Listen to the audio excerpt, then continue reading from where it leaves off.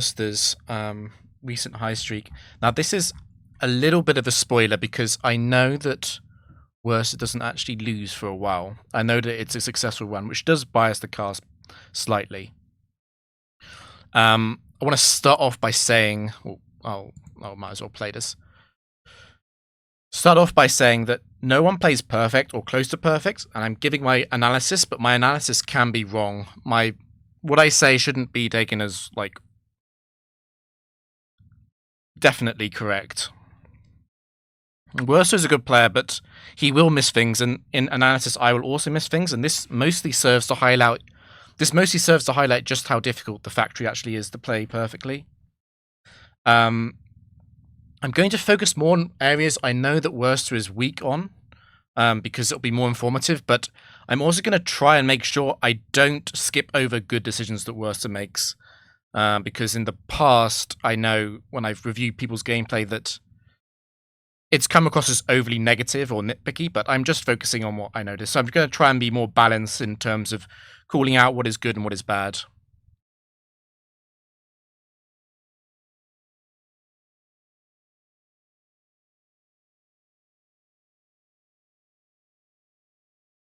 And I also want to say I'm more happy to do this kind of review for players who are good than players who are bad, because as we'll likely see, the difference between a good and a bad player is a good player makes a factory mistake about once every 2 games, and a bad player will make a mistake basically every game.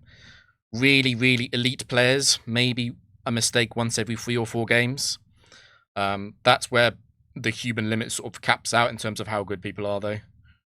So he's going into 49. I do not know what the draft is ahead of time.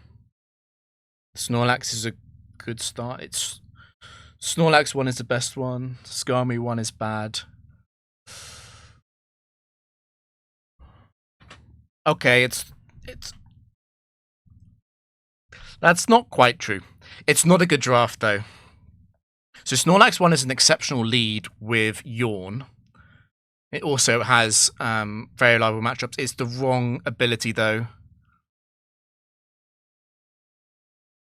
Yeah, Zapdos 3 is really bad. He can't take this. Snorlax, Hippowdon, and Muck are the best 3 Pokemon by here. By a long way. Skarmory is very unreliable, and Credilli 1 is awful. So yeah, I would definitely lead Snorlax. Hippowdon in the back. And Muck in the back.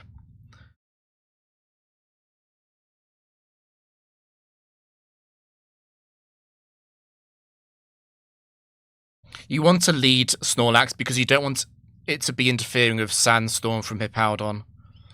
Hippowdon's probably leaving after a game or 2 anyway. Again, I do know that he doesn't lose this first streak. Oh, no. I wouldn't take it.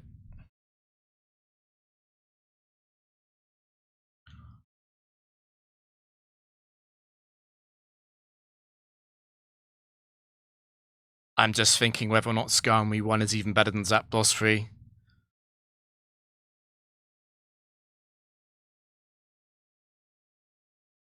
Yeah, that is true.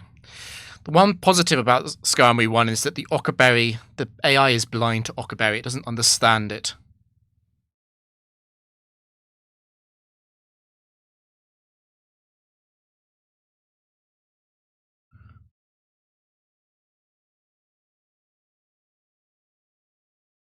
Yeah, all type berries.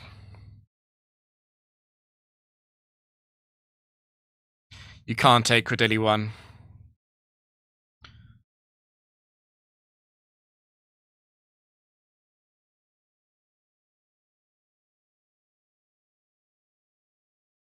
Yeah, it's impish. Credilli 1 is impish. Famously a very messed up set. The Muck Snorlax combination is very good. I think he'll be fine as long as he can drop whatever the third Pokemon is. I don't like it. I actually missed what the...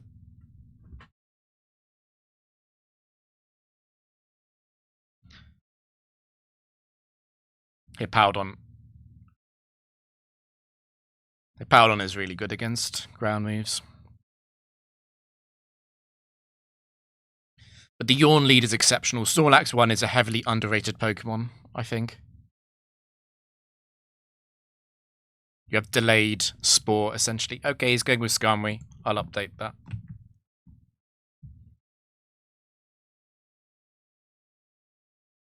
I'm glad he led Snorlax 1. I think it's definitely correct. Because it's tempting to lead Mark because of Explosion, but I think this is much better. Much, much better. It's Mismagius the lead.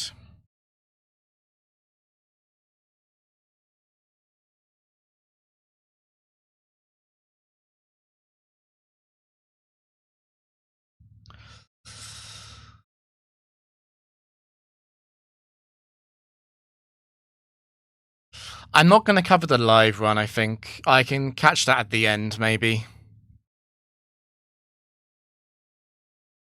Oh, he didn't lead Snorlax. He led Mark.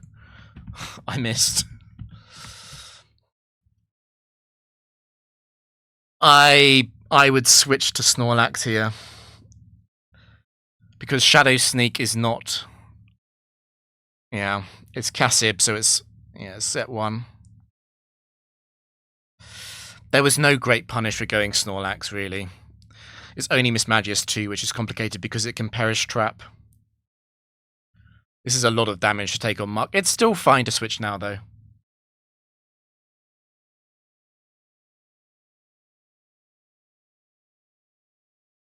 It's guaranteed to Shadow Ball or Memento here.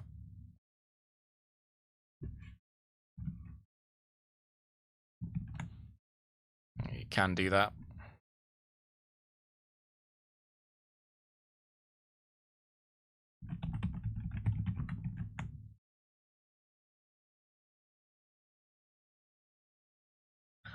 Yeah, the Yawn can be covered by set 2 here.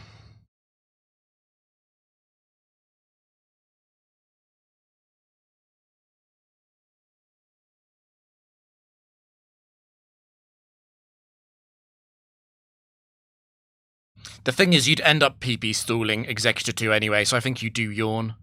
There's no downside to Yawn. If it is set free, you can pivot into Skarmory.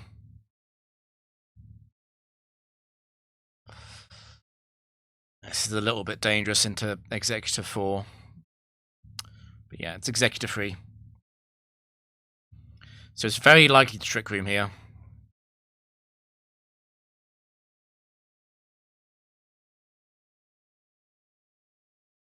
You could use Roar. Roar is a little bit too cute, though.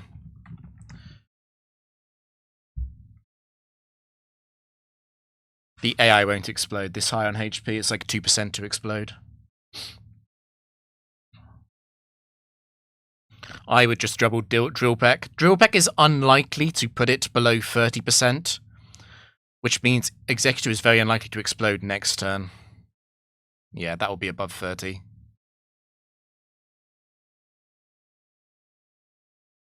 It will Zen. A good idea here was actually to go back to Snorlax, but it's fine. It was a world record. I hold the world record.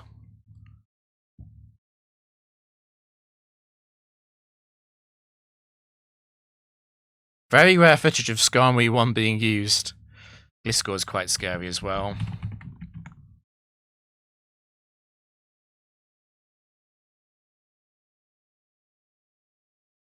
He is sturdy. I saw that he was sturdy.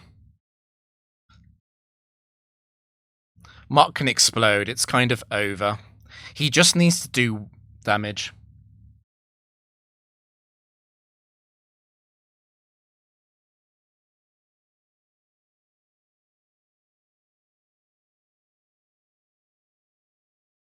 So Gliscor 4 will kill Mark with Earthquake. Gliscor 1 might kill it. The other two won't.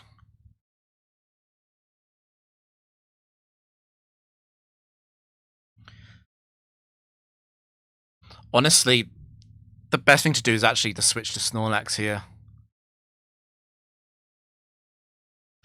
There's no punishment for switching to Snorlax and using Yawn. it's guaranteed to end the game. But this is fine.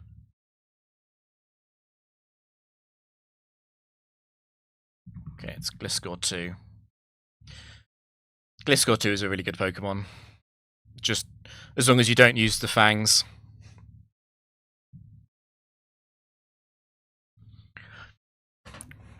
Gliscor 2 is great, just pretend it only has one move and it's Earthquake. That's the secret.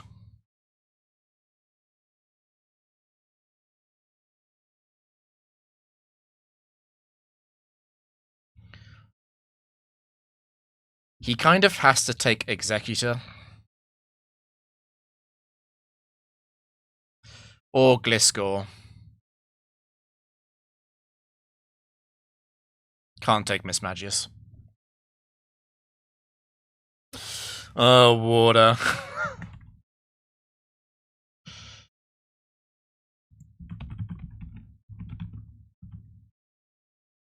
That is true.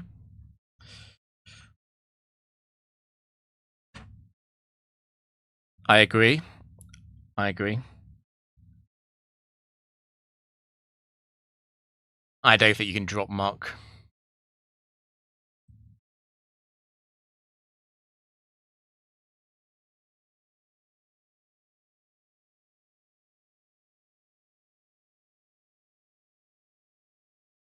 I might pause here.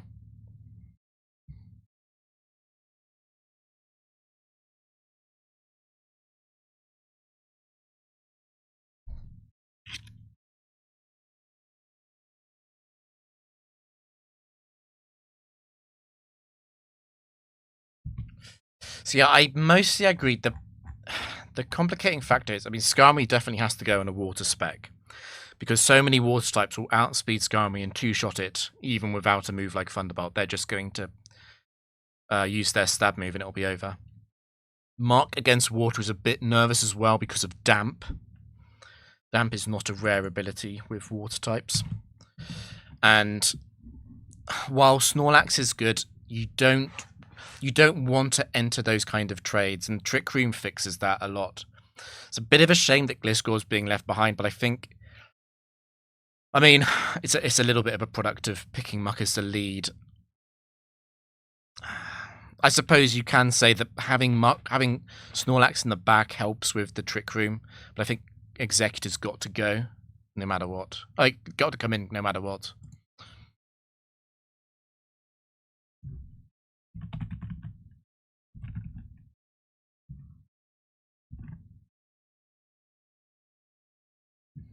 You have to respect water spec. It's a very scary one.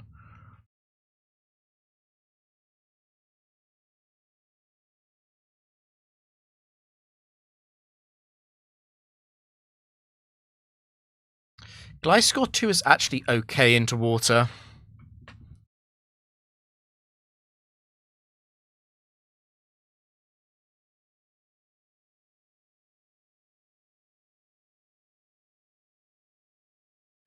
I'm surprised he's taking this long. I guess I did pause it. I shouldn't. Critical. It is a lot easier to cast Werster than Rabi. He plays a lot slower.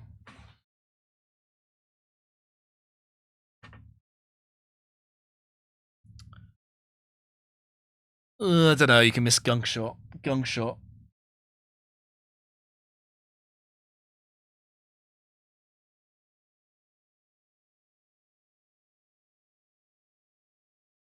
Blocking Quick Claw is nice, but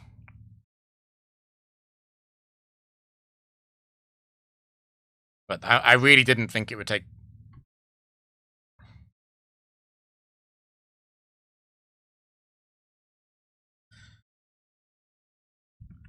Yeah, Mark isn't that good.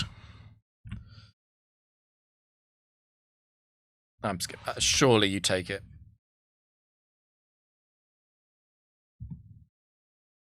God, this took a while. Rabi the goat, right?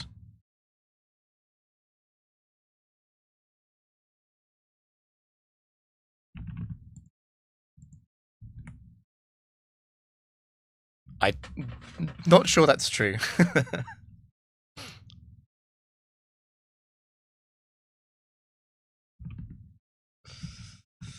Feraligatr is pretty scary.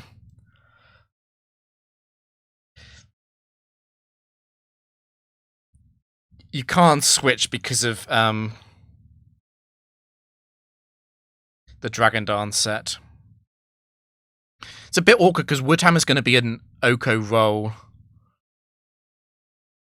Yeah, it's Feraligatr free.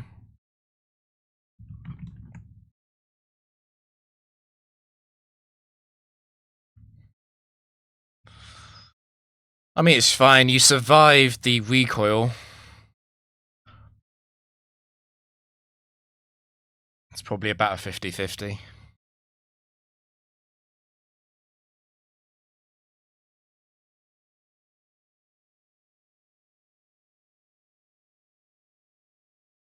The thing is, the way that Trick Room lines up into Yawn is actually going to be beneficial anyway.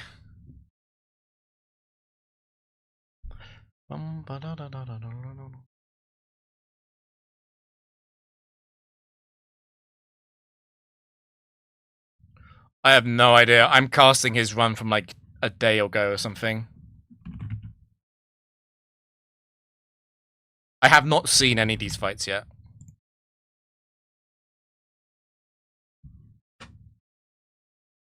I mean, if... Okay. Well, he'll be able to explode. It is a water spec. You might want to save Executor here. Ooh, Regice. But Regice 2 is blocked because of leftovers.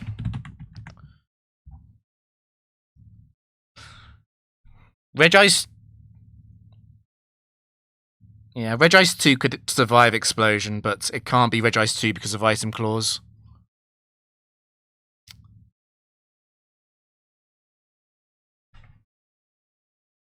So yeah, you definitely want to go to Snorlax for the Yawn option. Wait, he got rid of Muck. I should not have switched. He got...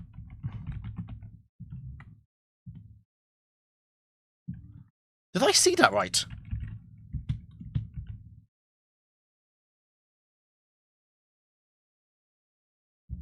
I assumed he got rid of Muck. What? He kept Skarmory into a water spec.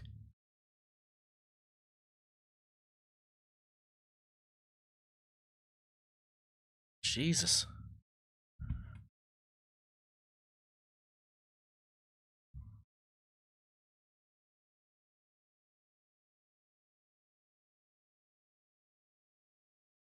You can totally Yawn that.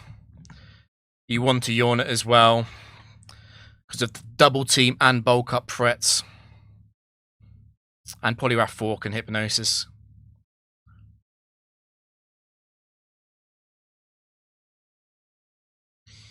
You can lose to Poliwrath 3 quite easily here. Focus Blast will two-shot Snorlax. Which means that a crit would kill it.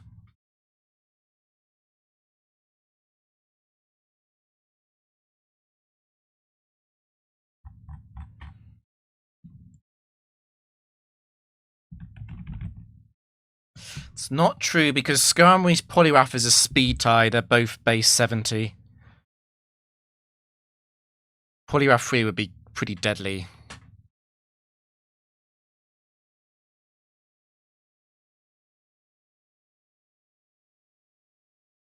Trick Room can work out. It's just very difficult to make Trick Room work. He's sort of happily gone into it. Dynamic Punch is guaranteed to kill.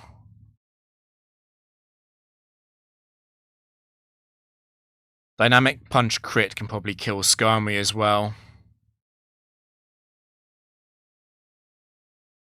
So Dynamic Punch hit into self-hit into Dynamic Punch. Poliwrath is not going to bulk up this low on HP.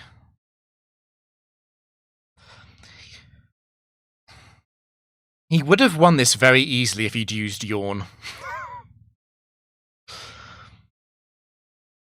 We are from the future. I know he doesn't lose, so yeah.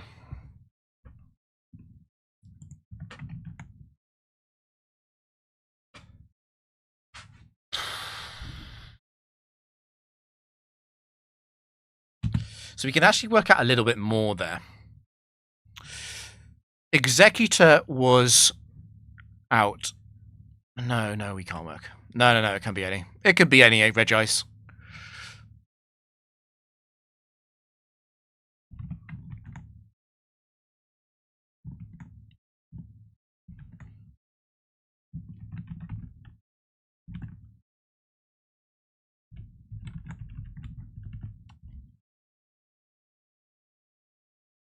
So flying type. Flying type. I mean, Reg Ice is extremely tempting.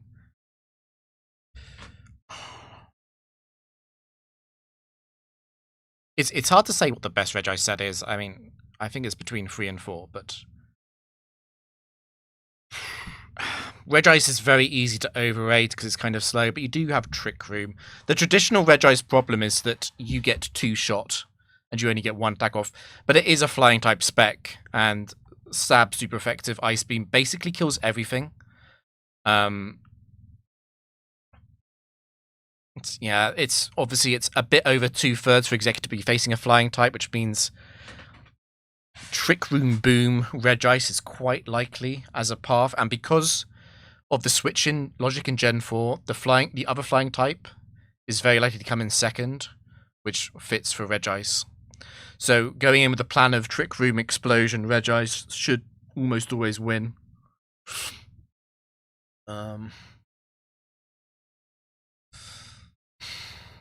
Yeah, I kind of am a fan of Feraligator 3. Taking Feraligator 3 would be moving away from the Trick Room team.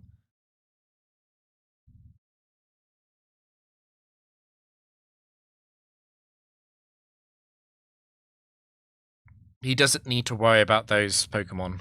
He's got Snorlax.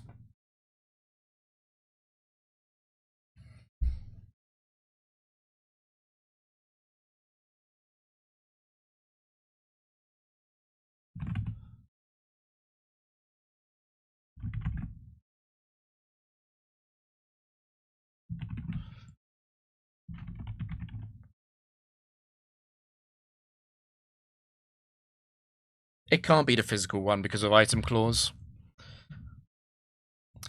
And Regice 2 is actually quite good.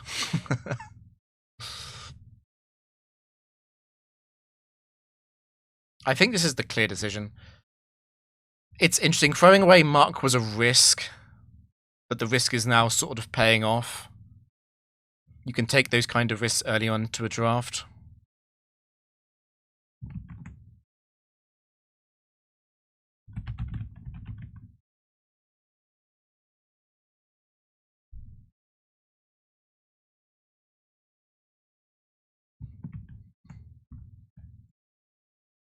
Need to be a bit careful here, because Honchkrow 1 has Taunt, and Honchkrow 2 has Thunderwave and Confuse Ray. I think it is still correct to attempt the Trick Room. I don't know. On the other hand, you could just switch, because Honchkrow 2 is never going to superpower at full HP.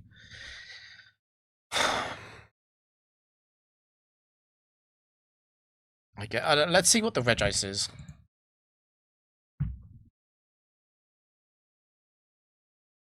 Okay, it's Regice 4.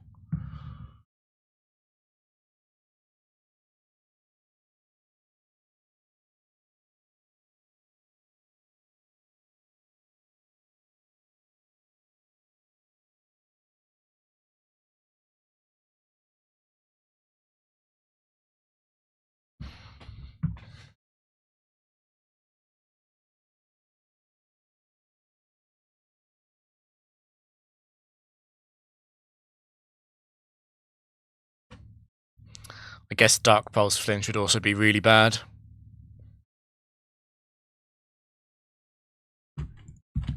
So the AI will never Sucker Punch to kill. It'll never ever do it. It's not a risk at all. That is a risk.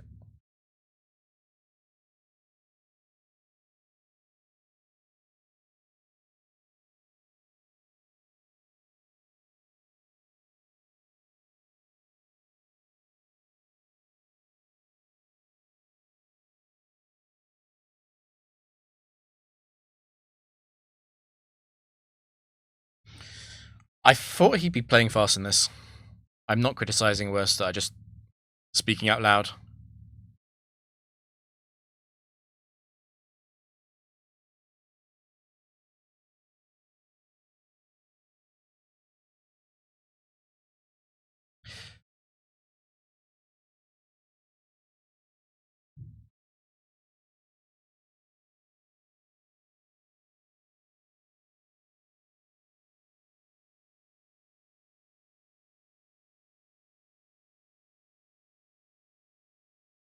Drillpeck probably sees the kill, actually. Crit. Yeah, it'll never sucker.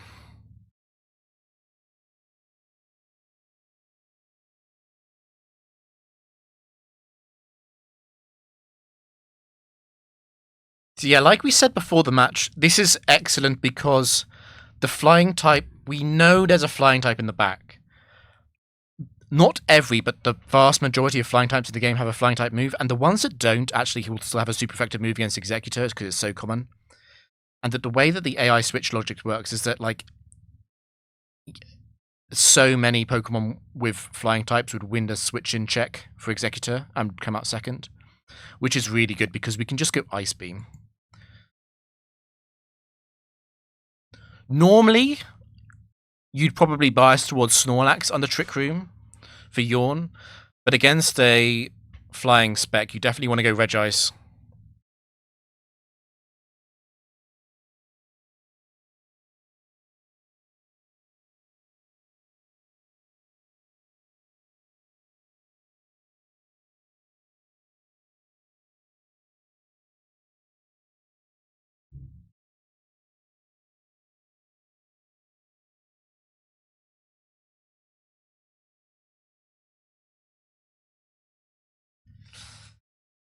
That's not really true in terms of what could switch into Executor.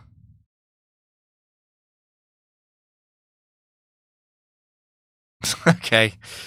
It worked out. Yeah.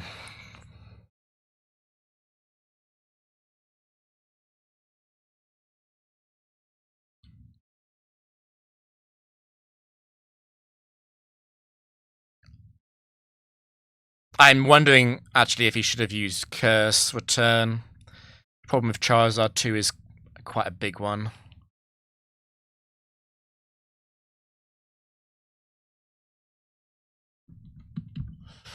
So it's not Slowbro 4, because that's leftovers. Yeah, that's a weird one. I think you just always Yawn. Because if it is Slowbro 1, actually guaranteed to win anyway. Because Trick Room will end. And even if it does double Calm Mind and crit Psychic or Surf, it would be over. Yeah, they sent Slowbro out first. They didn't send it out first because Executor was the last Pokemon in on Explosion.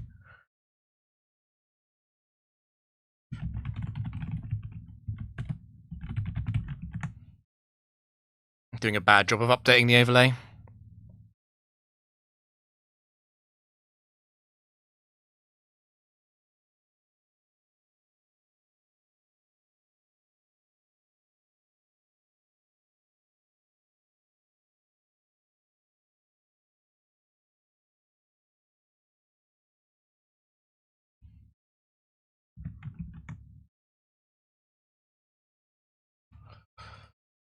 Yeah, it doesn't matter. It's obviously a speed tie between Snorlax and Slowbro.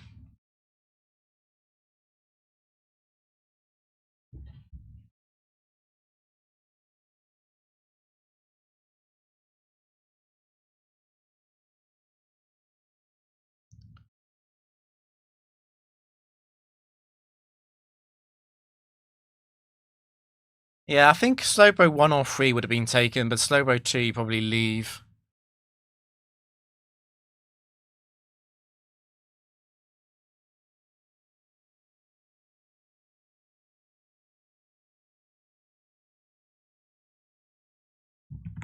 Yeah, you don't swap there, I think.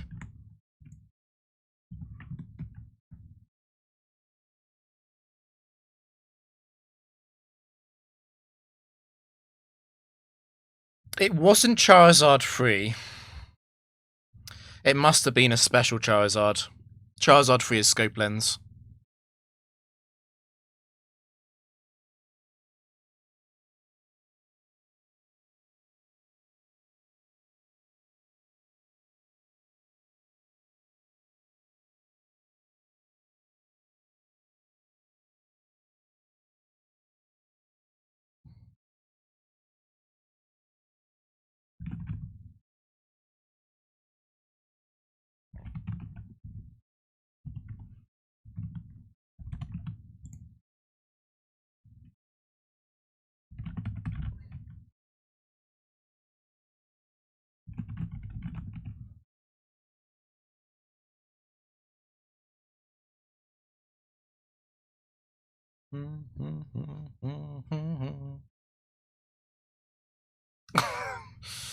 It's back.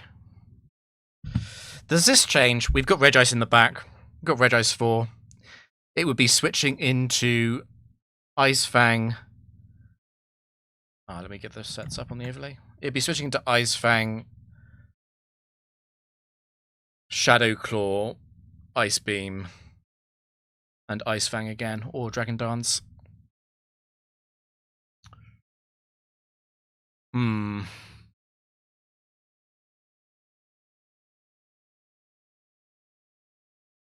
Stuff. I think giving it Torrent is like a really bad idea, though. He probably should just Trick Room Woodhammer again.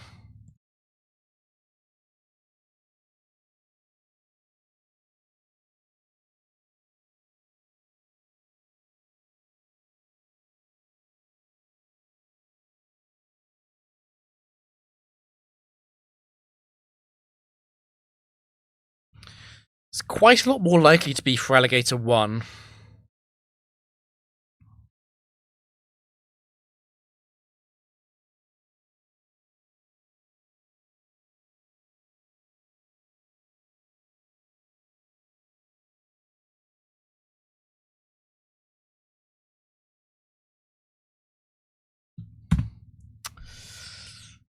I mean, I would switch. I would switch Ice Beam Thunderbolt. Right? Why risk hitting Zen Headbutt? I guess. It's also, you could say it's no spec. So just explode, don't give it a chance to freeze Executor. The thing is, it's very difficult to cast this because I know I'm biased because I know he doesn't lose.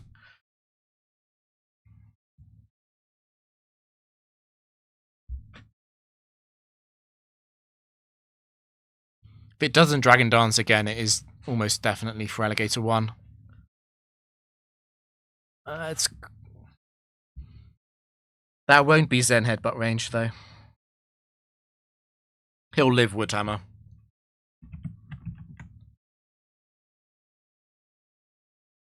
It's alright, because Feraligatr does not run HP EVs.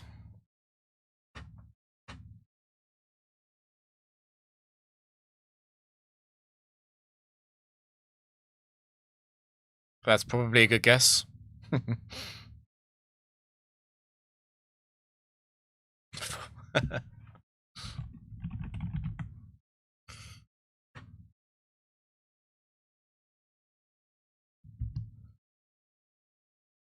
So it's not Hariyama 4 because of Scope Lens, right?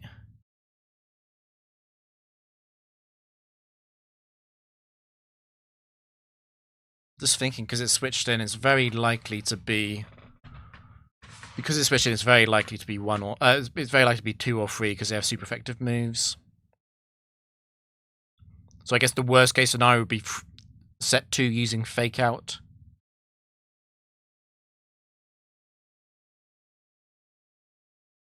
I think that's fine. I'm just wondering if you're meant to switch here or not. I think you don't. I think you just explode.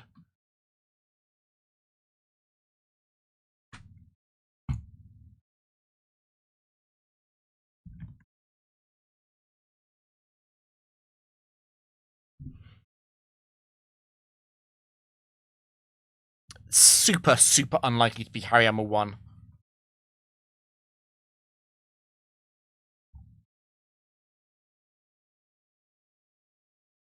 Yeah, Honchko 4 was in the last game. It can't be Hariyama 4.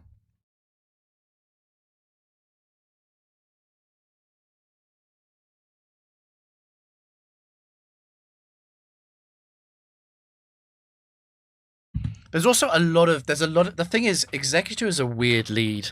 It's weak to so many types. There's actually a lot of information we get even if this is Hariyama 2 or 3.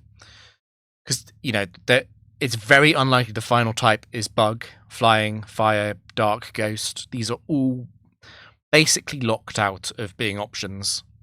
It heavily reduces down the possibility space. It's also, because it's a slot 2 switch, not a slot 3, it's also quite unlikely that the final Pokemon is a fighting type. And if it is, it can't be something like Lucario with a super effective move. Like, it's really, really heavily condensed down on what it can be. What we shouldn't do here is risk Snorlax, basically, is what I'm saying.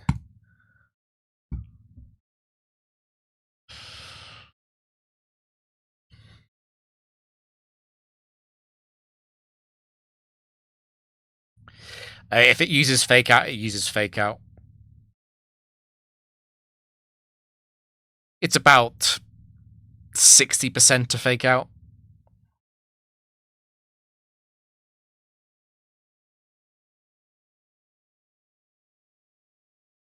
He's got one turn of Trick Room left. It's almost definitely correct to go Snorlax. That means it's Hariyama 3. It must be Hariyama 3 because it can't be 4, and it didn't Fake Out. It must be 3.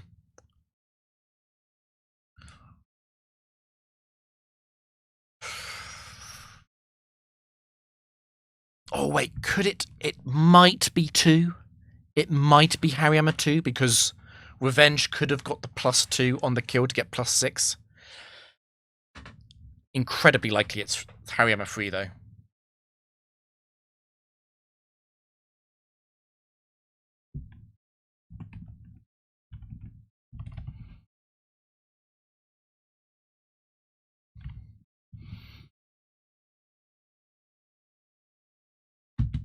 It's Trace Porygon 2. It can't be... Oh, this is going to break the overlay, I've just remembered. It's gonna think it's Porygon 1, yeah, whatever. It can't be Porygon 2, 3, or 4.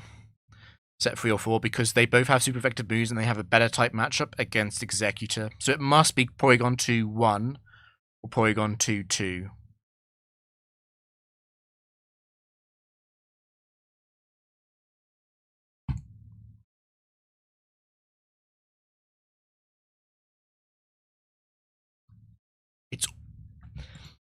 It's almost impossible to lose. You've got to remember that Tri-Attack cannot freeze Regice because Regice is an ice type. And Yawn will outspeed. And it didn't trace anything bad. It didn't trace Thick Fat from Snorlax. It traced immunity. It's probably a bad idea to use Tri-Attack, though. Just thinking out loud. Because if we Tri-Attack...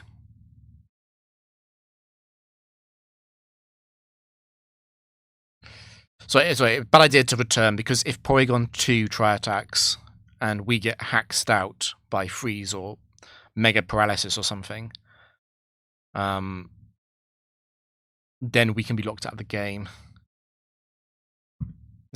The only way to lose, I think, would be to use Return.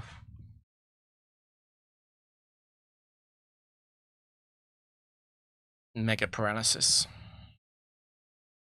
Okay, it's set 1.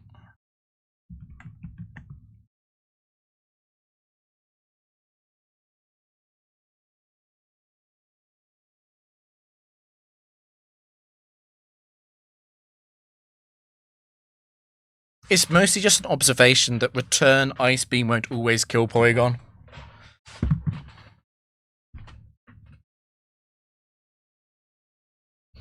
And Porygon 2 set 2 can't use Recover when it's faster.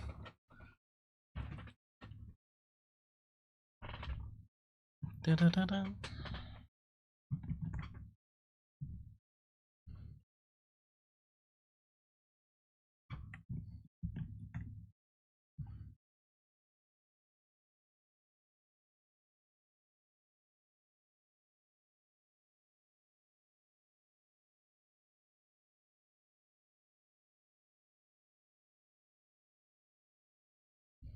Yeah, I think Trace is very underrated. At the same time, I wouldn't take it.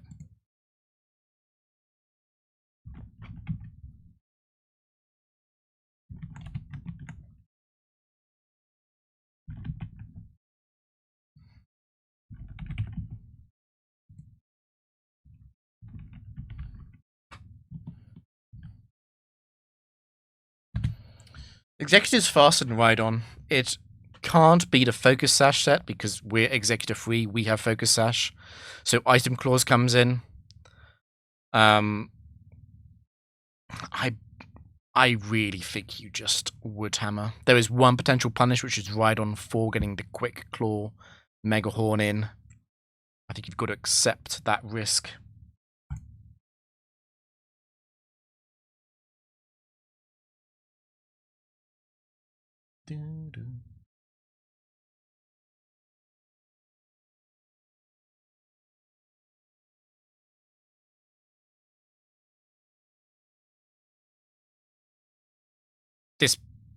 This pause is concerning me.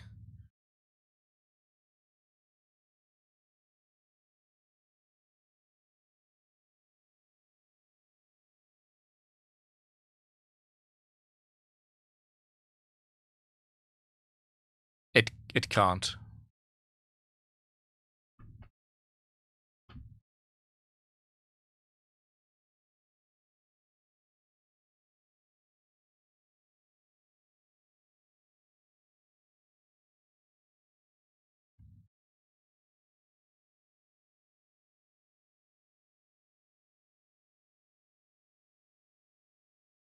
You can't switch because it'll two-shot the other two. There's sometimes, this is not any kind of accusation. It's just weird. Like, what? I'm just wondering what he was thinking during, like, that, 10-second span where he just went silent. Because you just would hammer, right? Like, it's just, you do want to think about all the options, but you can't go to Snorlax because Megahorn Stone Edge will kill Snorlax. And if you go to Regice, you still risk the Quick Claw. And if it's not Ride-On 4, you've just taken a load of damage for no reason on one of the other two. Hammer Arm will do a lot to both of them. It's just weird.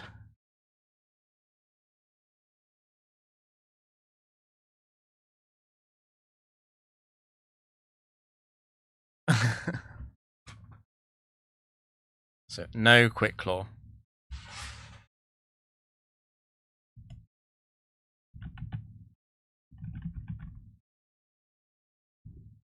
It is good to pause. It is much, much better to pause than to not pause. Oh, this is a bit weird. So, 3 of them have Sludge Bomb, obviously. I don't think there's any item clause in effect, no. Kind of have to just take it. It's a little bit tempting to switch to Regice. Regice will obviously OHKO Victory Bell. You're not really risking anything by going to Regice now. Like, even if it crits Leaf Storm after hitting a Sludge Bomb. Who cares?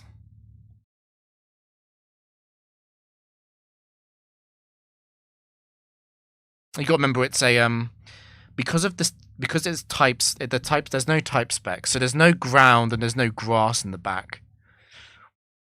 Regice unlikely to have a great matchup at the end. But I guess you could also say that a damaged executive without its sash is somewhat likely to die to a load of just random coverage moves.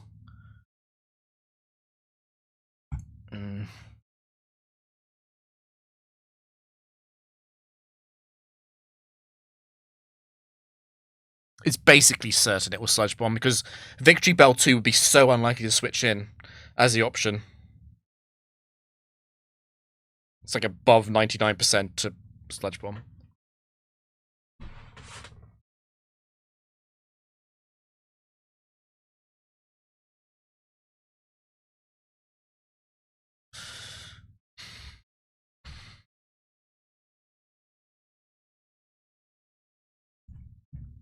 You know, the more I think about it, the more I think Actually, maybe you do go Snorlax.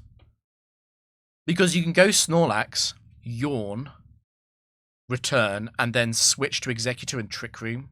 And unless it's a one-turn sleep, you've got to Trick Room up for the final Pokemon. So actually, yeah, this is the power of Yawn. We can get Trick Room up here. We got like a 25% chance to get Trick Room up. We can actually switch back Executor into a Leaf Storm, even if it is Victory Bell 1. So yeah, definitely correct to go Snorlax here, I think.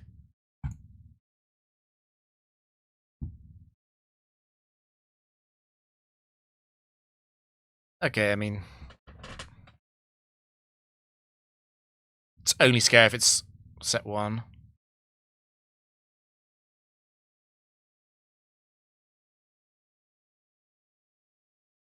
Sludge Bomb. So it's definitely Victory Bell 4. Because Victory Bell 3 would always Solar Beam with a Power Herb, and Victory Bell 1 would always Leaf Storm or Sleep Powder. So it's guaranteed to be Victory Bell 4.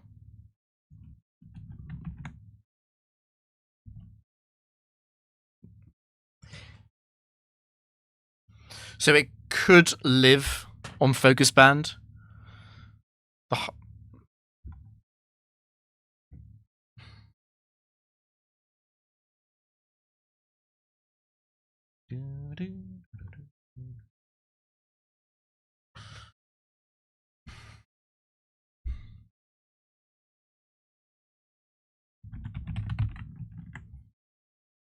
That should be GG. He picked that move extremely quickly. I'm not sure about that. Anyway, it's not Golduck 2 because that's Shell Bell. The scary thing here is Golduck 1, Confuse Raying and Calm Minding. Obviously, it's also damp, but like that's whatever.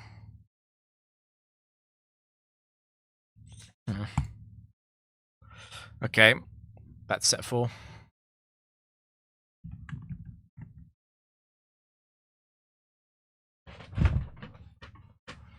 It's got Wacamberry, but it won't matter. The Golduck 4 can't win. Because you just yawn with Snorlax and it's game over.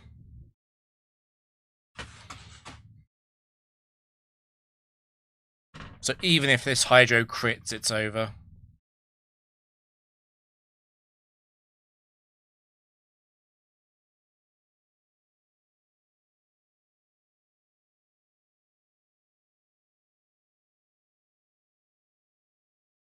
That's also not true, because Golduck could Ice Beam Executor, and although it would be a range to kill, Executor might survive.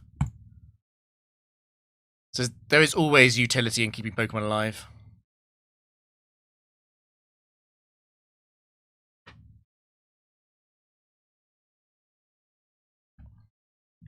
You basically never take those. I think you actually never take them. If it's a fire spec, you might want to ditch the Golduck. If it's a fire spec, you could ditch, but fire isn't a real type.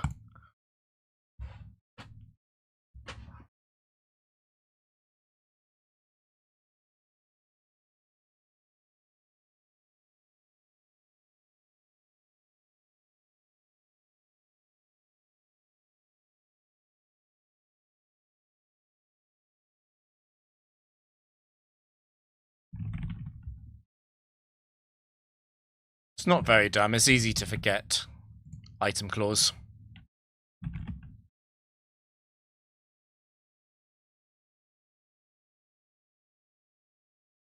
Rhydon doesn't OHKO enough Pokemon to be good.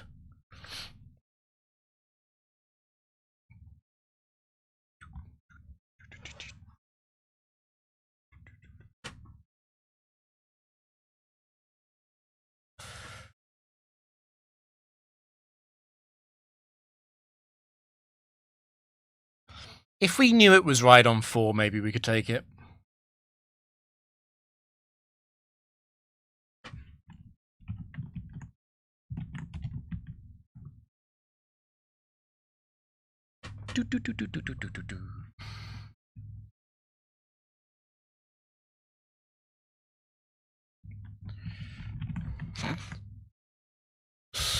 That's quite scary. Oh, that's quite scary. Particularly if it's Rapidash free.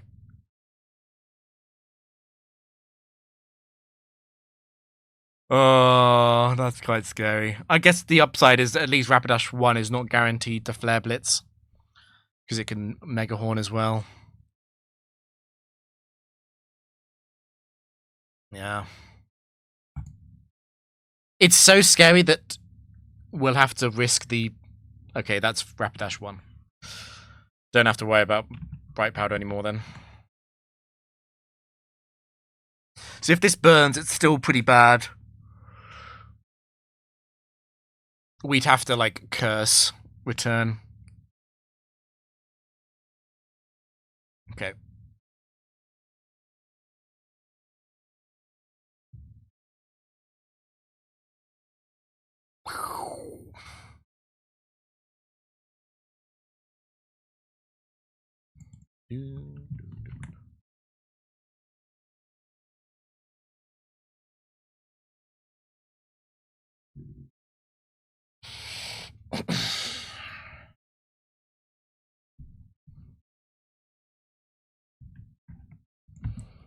So it's not Werelord 2 or 3 because of Chesto and leftovers. It must be 1 or 4. I actually don't like the fact that he went Snorlax maybe, because Regice is such antithetical typing to Executor and you know there's no fire type in the back.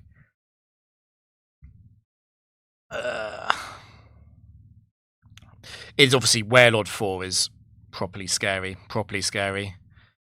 And Citrus Berry might mean that double return doesn't kill. But Werelord 4 is the one that we should be planning for a lot more. Once again, I think it's Yawn. Yawn and see what the attack is. If it is Fissure, then or Hydro Pump, then we definitely return. And if we Yawn and it's Surf or Double Team or Attract, then we probably Curse because of the Citrus. But this is how you can see how Snorlax 1 just solves so many problems just by using Yawn. Such a good Pokemon.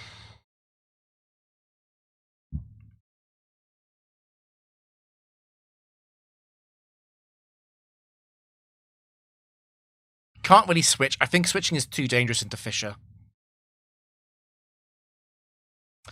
It's a bit more likely to be Werelord 1, I guess, because Rhydon might have been Quick Claw, and then that would also be Item Claws.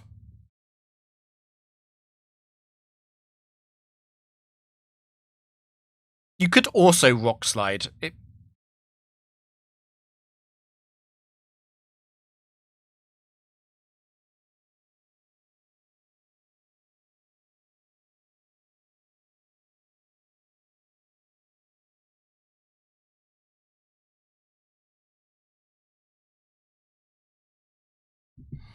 What is he doing? Like, these big pauses.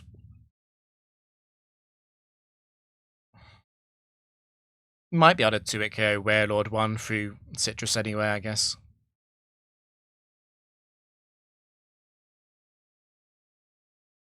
It's Werelord 1.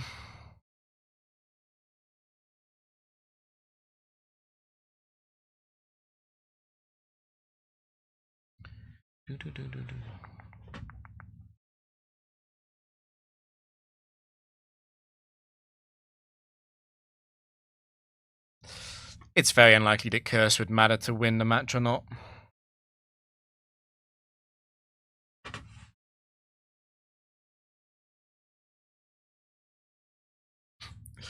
I'm gonna say it. If he had yawned, he would have been able to have yawn, return, switch, Thunderbolt. It is definitely better to yawn.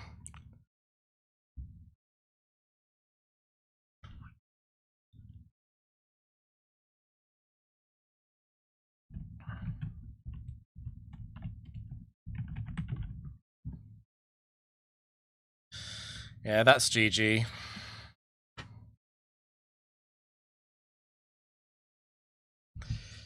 He might want to have thought a little bit more about Espeon 2 using Charm.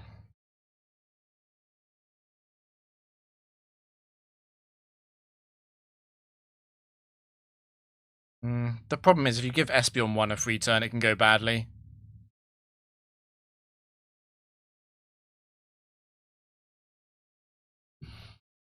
So it did 81. It's not Espeon 4 because that's not Wise Glasses damage. It's quite likely to be Espeon 3. It is pretty likely. Because 1 and 2 have their priorities split on other attacks, particularly Charm, Reflect, Calm Mind.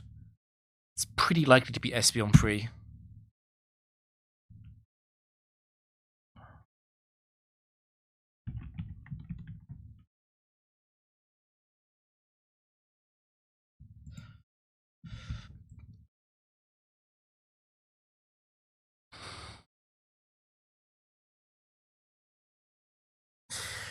The problem with Psychic type here, it feels, I suspect what Worst is about to say, and it's also where my mind first went as well, to be clear.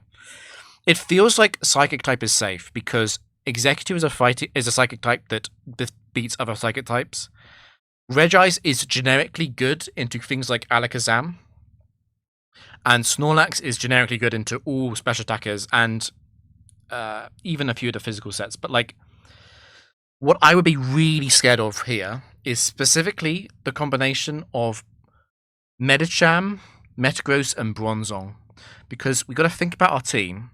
How do we actually beat Metagross?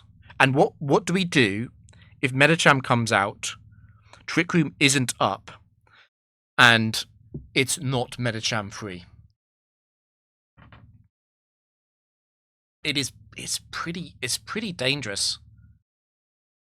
I almost wonder if it's correct to take Rapidash. It feels uncomfortable because you'll be relying on Fire Blast, but you're in so much trouble if those come out. I guess what we should maybe consider, I suppose, most obviously Bronzong 2 has Lum, you got to remember. I think with Medicham, probably might be able to outplay it with Snorlax. That is very dangerous. You've got to be very, very confident in not blundering into Endure Reversal. You've also got to be very cognizant of Medicham 4. And then with Bronzing, I guess you can probably get a Yawn win. And Regice probably does just about enough damage. I think Psychic is really deadly. Like, you see Psychic, you think about Mr. Mime and Alakazam, but really you need to be thinking about Metagross and Medicham and Bronzong. I think it's pretty deadly, actually.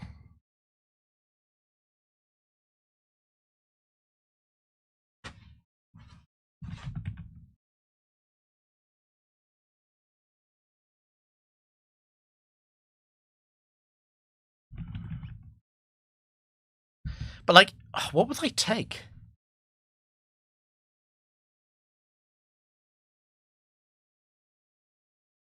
If Rapidash comes onto the team, what's leaving? It feels so wrong to get rid of Executor in the lead. But that's kind of where my mind is going. I think you drop Regice. Snorlax is the safer anti-special attacker. I think you drop Regice for a Rapidash. And you accept that you're almost locked into Executor Snorlax. But that's fine because the AI is going to prefer not switching in the Psychic type into Snorlax anyway.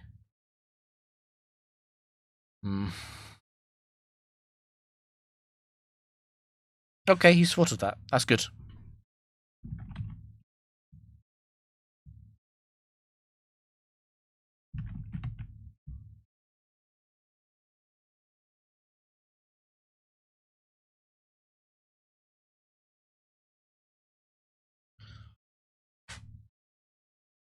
The thing is, I know he won't lose, which means he's not about to run into Metagross.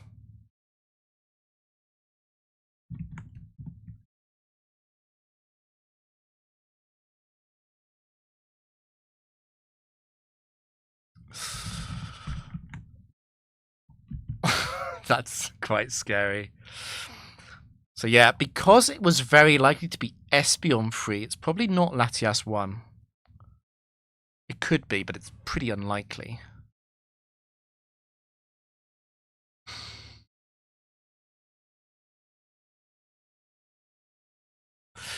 Yeah, I would be scared of Latias 3, but I would still probably Trick Room. It's uncomfortable just because Regice can't answer this very well.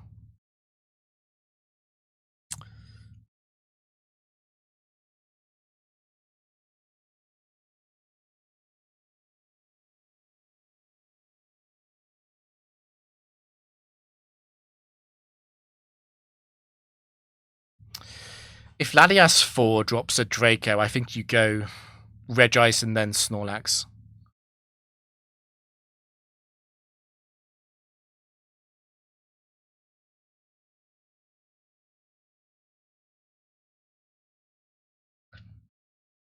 Actually, I think it is Regice. Because even if Latias 1 double Calm Rhymes, Regice will still win that 1v1. And you've got to think that there's a high chance of dragging out the Psychic type second if it is that. Latias almost double special attack compared to attack. I think it's got to be Regice, actually, the more I think about it.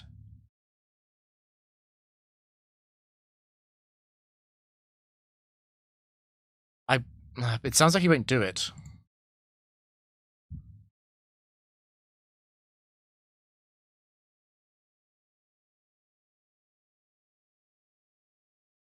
Okay. That is the best outcome.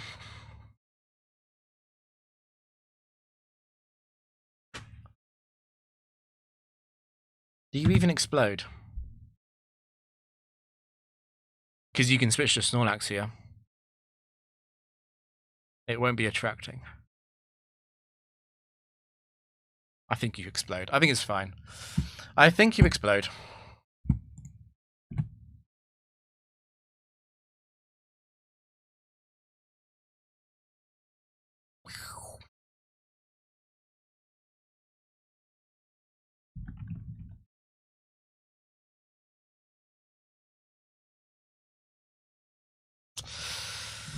It's pretty likely to be a Psychic switch in, because so many Psychic types do run Shadow Ball and Signal Beam.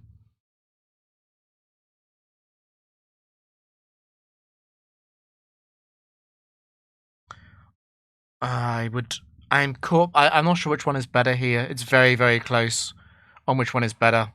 Regice, you're more likely to catch a free win, but generically I would want to Snorlax. I think it is Snorlax.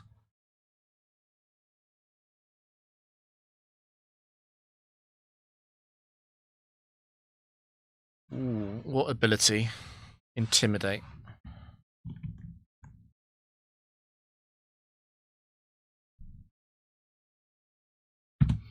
So what is scary about this?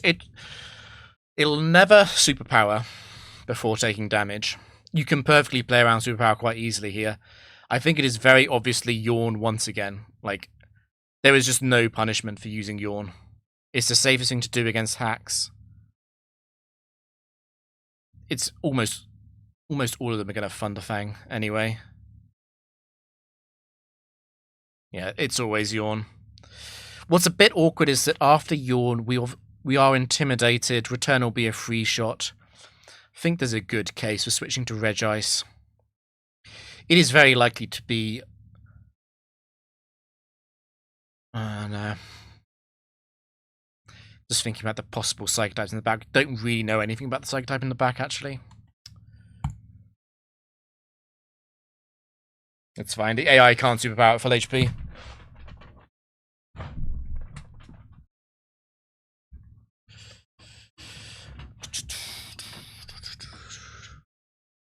Definitely Yawn, though. Definitely Yawn. You don't want to do damage, and you don't want to curse.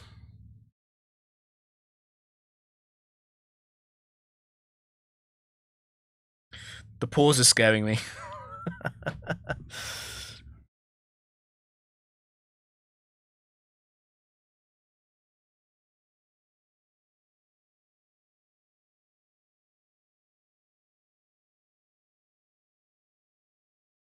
I'm not sure what he's thinking about.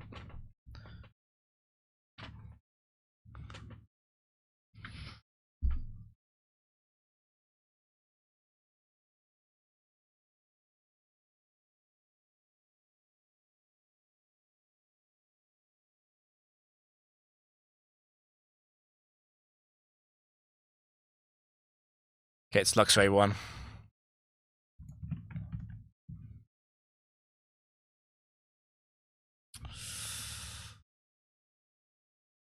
I wonder if it's worth going for 3 curses. At +2 return or 2-shot. It's a little bit scary with Thunderfang crit though. It's probably better to just attack now. I'm still worried about Metagross and Medicham and Bronzong though.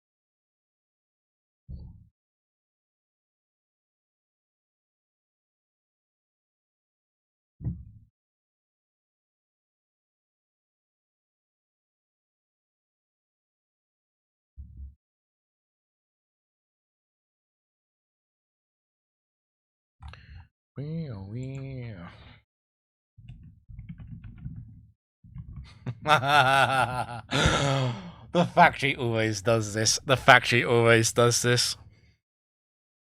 That's so scary. We only did 1 curse, so return won't kill this. And Psycho Cut crit, Focus Blast crit, Drain Punch crit, and then there's the Endure set. Obviously, have to use Yawn. Absolutely have to use Yawn. No question about it.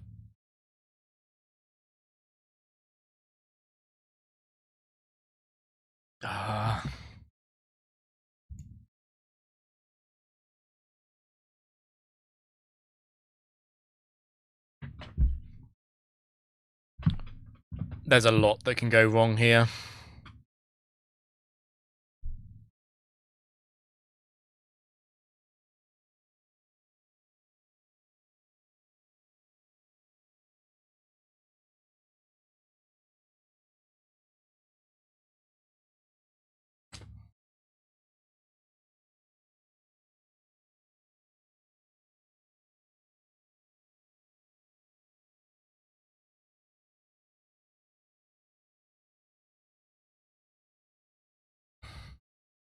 Again, you got to think, why would you attack instead of Yawn? Let's say it's Medicham 4, for example. If we attack, Medicham has 2 chances to crit Snorlax. If one of them crits, Snorlax dies. And then Medicham will outspeed Regice. And if it crits there, Regice will die. So Medicham only needs 2 crits in 3 moves to win. And it has got Scope Lens. Similar with Medicham 2, but even worse because of Drain Punch healing. Now compare that to Yawn. If we Yawn, not only does Medicham need to double crit, it also needs to have a minimum sleep. Otherwise it's just going to lose, because Regice is obviously going to 2-shot it. This is why Yawn is OP.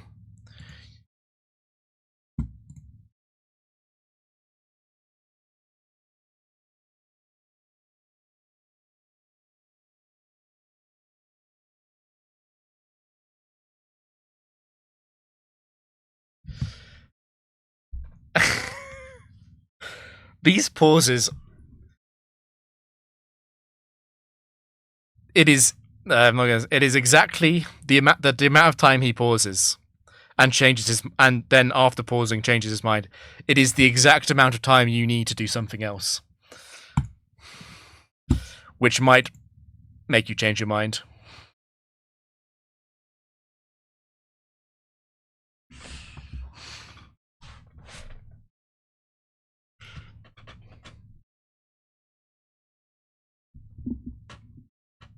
He should win. He should win. It is very, very likely.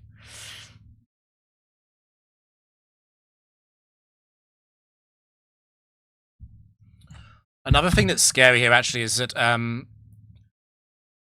even if it doesn't endure, the amount of damage we'll do with return will be enough for a reversal to two-shot. No, it'll one-shot both. Because it will be base 100 power reversal. That will be enough to one-shot Regice and Snorlax. So it is very deadly, but... yeah. So, to be clear, I think Werster's figured it out, but if you return here, if you use return now, you will lose.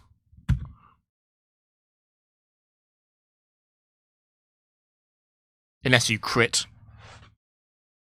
Yeah.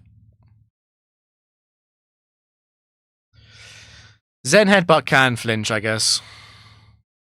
But we are at +1.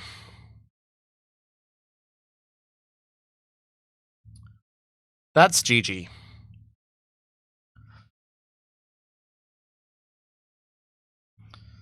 Probably safest to curse return.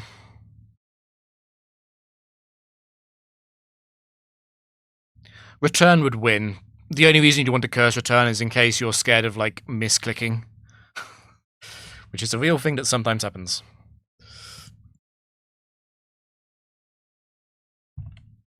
So yeah, as long as he doesn't misclick.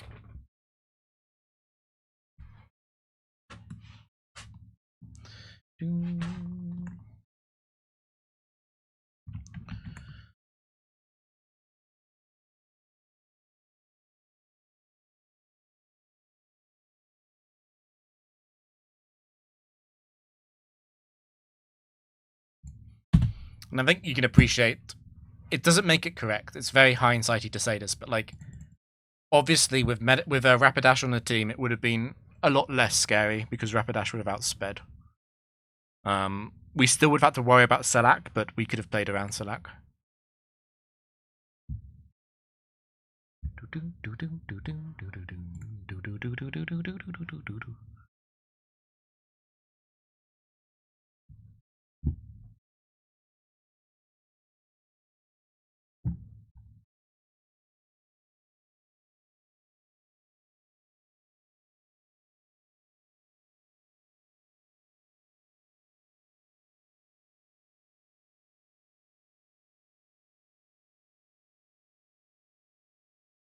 I just think he's not as fluent with Gen 4 as he is with Gen 3.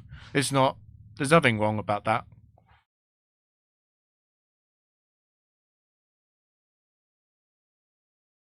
Yeah. Dropping Mark worked out.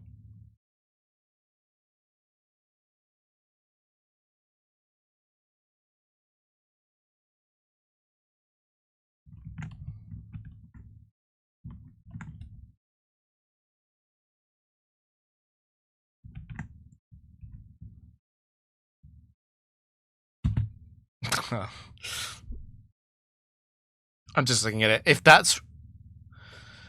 as long as it's not Registeel 3, you should have a T. I guess the Mismagius needs to not be Mismagius 2 as well. Fortress 4 is pretty bad. Entei 1 is underrated. Shuckleberry, very useful. Again, the AI doesn't understand Shuckleberry. Gallade 4. Swampert 4. Mismagius 4. Okay, he's got a really good team here. Got the Sash Destiny Bond lead with Swampert and Entei. And if that's Registeel 4 or 2, or maybe even 1, he can take it.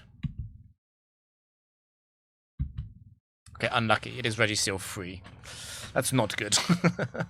That's not good. I am fully expecting this team, then.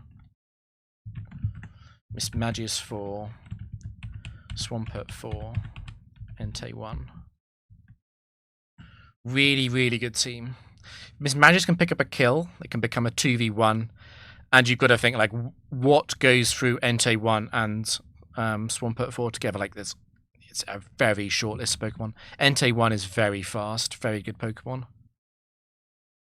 Could almost cope without Registeel. The problem with Registeel is so-so. And Fortress is really bad. And The problem with Fortress 4 is that it's got no good matchups.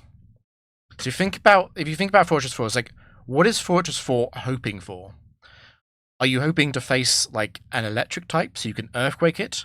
The problem with that is that a lot of the electric types have a set that is Rain Dance Thunder, and because Fortress 4 has low special defense, it can just die to Thunder. It could also just die to something like Hydro Pump. And that's not even getting into the obvious problems, which are fire moves. So all of that is a problem.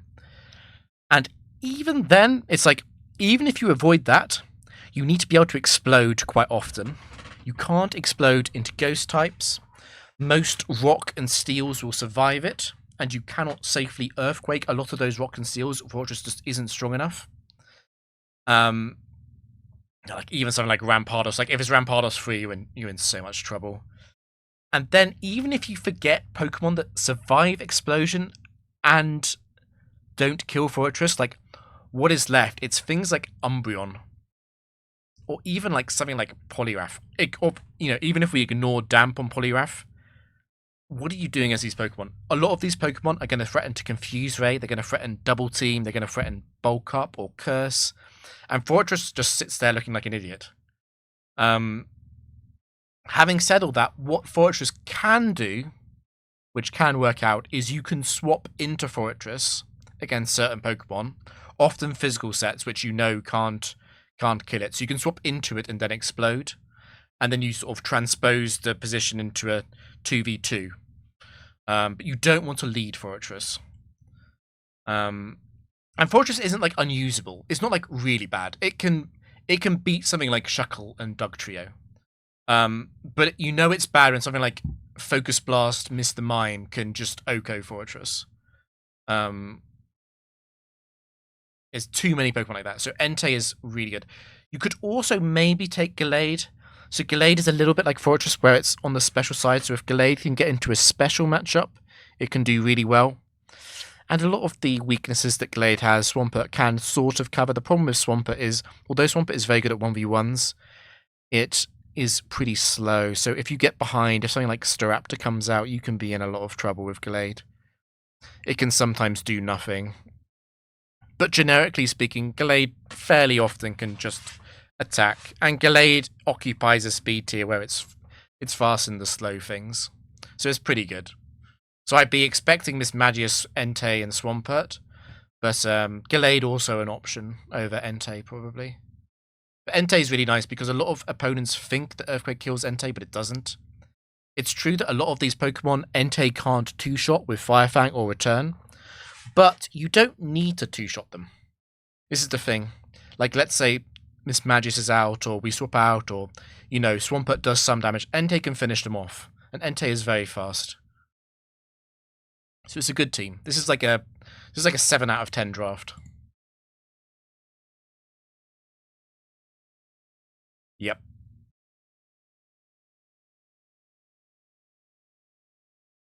Really.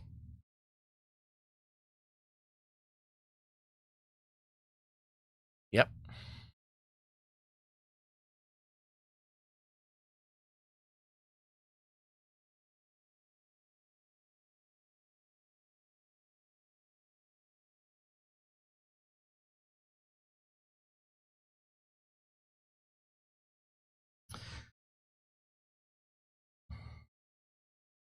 This Mismagius lead is it's like one of the best Pokemon outside of the true all-stars, which is stuff like Raikou 4 and Garchomp.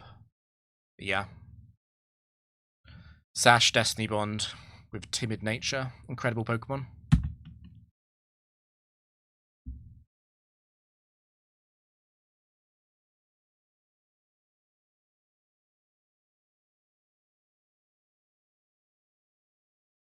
Okay, sounds like he's going to say Gallade instead then.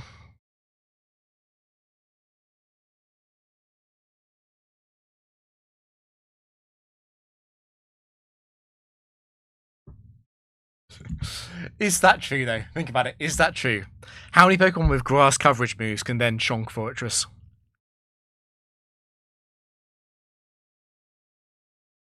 Oh, I'm really...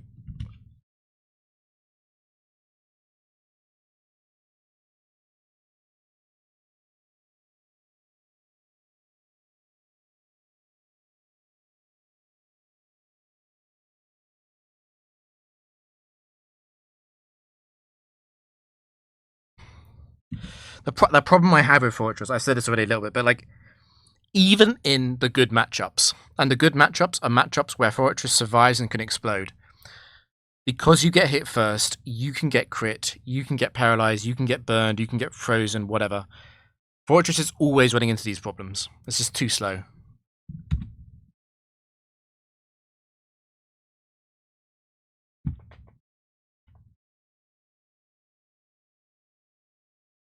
Yeah, Gallade is a bit horrible.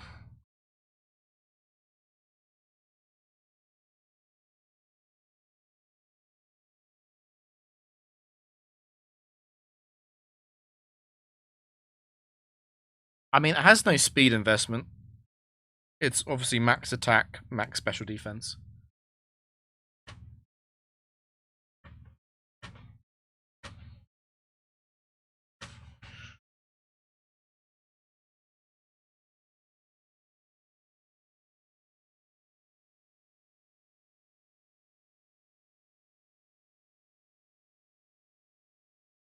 What?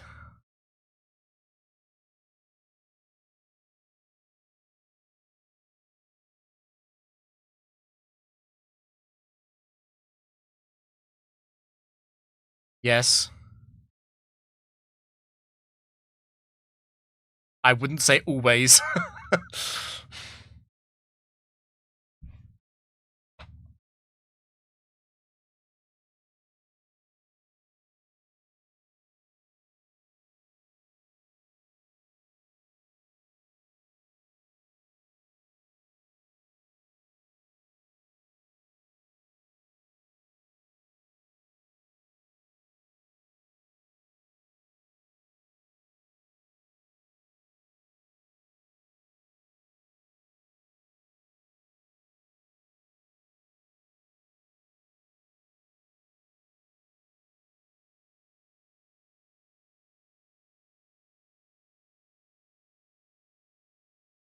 I'm just shocked that he's even considering Fortress.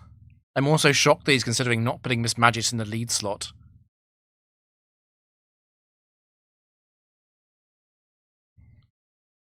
Oh my god. Okay.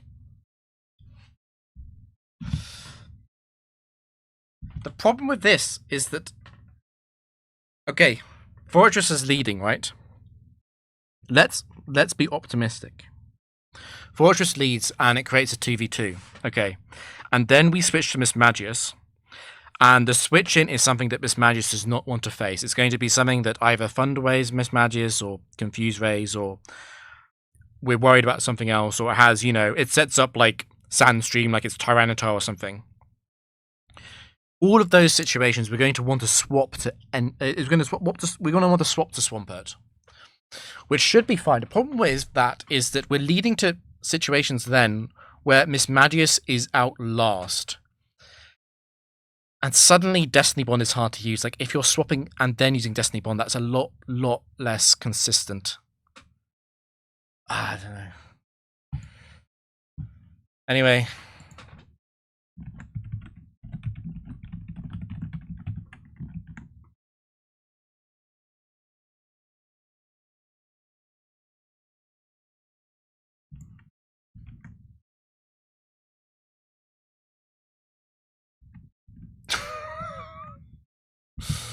It already begins. Okay. So obviously Flame for a one-shot Fortress.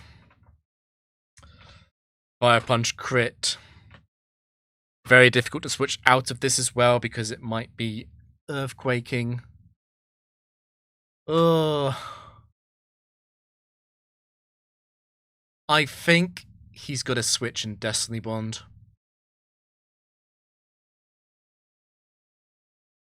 I think he's got to switch in Destiny Bond.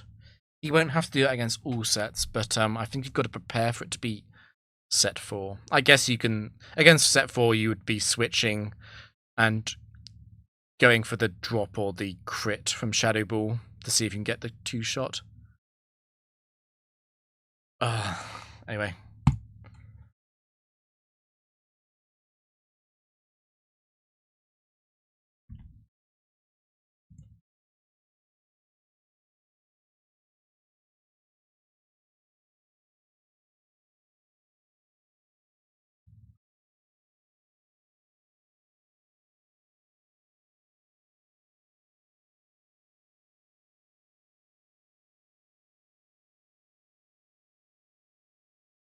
Ah, that's really awkward.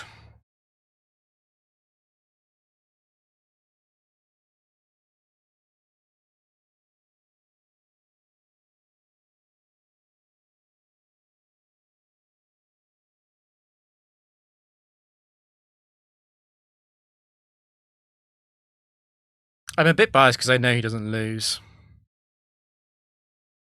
I'm really not sure what he's going to do. You could do anything here. You could swap to Swampert. You could stay in. It might be best to just stay in and explode, actually.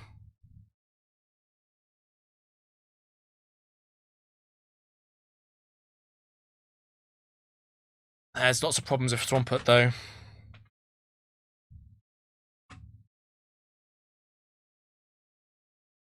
And Flygon 1 will survive Avalanche because of the Yachi Berry.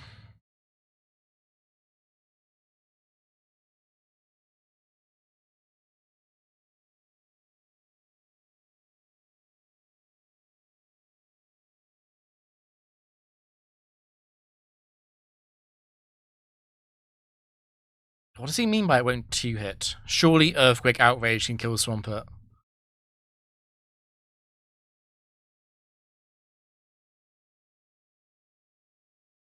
I think going Miss Magius is the best move. You don't like dropping the Sash? Maybe we should have led Miss Magius then.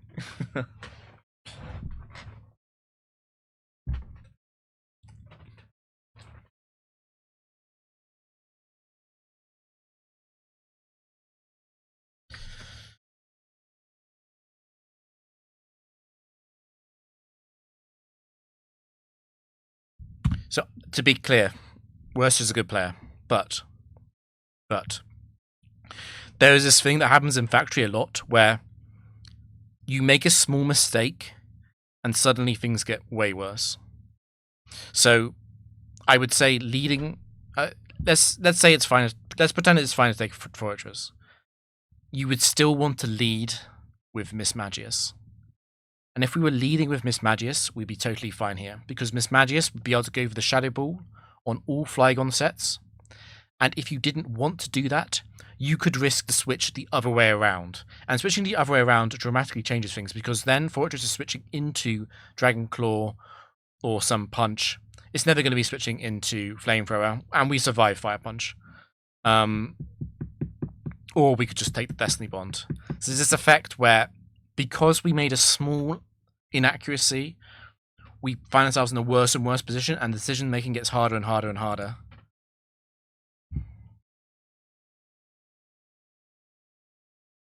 Ding, ding.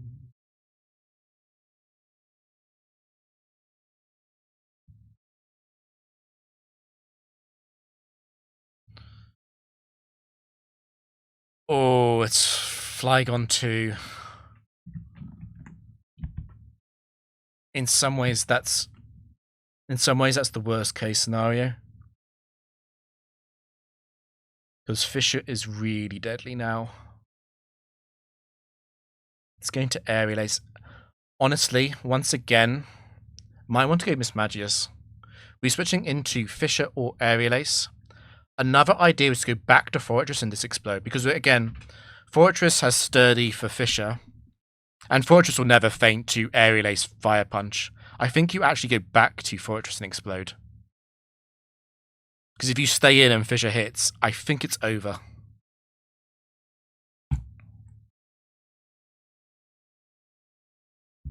Oh my god, okay.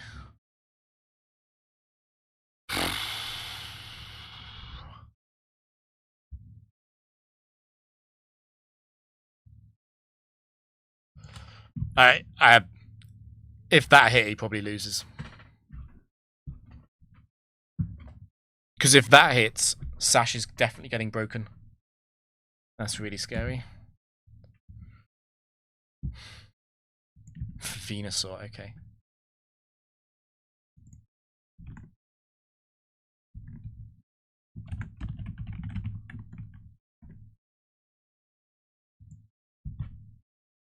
Doesn't have to be a grass move, because Venusaur 2 might not do that.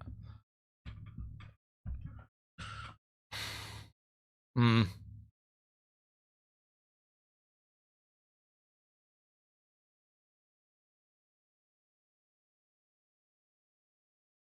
I think it is best to swap back to Fortress, though.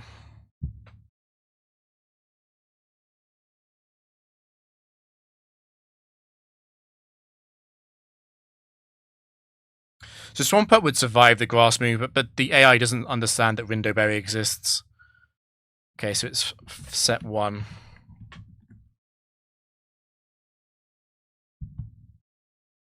So it's a pretty good outcome. Definitely explode immediately, because things can go very badly wrong if we try and win this another way. Because amnesia, sleep powder can be big problems. We don't want to be destiny bonding this with Miss Magius, and we're kind of forced to do that if Fortress doesn't do it. Earthquake will be a free shot.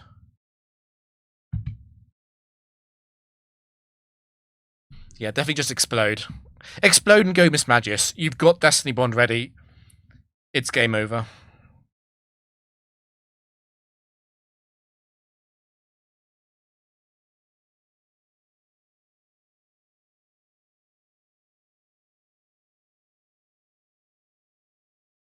Oh no.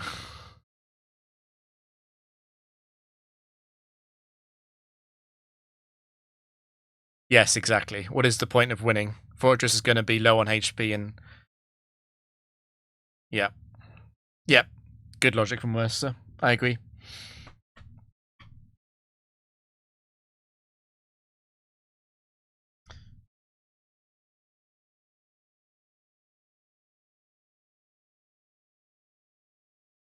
I'm not sure if that's true.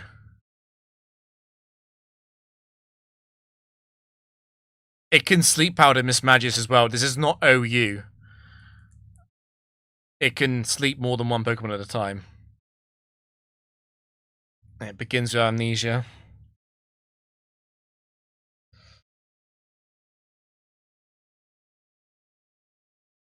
If it's sleep power, this is... God. I almost wonder if you switch if it's sleep powders.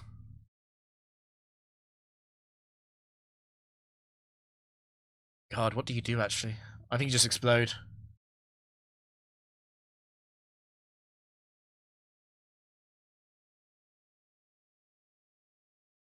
Oh. One Leaf Storm crit. You don't want to be giving like 12% chance for Miss Magius's sash to be broken for no reason.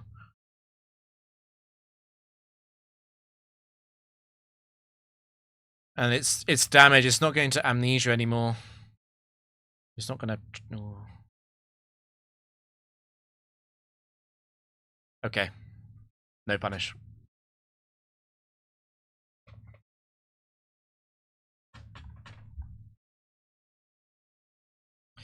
At this point, you do attack, because we might be able to take advantage of Lax Incense or something.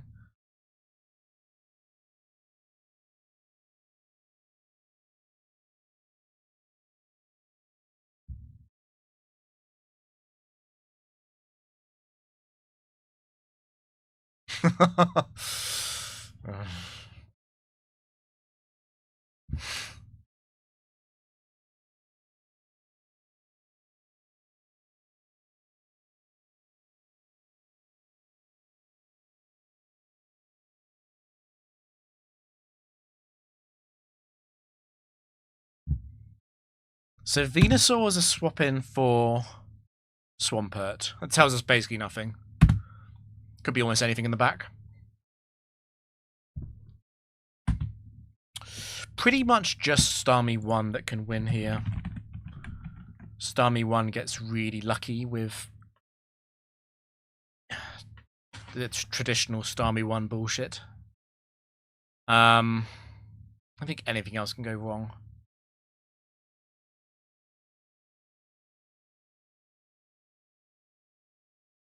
It would be unbelievably unlucky to lose to it. We can just Shadow Ball anyway. Shadow Ball will kill all of them. Sorry, it's not Starmie 1. We don't know what the Starmie is. We'll update the overlay for that. They all died to Shadow Ball.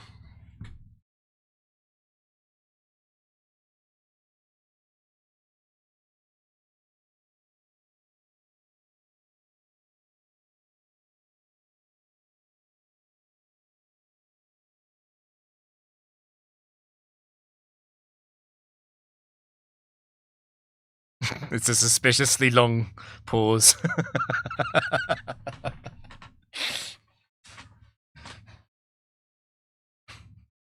Okay, it's Starmie 2.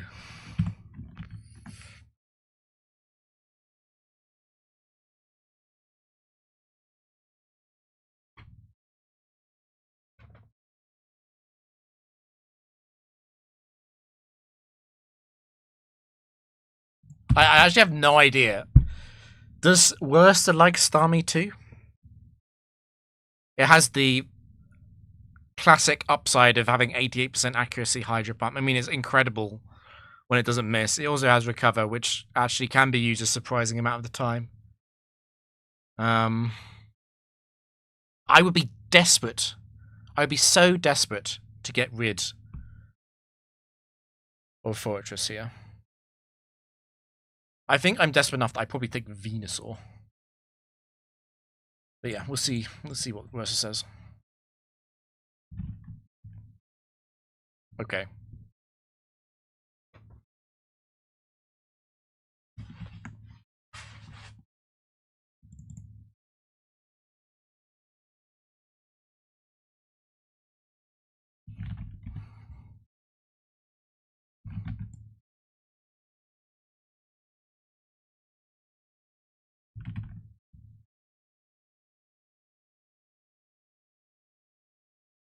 Got Swampert. You got Swampert.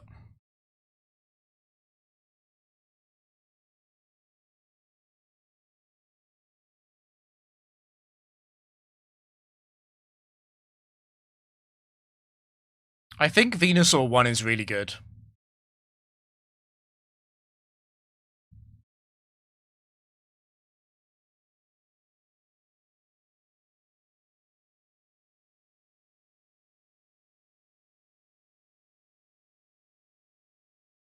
It's got Wide Lens.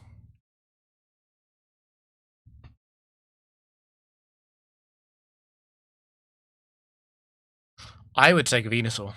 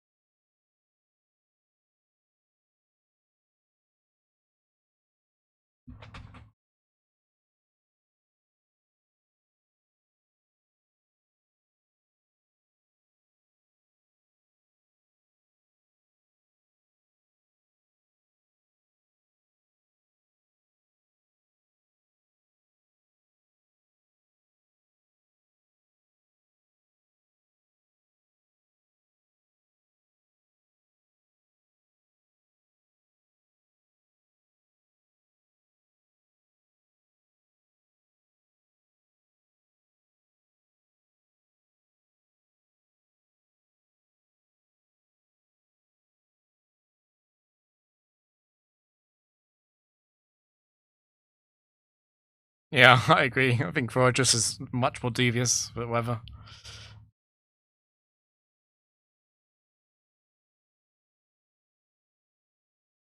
I think if you're not a Starmie 2 fan, you're not a Starmie 2 fan, and you've got to respect that. There's a certain amount of playstyle RNG. What you're happy to take, what you're happy to risk a set on.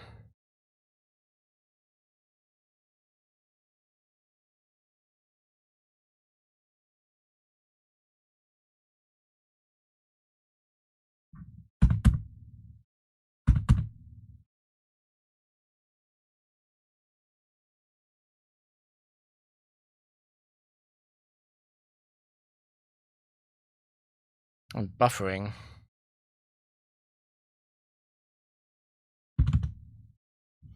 Oh, I don't want to refresh because I'm not sure if it'll keep my place on the VOD.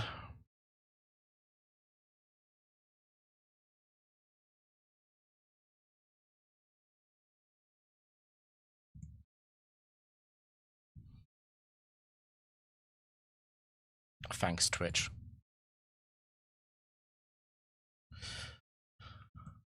Where was I?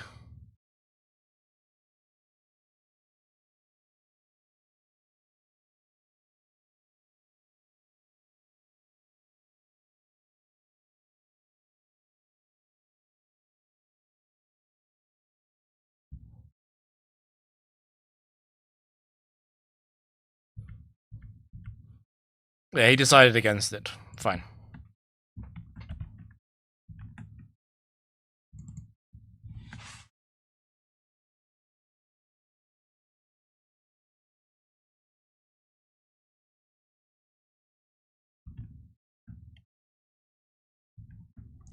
I'm actually going to turn him down again. I think it's just his audio being bad.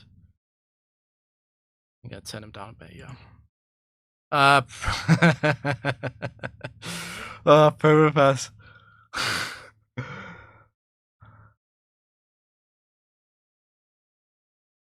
It can be set free, right? It's only set free that would live Earthquake.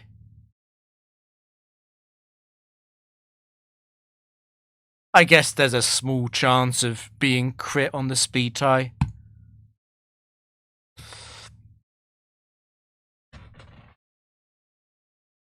Rare for it, just win.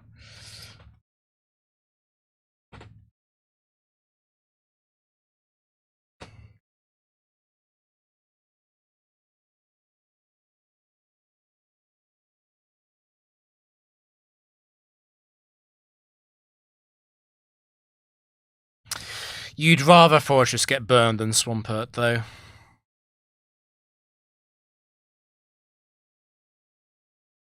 Even if Propass 4 crits, it's like whatever. We'll just play the 2v2.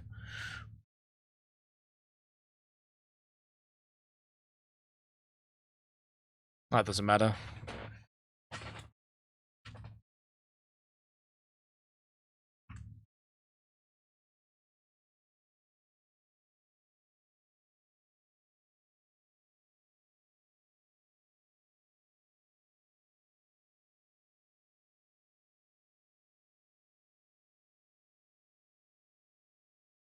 Just Earthquake it. It's Propass.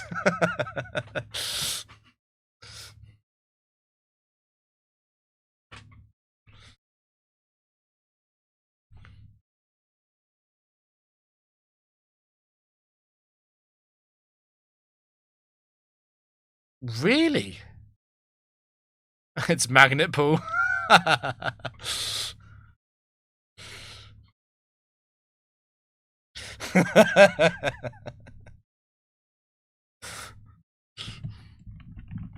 Probo 3 might live. Okay.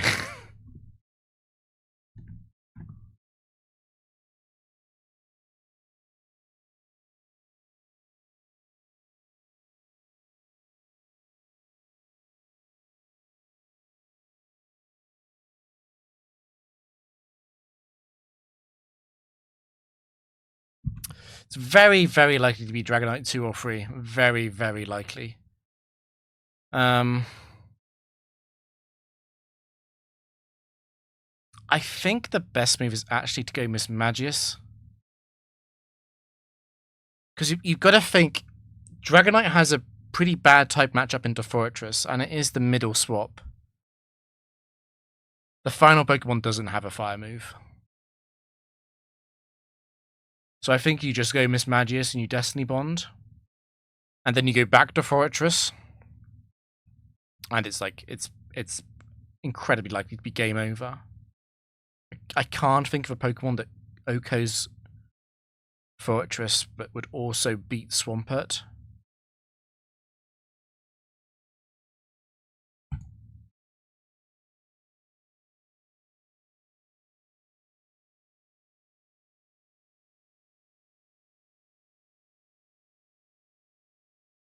It could be any set. Also, if it is Dragonite 4, it's going to Earthquake, and then Miss Magius gets a free kill.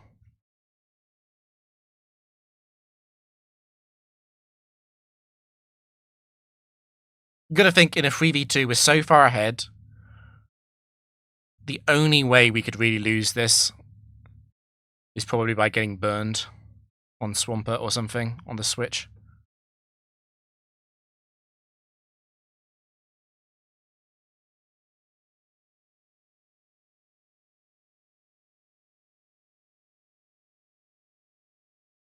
I think exploding is a good idea too.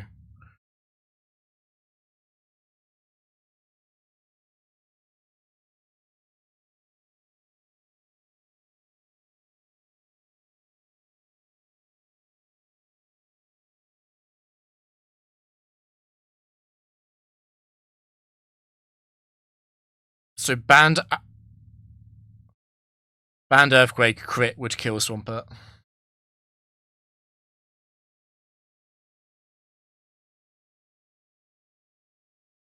We're so far ahead we can play around the crit, I think.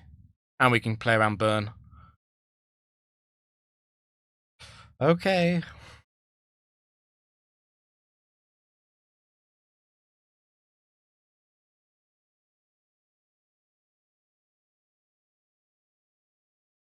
Burn or crit? No. Draco crit.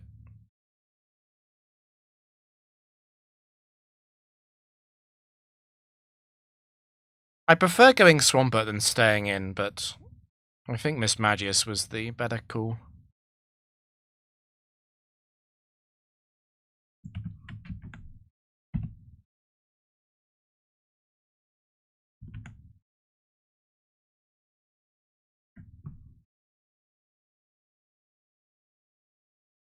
Nice crit.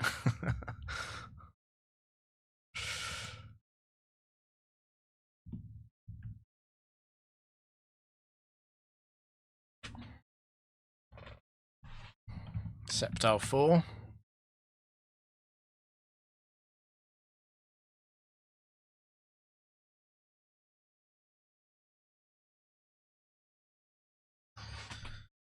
Just Destiny Bond.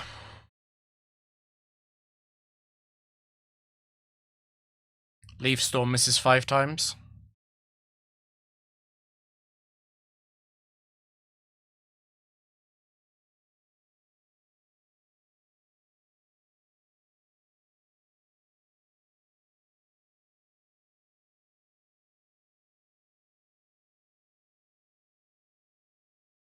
How is that not the first fort?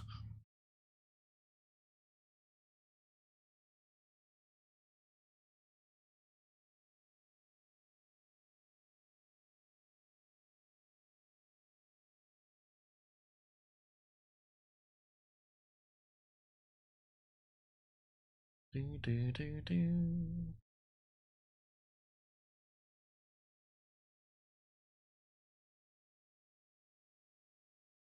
Well, the good news is that Sceptile is a really good lead for this team. It'll replace Fortress.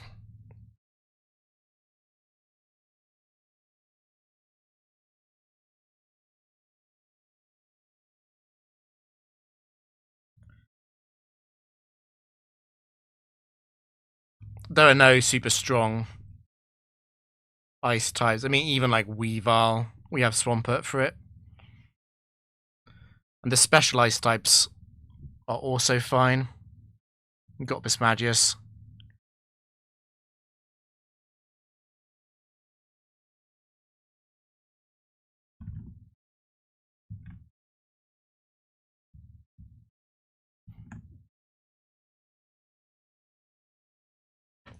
I also like the Dragonite. Dragonite 3 is really good. Dragonite 3 and Sceptile 4, both big takes.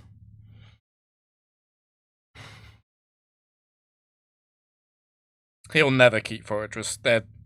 It's just which one of those you want like more. Sceptile 4 much faster, but Dragonite's bulkier. Both Sceptile and Dragonite survive most ice beams unless they're stab. Got a huge bulk on both of them. Well, not huge on Sceptile, but it's enough. And you don't need to worry about fire on Sceptile.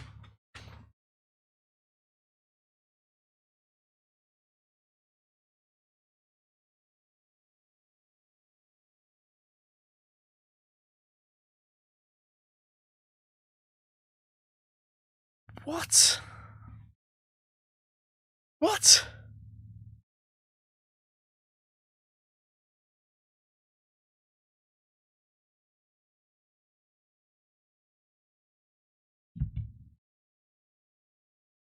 I can't believe you said that. That's like a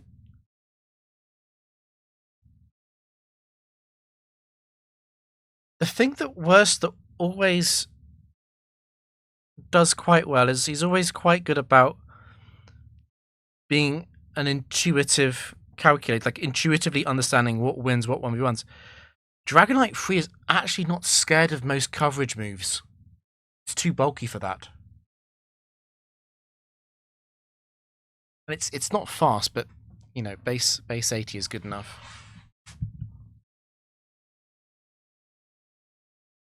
Okay, and Fortress doesn't have to take that risk.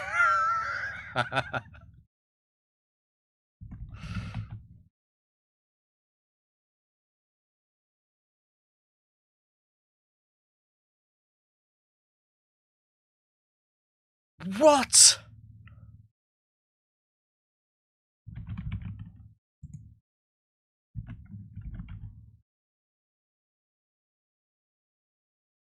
Oh, okay. Okay, whatever.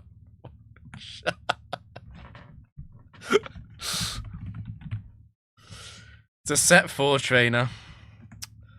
Actually, I'm not sure if Werster knows about set 4 trainers. I'll just put it in general.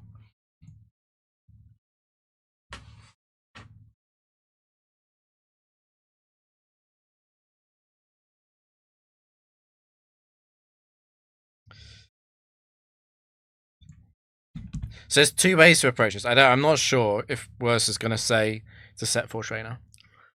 If you know it's a set 4 trainer, you just attack. If you don't, Floatzel 3 is extremely dangerous because it's going to rain dance surf, and it's going to be swift swimming. Will be forced to go Miss Magius, and the sash will be broken. We're then like a bruised Miss Magius in a Swampert. In a 2v2, it's really quite bad. And Floatzel 1 and 2 can both flinch. Well, Floatzel 2 can also double team. But if you know it's Floatzel 4, you can attack. Yeah.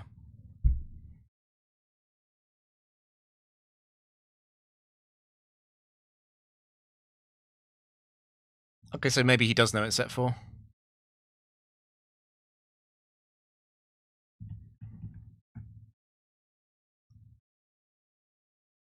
It's a very specific comment to make. He must know it's set 4.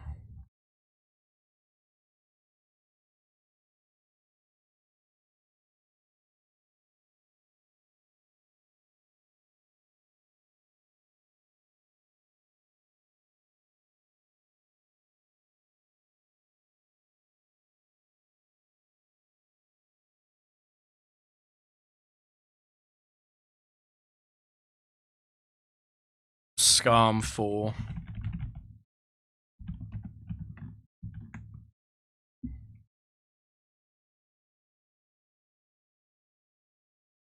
It's fine, it's dead to Thunderbolt.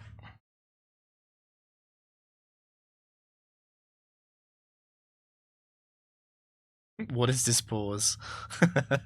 What is this pause?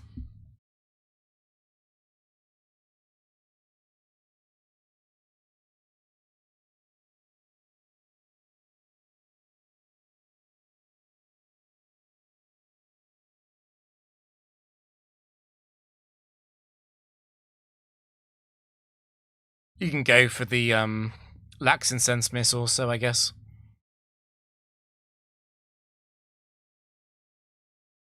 Yeah, I might as well rock slide.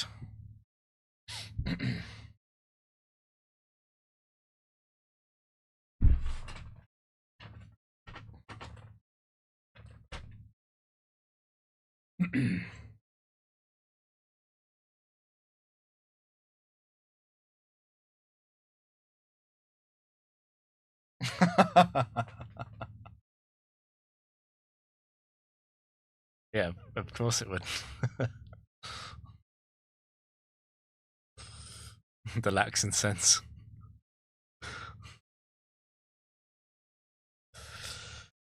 Not many Pokemon that can be a problem here.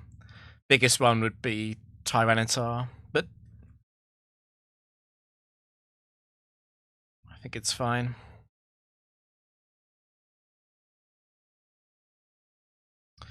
Valplume 4.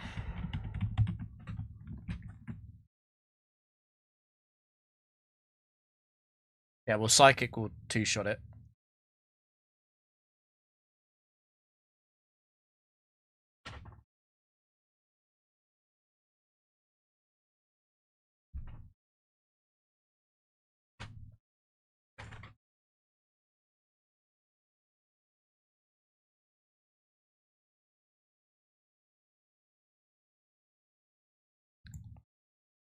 I'm not a big Floatzel or Skarmory fan. I'm not sure what I would take. I think I'd take Skarmory.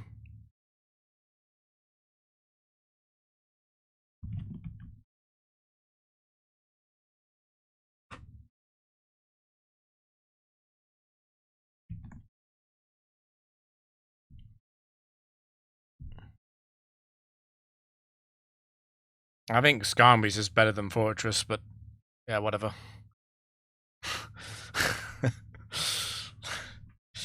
Apparently not.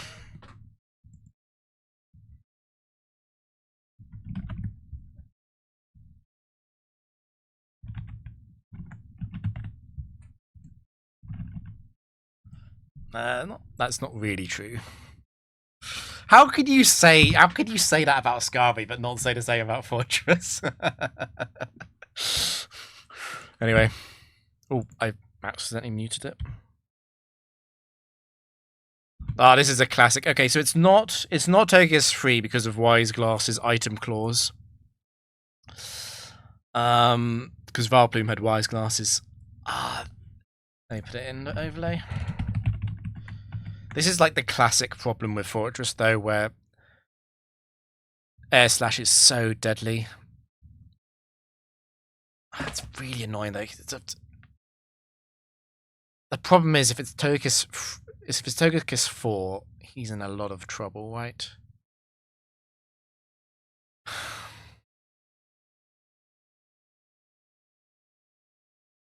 No. If anything, Togekiss 2 is worse because you can't Thunderbolt that. He might have to debond this. It's horrendous. Again, if Miss Magic was the lead, it would be easy.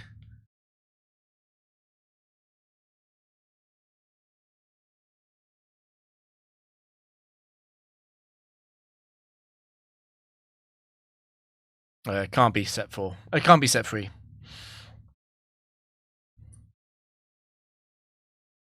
Is it worth staying in and explode attempting? I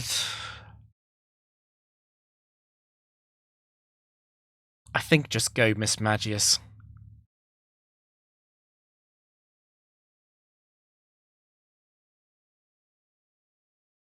Agreed.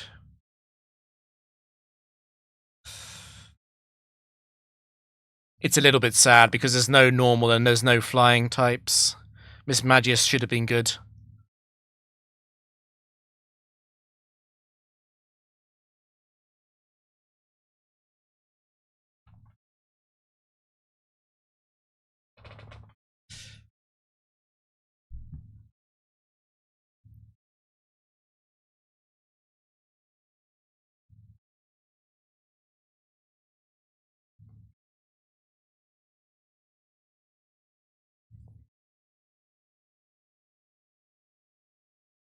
I'm not really sure what we're waiting for.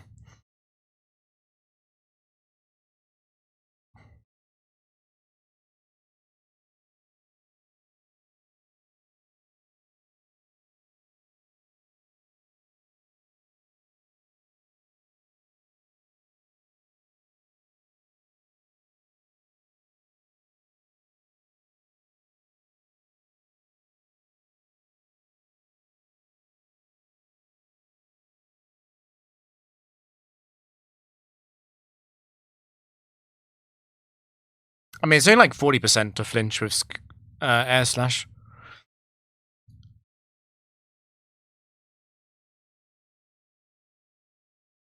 Yeah, I agree with this. We are waiting for the calc. Because you're too scared of Togekiss too, right? You've got to just immediately go on Destiny Bond. No.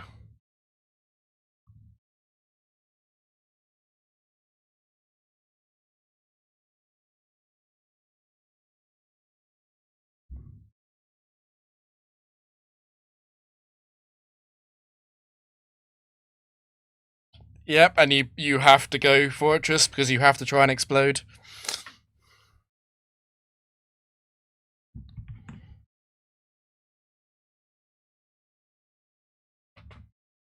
It's awkward because ghost types are quite likely to switch into Bismagius as well.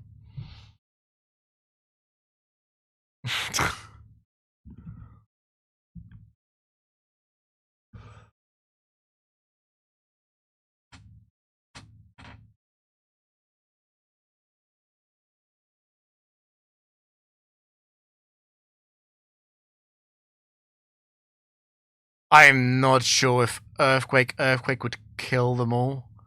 Definitely wouldn't kill one. Time to explode.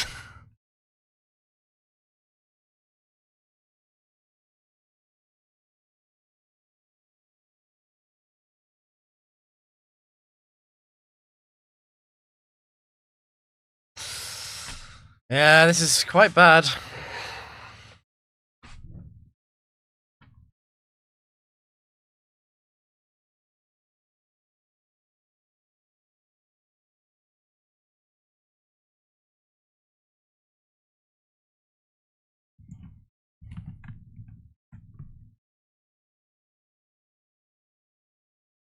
I don't think the Earthquake damage would have mattered anyway. I don't think Earthquake into Swampert Earthquake would kill. So I think the crit was mostly cosmetic.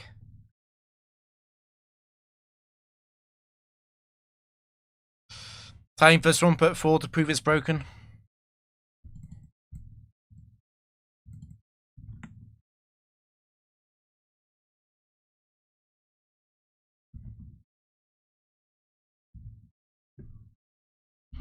Final Pokemon is not Ghost, Normal, or Flying.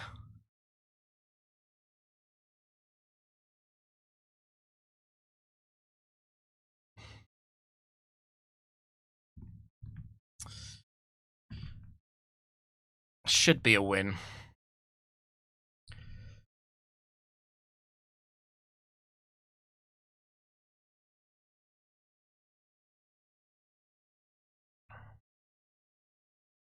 Yeah, I mean, if it's Steelix 2, then that's unlucky.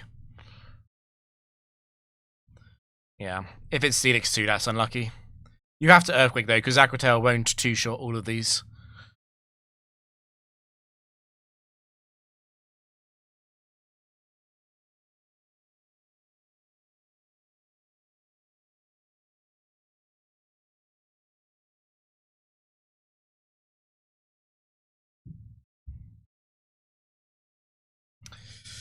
I guess Steelix 4 could also Quick Claw next turn and win.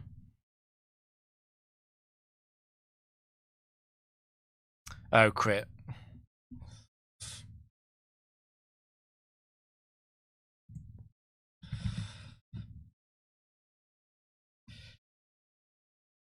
If that had been Steelix 4, that would have been quite scary.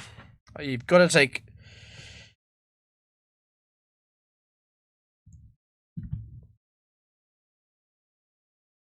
Oh, and it was Dusknoir with Scope Lens, so it's Togekiss 4 guaranteed. So you definitely take Togekiss 4. Having said that, he turned down Dragonite 3, so maybe he won't.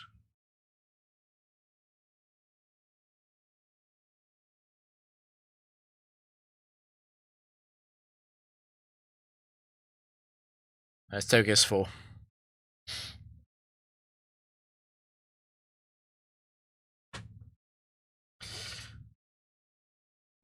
Togekiss is... Okay, thank God.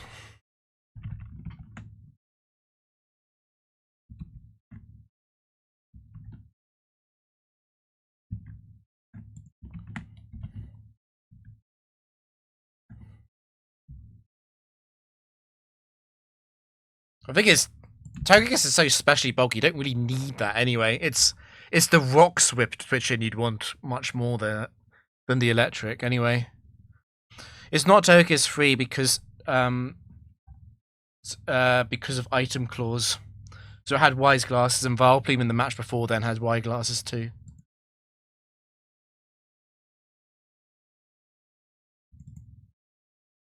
It is true. Yeah, it is true that they're all pretty similar.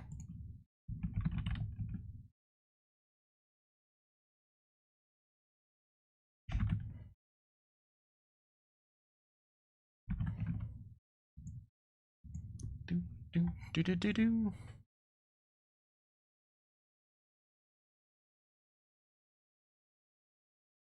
Bonzon.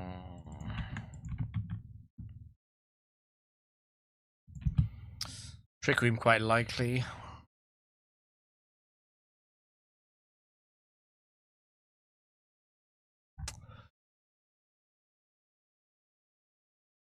I wonder if you should go for the flinch or not.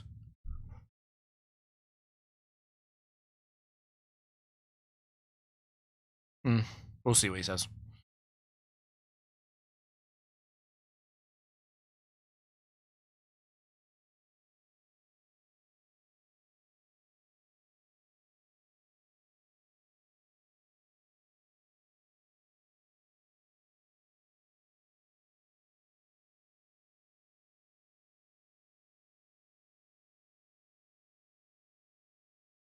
I mean, you could just switch, because like Aqua Tail probably does 2-shot the first two, and probably 3-shots the last two. Like, Swampert will win.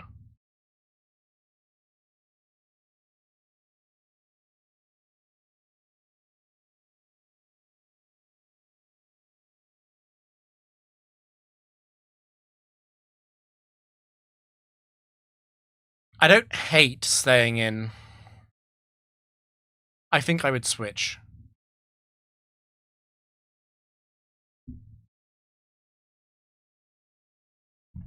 I quite like Air Slash. Do.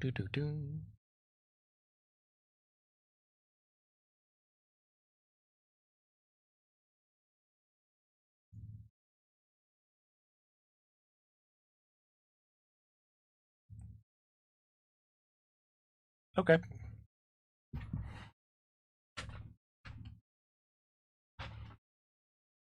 Yeah, set 1 or 2 then.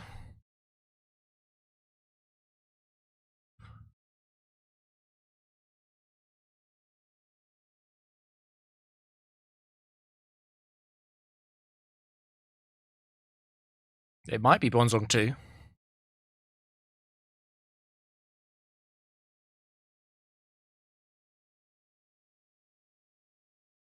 Yeah. He has to switch to all this. He might even have to put one of the other two to sleep, because Signal Beam is random. It's not guaranteed to Dream Eater. It can also use Signal Beam.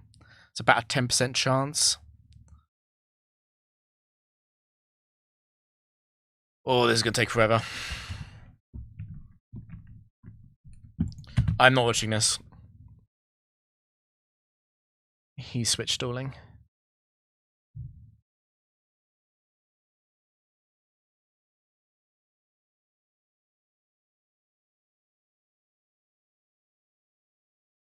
Go 10 minutes ahead.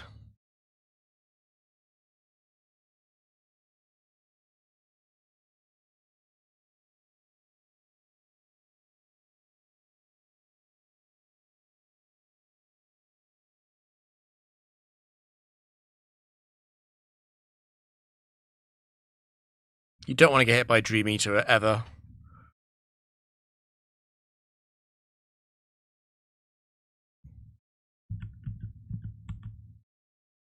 It's Signal Beaming. Is that a sign it's out of Dream Eater? Signal Beam does slightly more to Swampert than Miss Magius or Togekiss.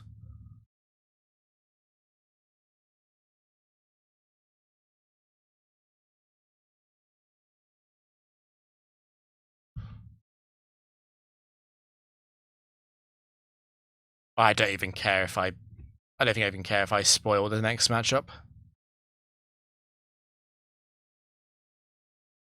I saw Blissey.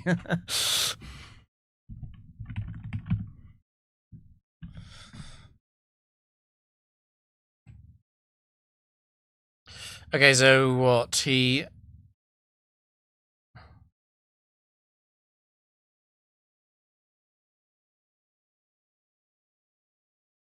Because Earthquake will kill Blissey most of the time.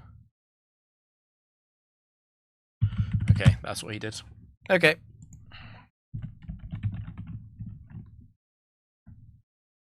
And then he Destiny Bonded because he kept them all alive.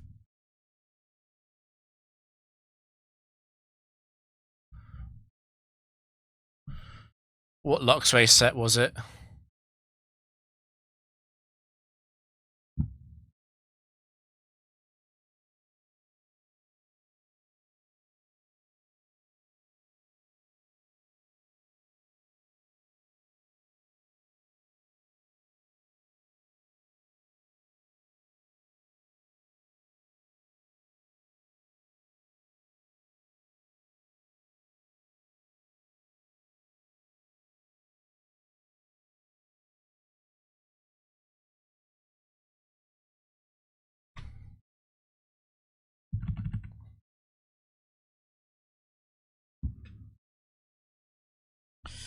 Yeah, I'm not watching that.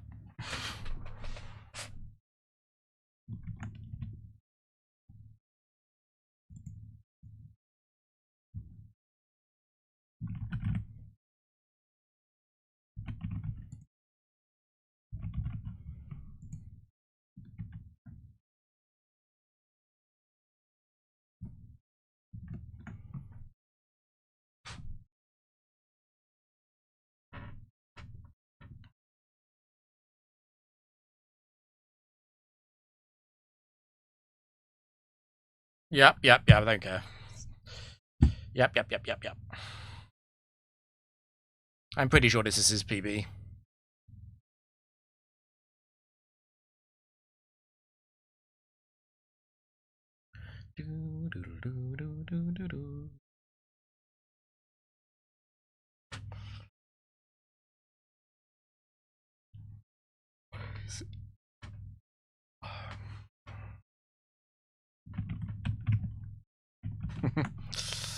Instant Swampert. Come on, do it in under 5 seconds. Nice.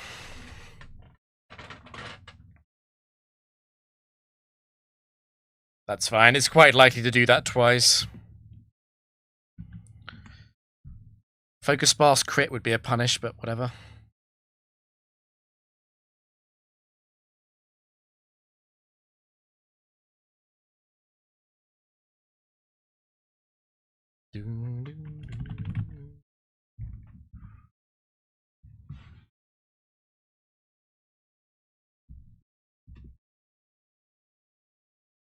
It's fairly rare. Yep.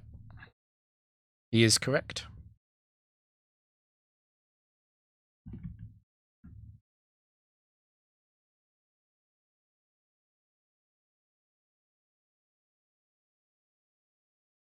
We all know he's going to go back to Togekiss. Go back to Togekiss.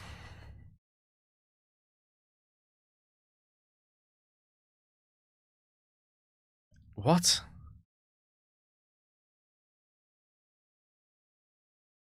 Or was Field 2-shot? What do you mean, what then?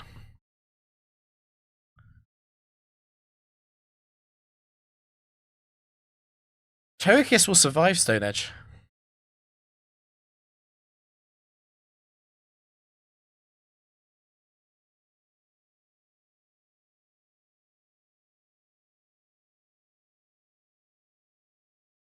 What if it confused Rays?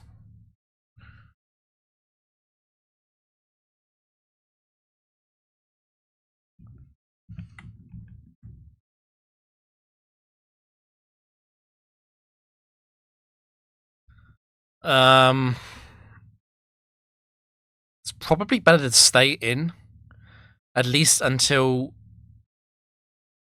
Double team. Like if it's going to toxic now, you'd rather two-shot, and you don't want to give it another chance to use stockpile or double team. If you hit it down, if you earthquake right now,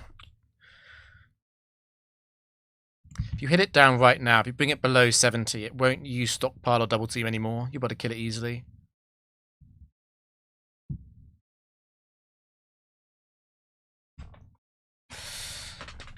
The problem with switching now is you could be switching into stockpile toxic.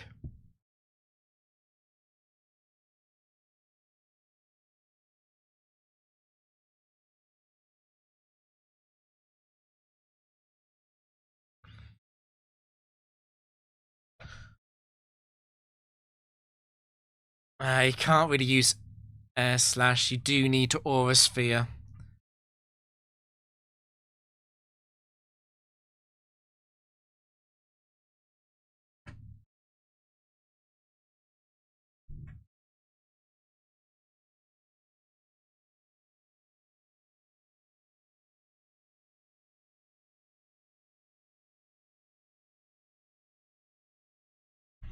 This is the worst possible sequence of events.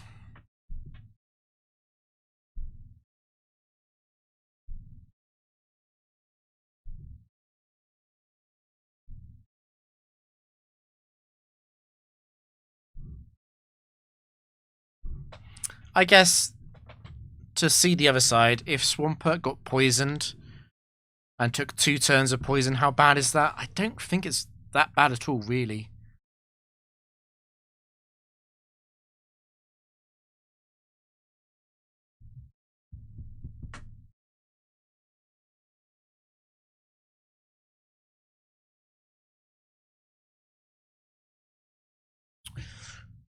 It was no spec, there's no electric, there's no grass, there's no rock.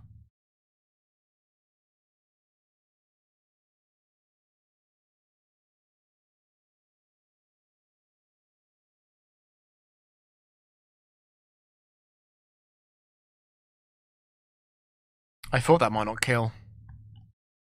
Expert belt moment, I guess.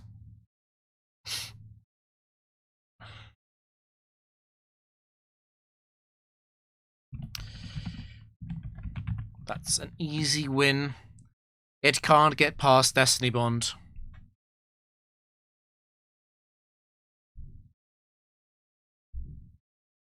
I guess Kang 2 could freeze. Thing is, Kang 2 loses really badly to Swampert anyway. And you'd go Swampert before Miss Magi if it was Kang 2.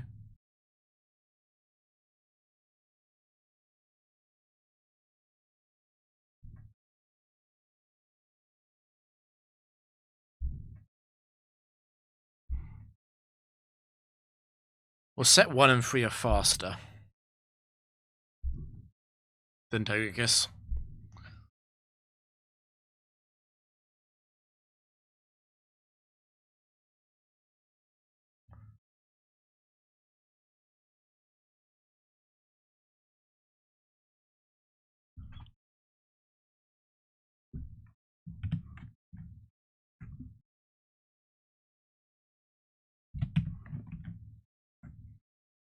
That's a win.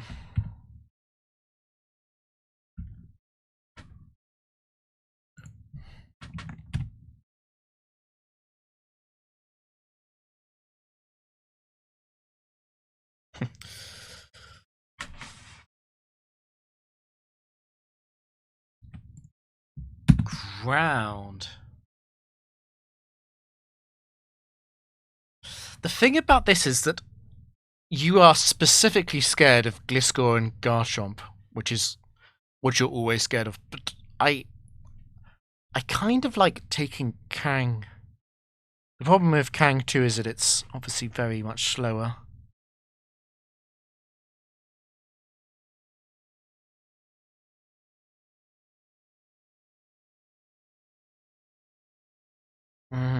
I suspect it'll stick, though.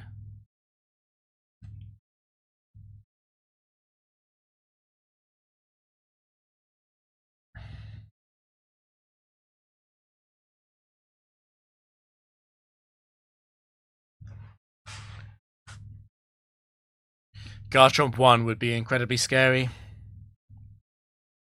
Yeah, I think you dropped Togekiss, but we'll see.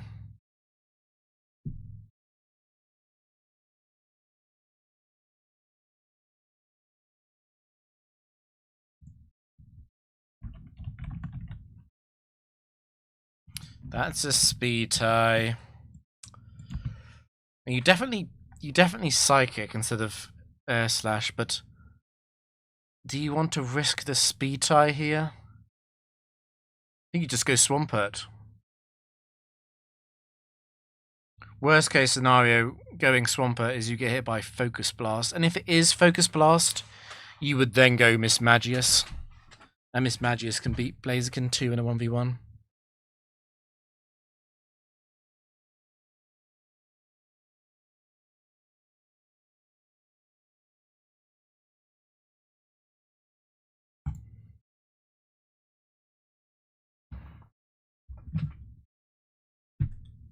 Blaziken 2 is faster as well, but the rest speed tie.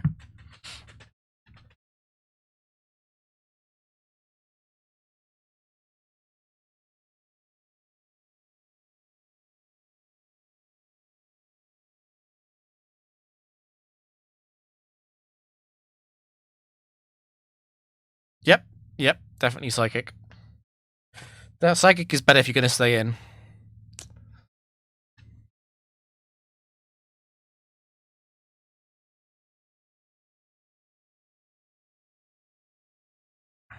Okay, win the speed tie, easy.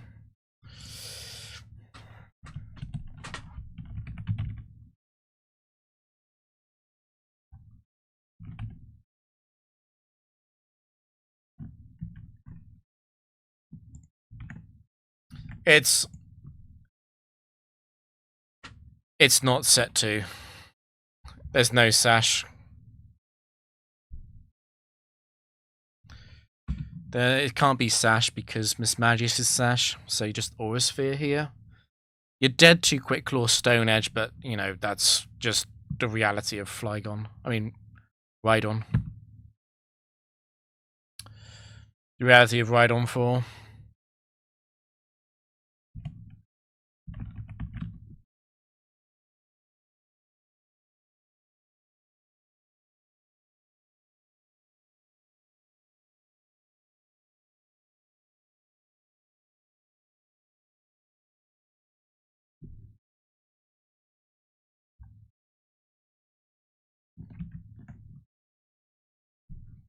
Just Hyper Beam it. Just Hyper Beam it.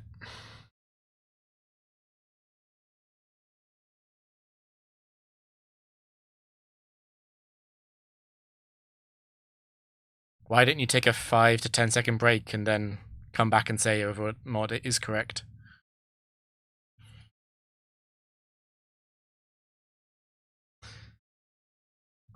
I am joking. It's just funny.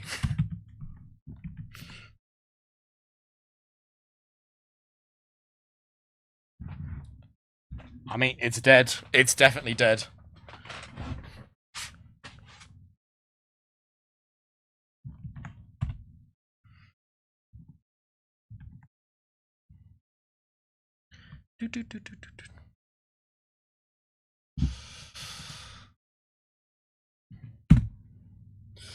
He still has his.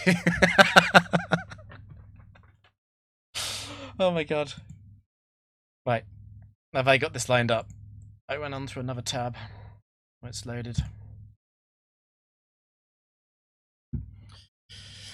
Yeah, just a 5 to 10 second silent break.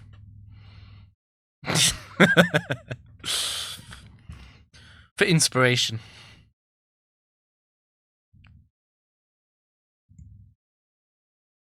Again, I know he gets to 70. So, it's a somewhat biased cast, in the sense that the things I'd normally be shouting about, like Metagross 4 and so on, I know it doesn't sort of apply. It slightly changes how it works.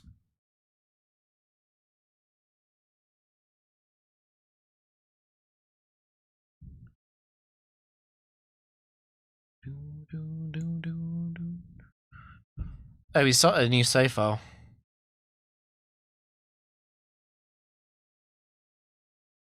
Did he speedrun Gen 4 recently? Just trying to understand that.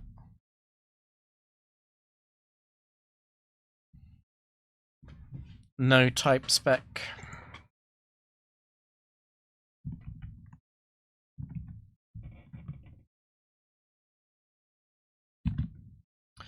Foxcroak 2. It's not a very good draft. It could be worse though. This is the classic factory shitmons, but not actual shitmons. It's not like Shuckle.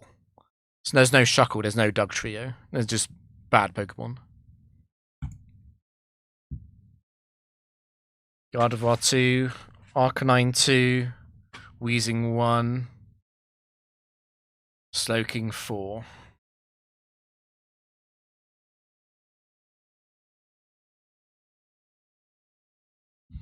So the thing about this is, it's never critically won his back. I agree with Werster, it is these three. It is best to lead Slowking. Slowking is difficult to get in, but once it's in, it actually does 1v1 quite well. It's a bit awkward. We are committed to having a bad lead this entire round. Arcanine 2 is a bit suspicious. Doesn't really hit hard enough. I think I saw it was Intimidate though. And Gardevoir 3 is a heavily overrated Pokemon by a lot of people, but it is good enough here.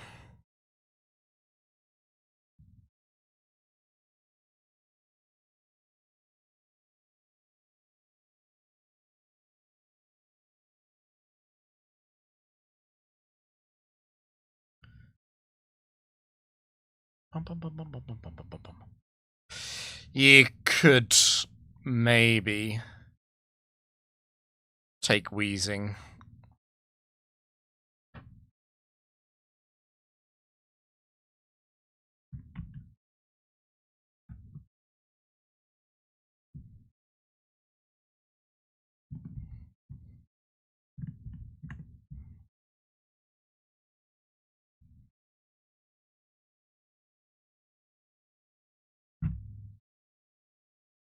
That sucks.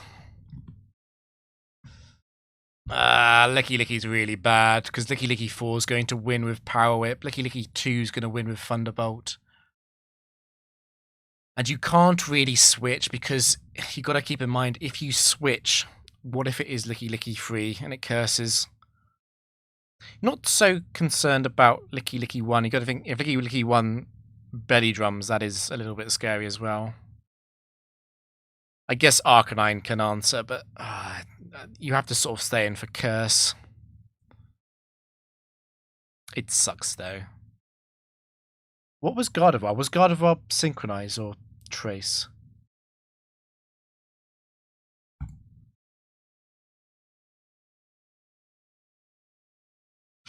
Trace, okay.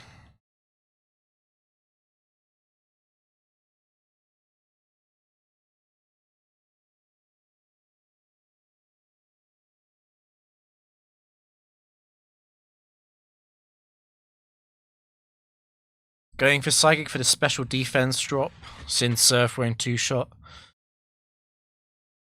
You could also say Ice Beam. It is Licky Licky 3.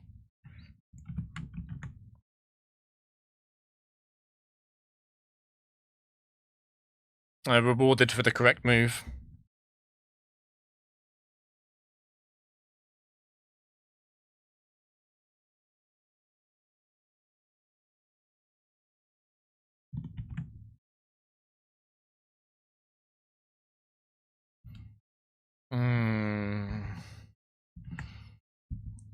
Dead to the Leaf Storm sets, but Slowking will beat the others.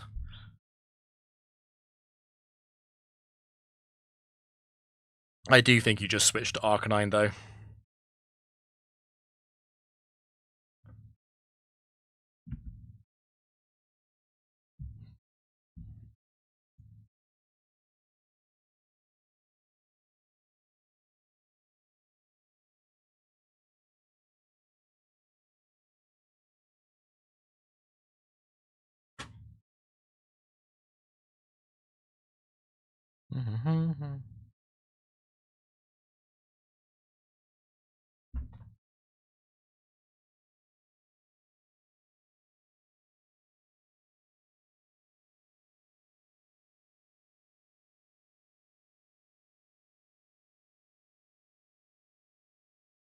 There's no spec, and this is a grass type. I think you go Arcanine. Yeah.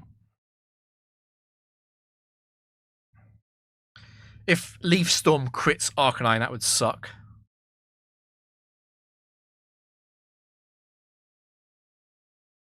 No White Herb on the Intimidate, so it's not 3 or 4.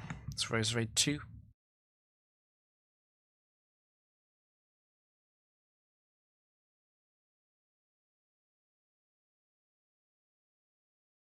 Any poison pointers?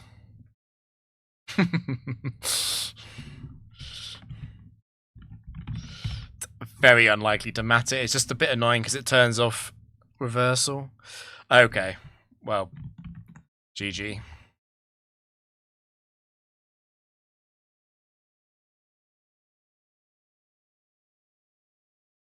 It's not Glaceon 4 because of Wise Glasses.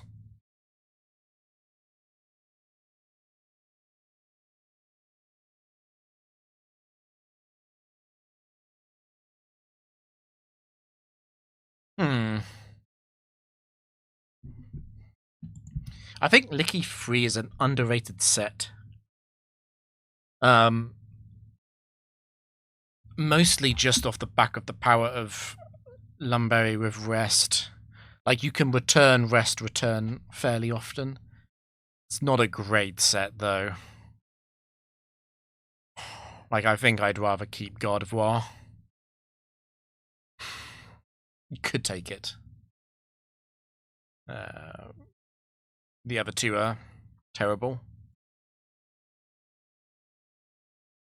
I think this is his PB, yeah.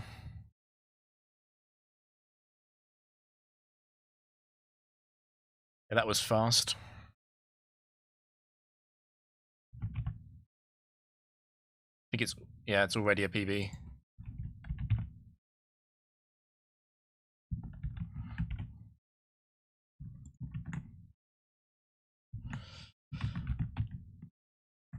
That's also really annoying. That is really annoying.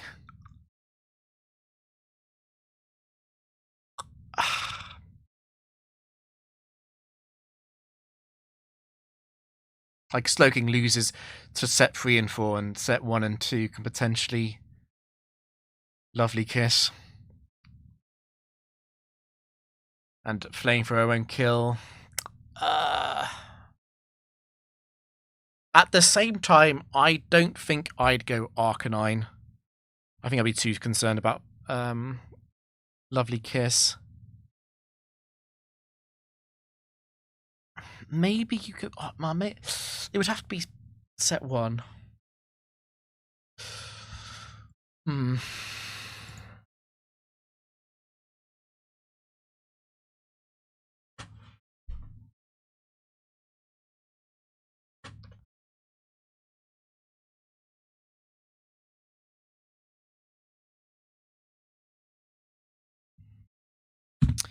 It's a Psychic spec, and the problem is that Slowking and Gardevoir do not have Signal Beam or Shadow Ball, which is a little bit rare for Psychic types.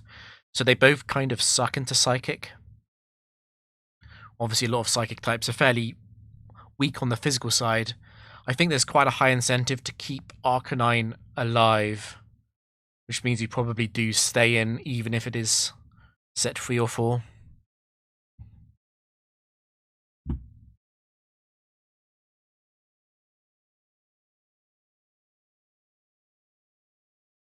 The good news is actually that Jinx set 3 would ring out instead of Energy Ball. So it wouldn't kill Slowking, because Wing Out Energy Ball would never kill without a crit.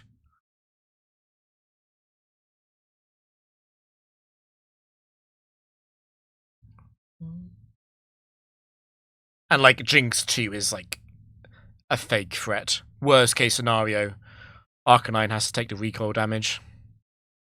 It's like 27 recoil or something. 26 even. It's 140. 36, sorry.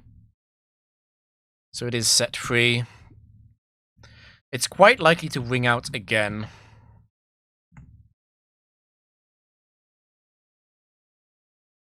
And Slowking survives Energy Ball. I would definitely just stay in again.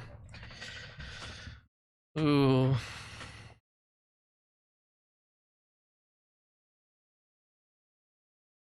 This could go wrong. Ring out crit would kill Arcanine.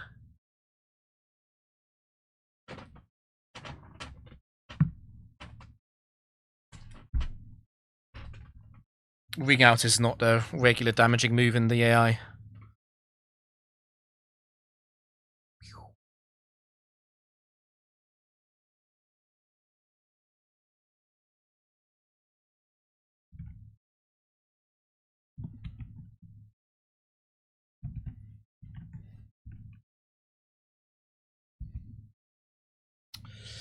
I would very much like to switch back to Slowking, obviously.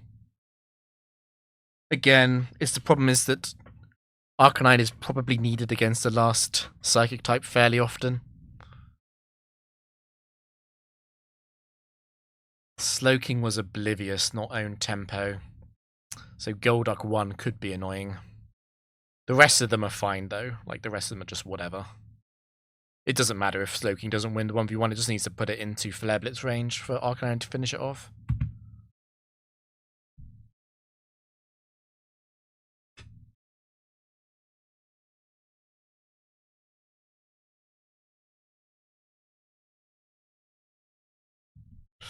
I don't know if they're... I don't know if they're being a record because there are no rules that people compete under. Oh yeah, that's not true. I think that's a cope.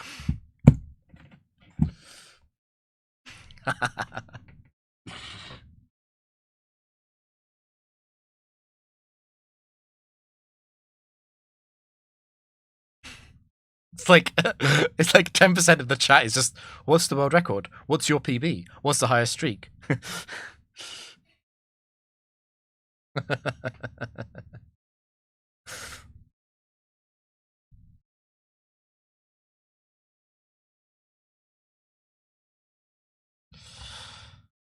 I don't like this though because Golduck is going to outspeed both of Gardevoir and Slowking, so it's like, what is the point of doing like 70%? Anyway, it's Golduck 1.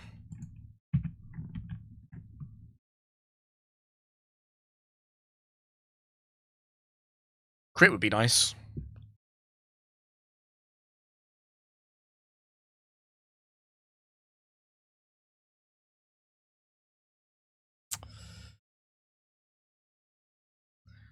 Yeah, there's no own tempo, like I said, so you kind of want to go Slowking.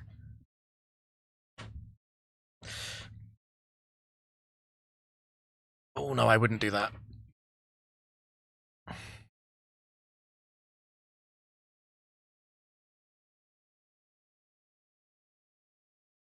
I would go Slowking.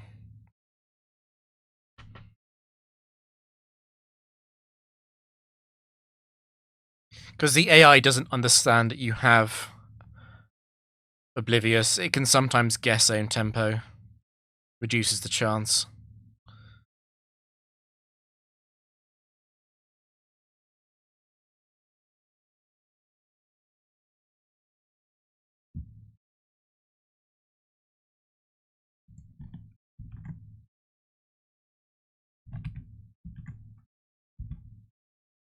I already clicked. I was going to say that Shadow Ball won't kill. Claydol 1 won't. Claydol 4 might kill. Missing Claydol 4 into Earthquake kill would suck. Or just outright Earthquake kill right now. Can probably do 89. Gardevoir would still have to get unlucky though. Okay, it's Claydol 1 or 4. But there'll be a big power difference. Because only 4 has investment. Yeah, that's Claydol 1.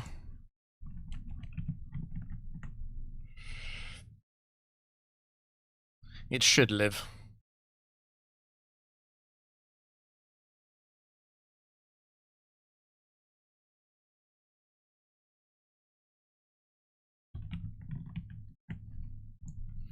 We don't have to watch this.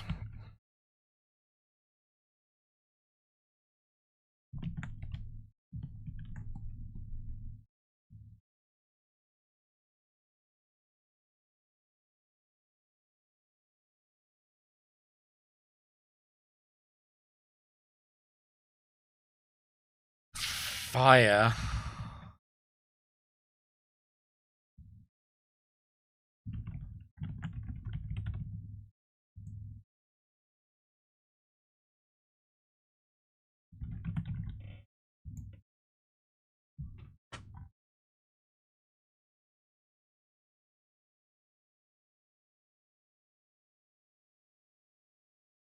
Houndoom. That's very annoying for Slowking. Houndoom 1, 2, and 4. Speed tie Arcanine as well.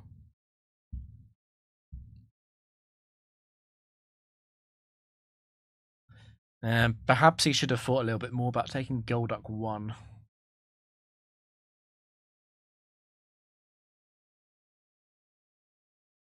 Yeah, the synergies are not that important, basically. The raw power of the set is more important than synergies, almost always. It can be any Houndoom. I think you got to stay in and take it. The worst one would be Houndoom 1.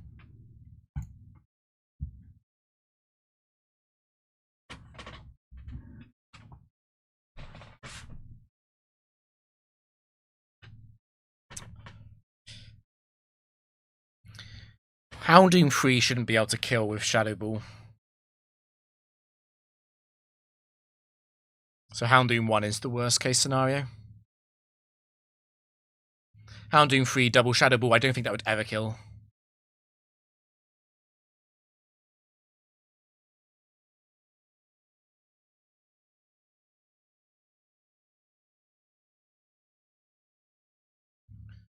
Doo-doo.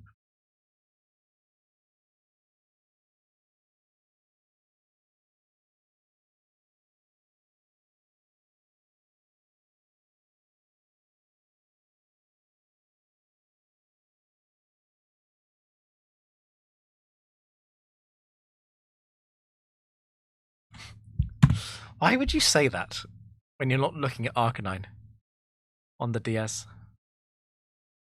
I guess maybe he's just mind palancing it. Or maybe it's something else.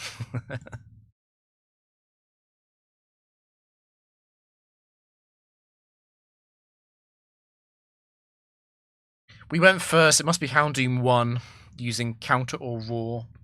It must be counter, actually. It can't be raw on turn 1. Yeah, so the AI is biased towards using counter against special types from Gen 3, which Slowbro is both water and psychic.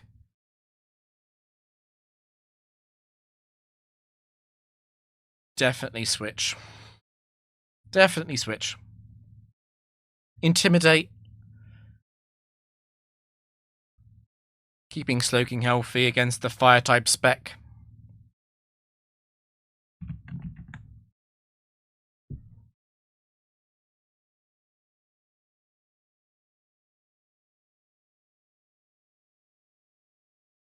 Just reversal. It's a speed tie, but it's whatever.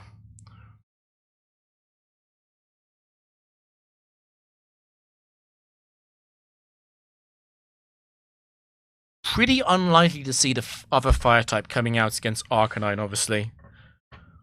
Which is good. Because it means that Arcanine can try and trade, and then Slowking can be alive for the final fire Pokemon. Hippowdon. So, Flare Blitz Energy Ball will kill all Hippowdon sets. I think that's what he'll go for. Is there anything else to say about Hippowdon? The quick claw from set 4 is a bit annoying. The final Pokemon is fire. The what's complicated about this is that the final Pokemon is a fire type.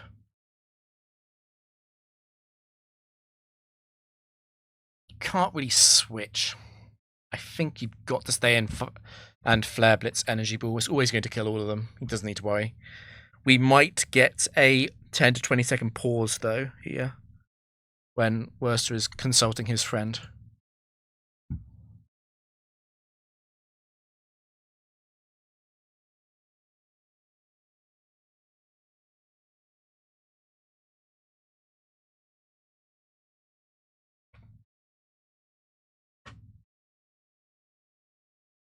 That will be set 3 or 4 from the damage. It's set 4.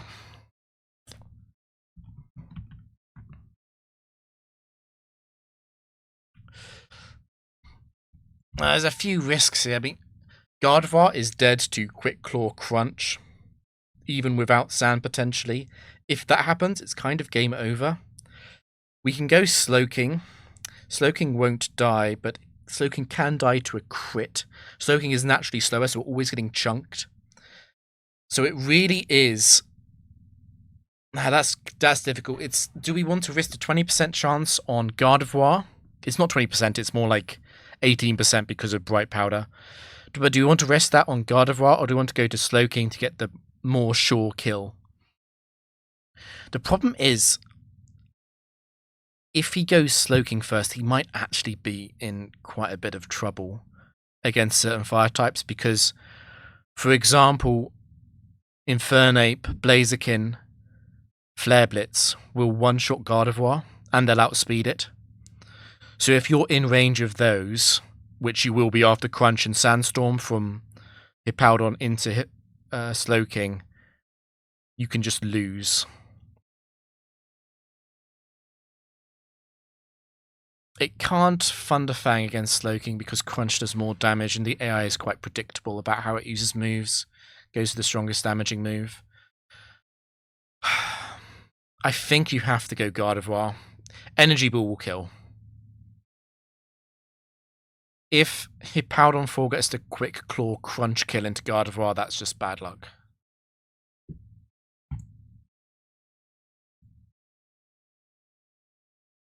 Yeah, it's specifically the fact that Gardevoir can get one shot by Flare Blitz Mons, which makes this hard. If it was slightly bulkier or faster...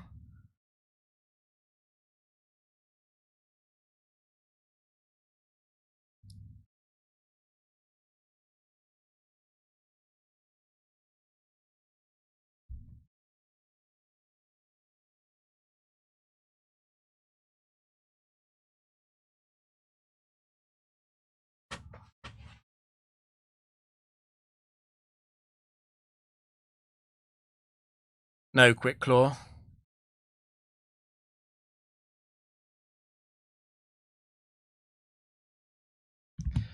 I really wonder, when Werster said there's no rules that everyone plays by, of course, things like save scumming, like external cheating devices, those are definitely banned.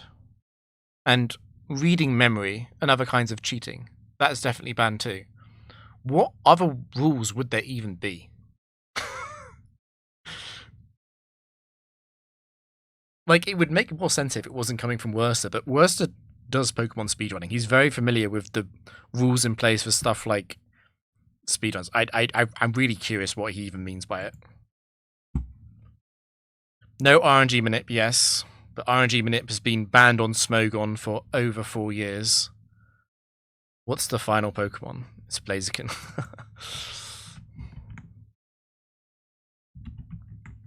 He can be dead. Okay, it's not Blaziken 4. I was going to say he could be dead to Blaziken 4.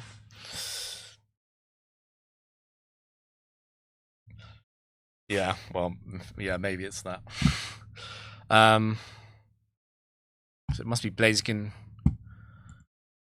3.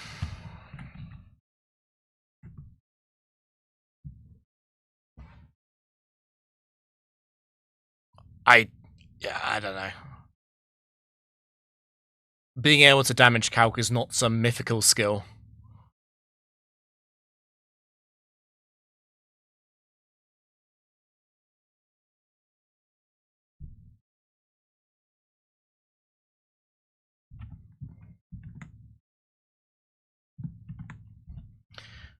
Right, Hippowdon falls a really, really good Pokemon. I would take Hippowdon over Arcanine. It's a bit of a speed issue. You could also potentially take it over Gardevoir. I'd be happy with that. It doesn't play well with Arcanine's Salac Endure set, but it's whatever. Hippowdon is just a much, much better Pokemon. It also blocks Quick Claw.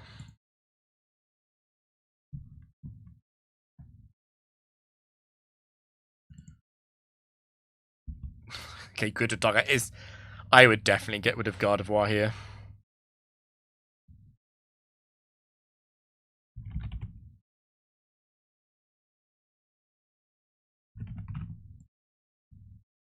Dark is a rare spec.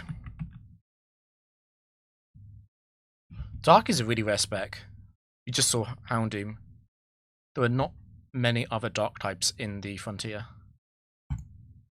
Is it the rarest spec? It might be. You might be right about that. Bug is rare too, but I feel like Bug is not actually that rare because you kind of forget about all the useless bugs like Shuckle. Yeah. I think you're right.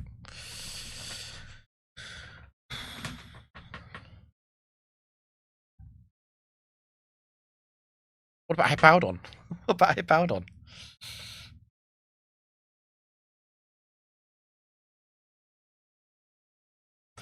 Hippowdon's a fat boy. He is a fat boy.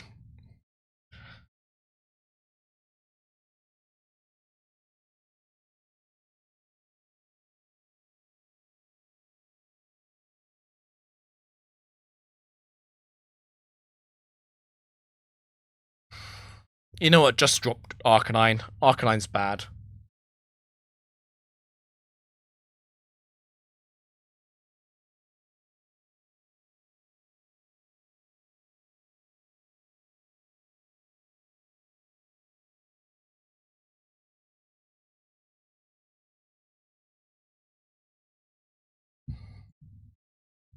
I would not say Hippowdon sucks.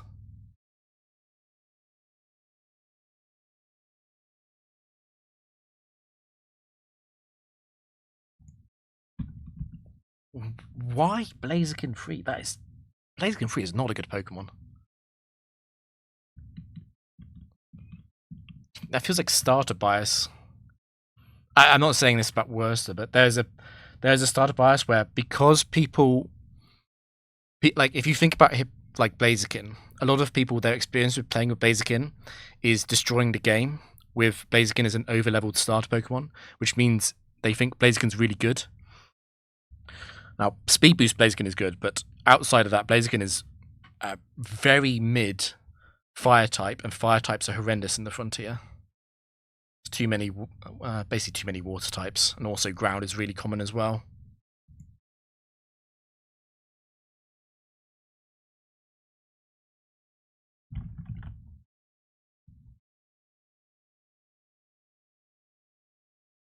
Blaziken 3 doesn't even have a fighting move.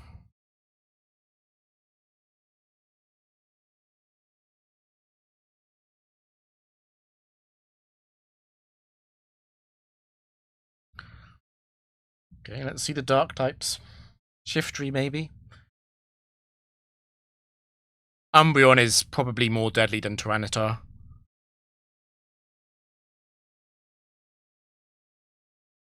Milotic. Milotic is... it's kind of bad news for Slowking. On the other hand, because we know both Pokemon in the back are Dark types, and Dark is obviously immune to Psychic, if Slowking uses Psychic, there's a 1/3 chance the AI switches to a Dark type. On top of that, although Milotic 3 and 4 do have Recover, they will never use it when they are faster than the opponent. So This is one of the things where Slow King versus Milo look like it should be bad, but actually you can just like win with Psychic, and you can probably force in something else while you're doing it. I would just be very scared about Milotic 2.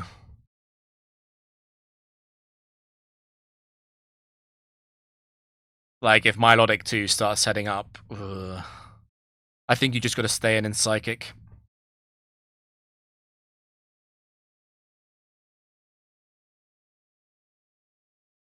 Okay, it's Milo 1.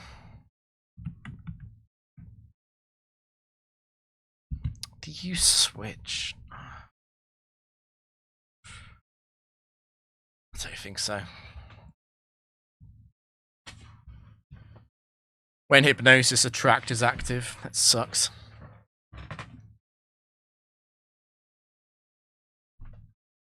Oh, he's oblivious. He's oblivious, yeah. Good catch.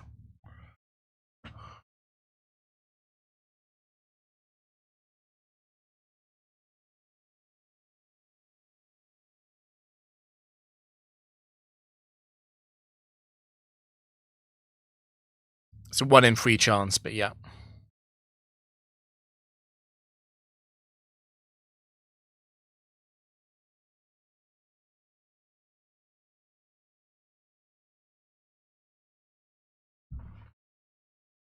It's going to be difficult to beat this Milotic later in the match as well.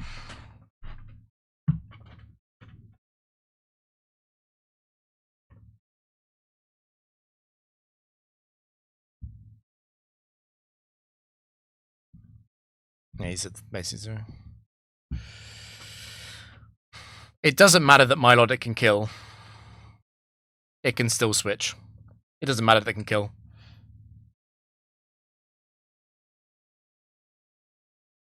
Oh, no, definitely Surf.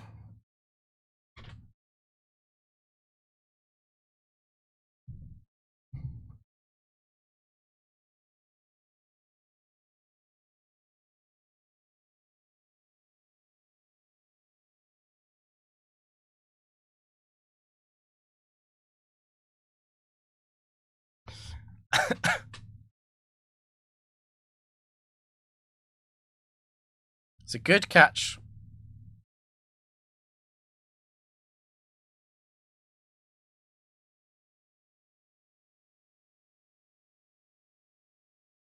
That has to be 1 or 4 based on that Surf damage. Actually got quite a good chance of surviving here because Stone Edge can miss, and T-Tar 1 can miss Rock Slide, and it can Avalanche. So it'll be 1 or 4.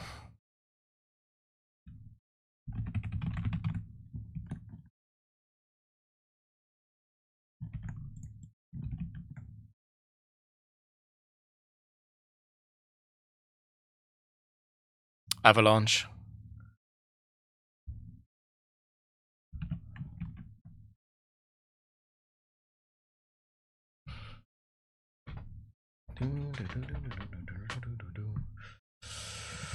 So Sloking's fainting to sand here. It's basically certain the other dark type is coming out, which means we definitely go Arcanine. And we want Arcanine to get damage before Milo comes back in anyway. Yeah, so it's like 28% for Avalanche to get +2, which means +6 on the kill.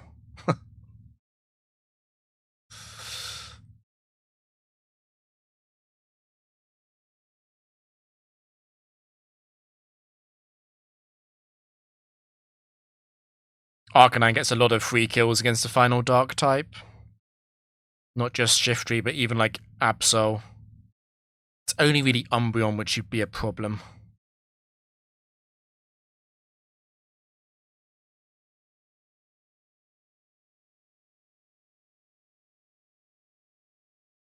Weavile too. It's definitely Arcanine. Gardevoir would be a big mistake.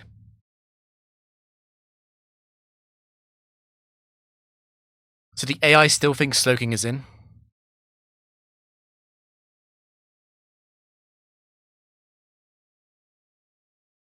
That's Arcanine often uses Blitz anyway. No, no. Why would it go Milo? Milo's got no super effective move against Slowking. Well, this is a big mistake.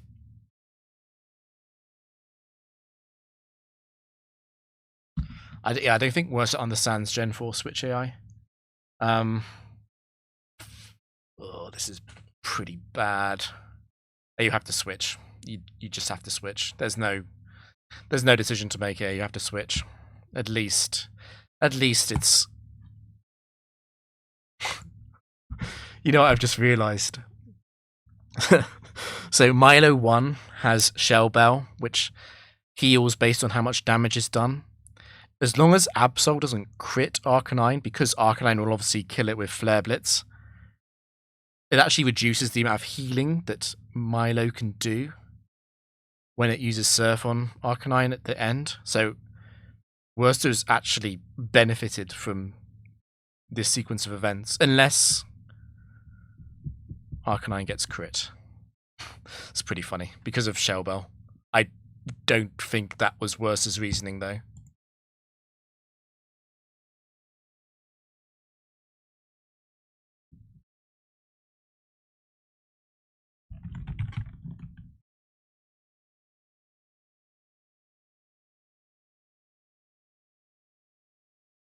It's not Absol 2 as well, because of Quick Claw.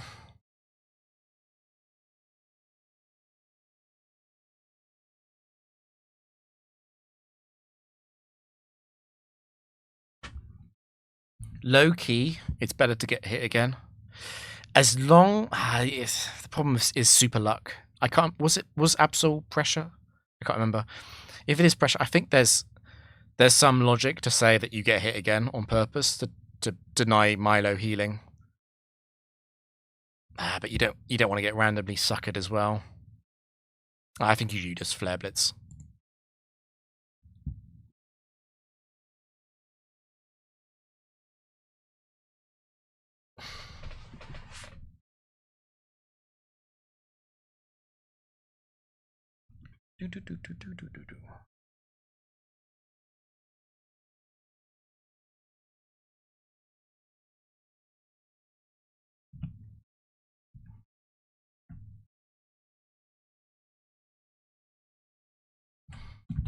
So with Sand, even with Shell Bell, Flare Blitz into Energy Ball will always kill.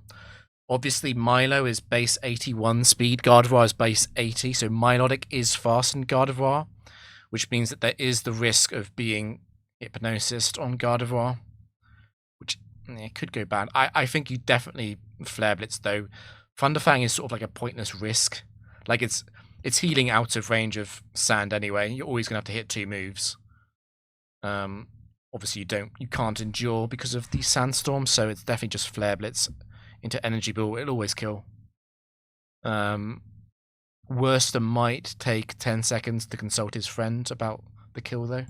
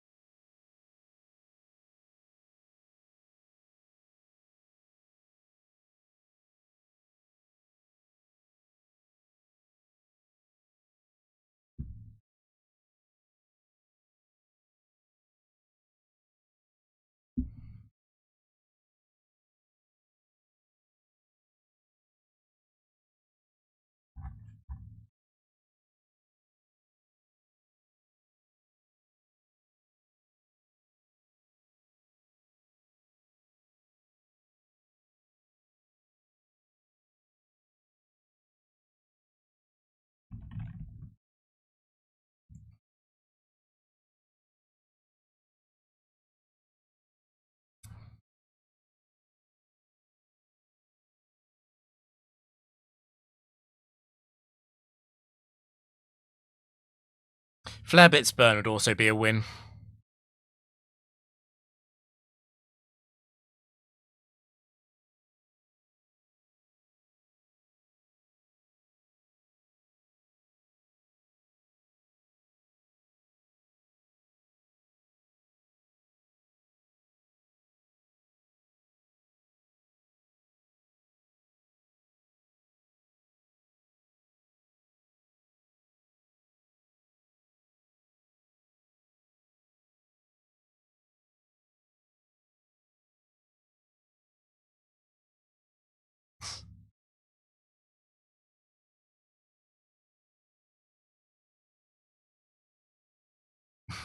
Interesting pause.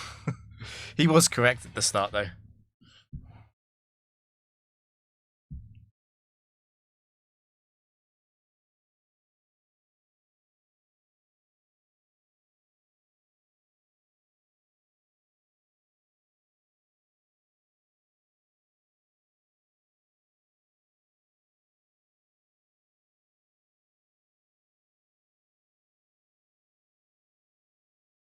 Serve crit would also suck.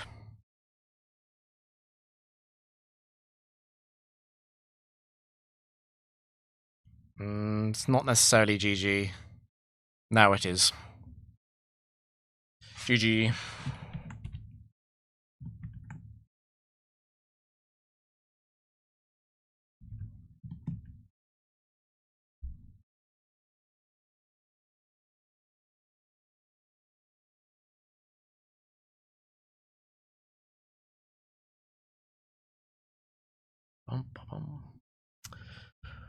Well, Milo 1 is really good. It's definitely better than Slowking.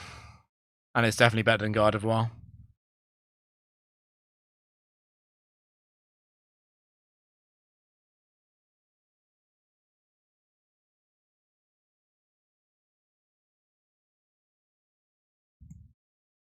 Poison is pretty rare as well.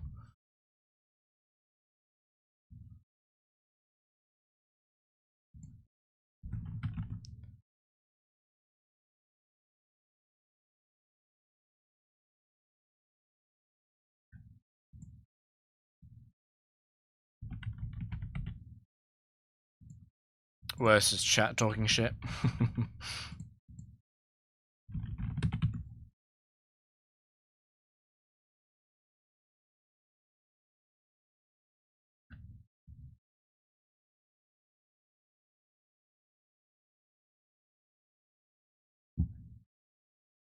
Surely you take Milo.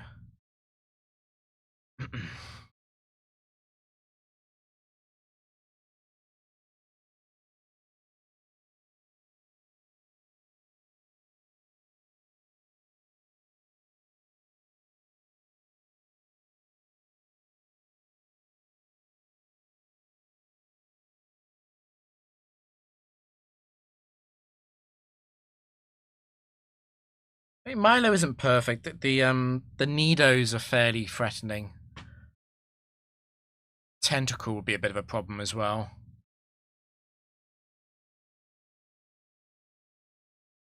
It's not close.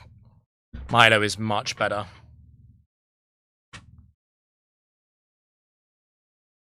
Flamethrower is almost never used.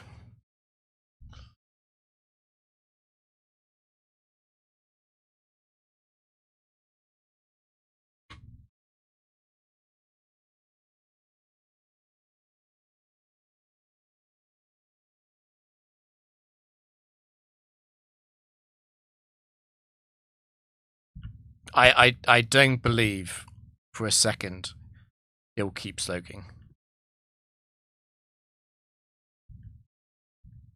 It doesn't matter that it's poison. There's 2 more matches after this. It's almost not worth. It's almost not worth doing this on Twitch. It's like 10 seconds to buffer forward 5.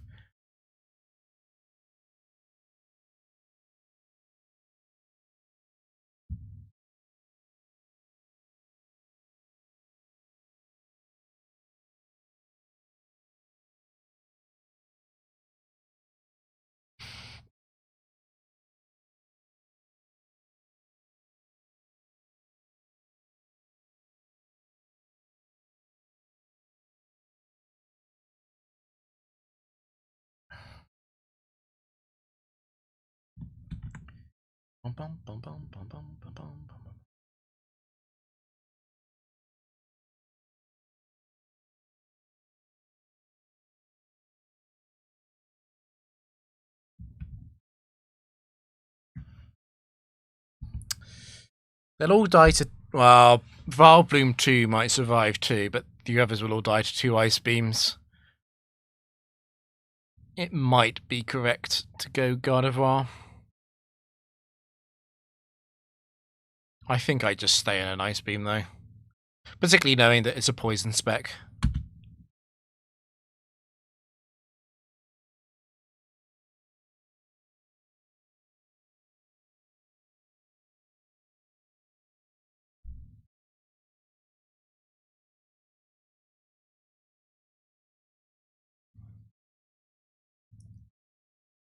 No, I wouldn't go Arcanine.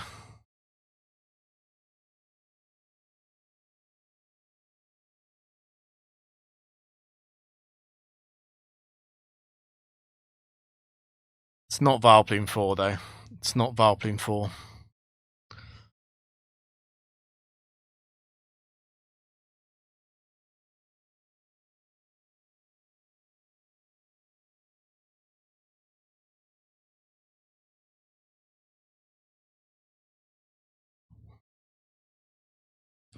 If it is Sleep Powder, just then we can swap, I think.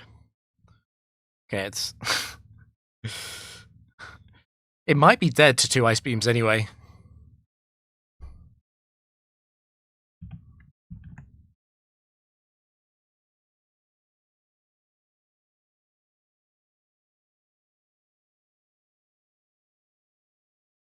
Yep.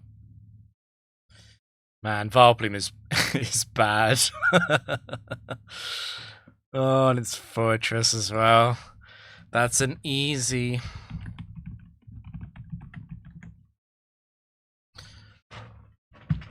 Honestly, just Surf. Swapping to Arcanine is just potentially bad into Fortress 1. And it gives Fortress free time to do something. It's a good play from Werster to stay in.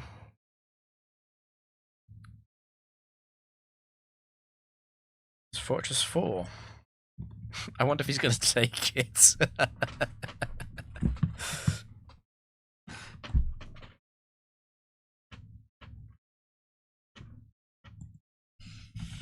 Yeah. I think it's fine. The thing about Tentacle is it would have to be Tentacle 4 to be an issue. Because the others are outsped. The reason why Tentacle 4 is an issue is because although we can Endure on it, Hydro Pump can miss on the Endure and then Endure can fail.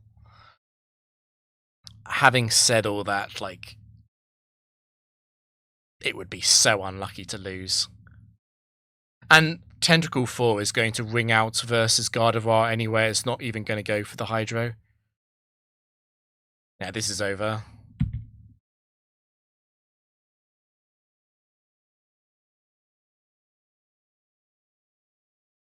It's not Tentacle 2 because of Black Sludge. Vileplume 2 is Black Sludge.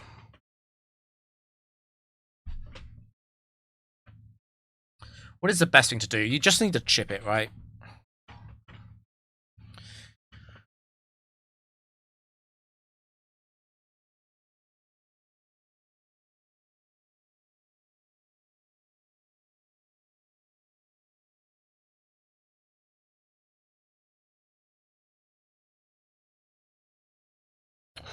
Ice Beam is probably better than Surf.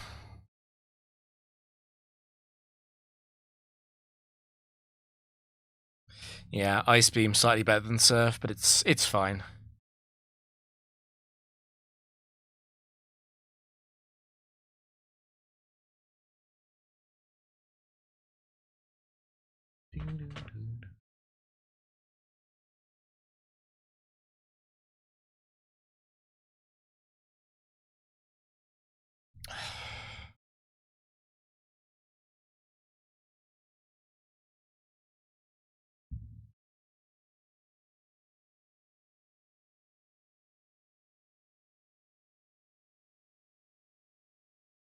Tentacle 1 probably would have used Barrier.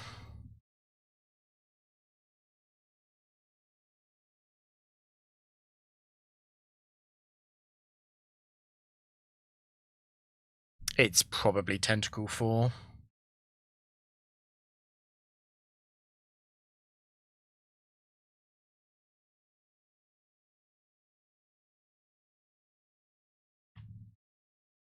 It'll ring out if it is. Yeah.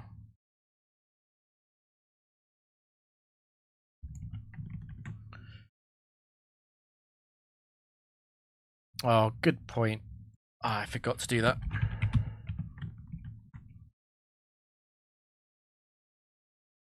Thank you for calling that out. Thank you.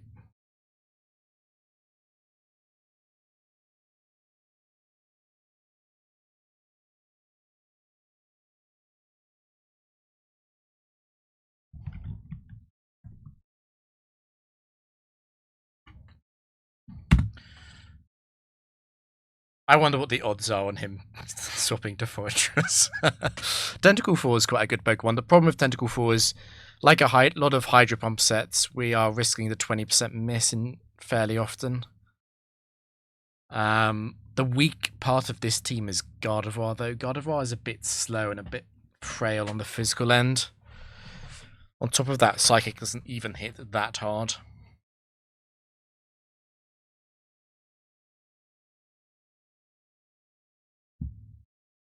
Water.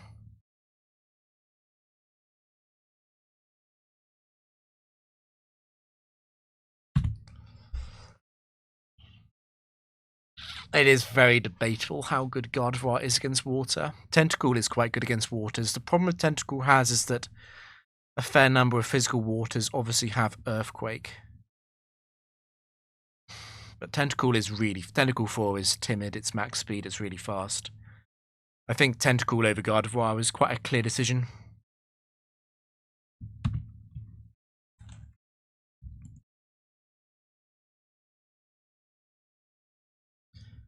Could also drop Arcanine. There's only 2 matches left of this set.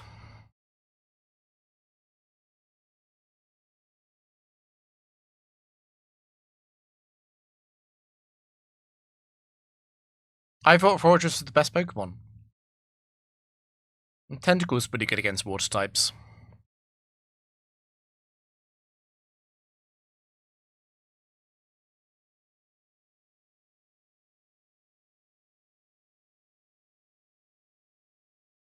I thought Fortress 4 was the GOAT.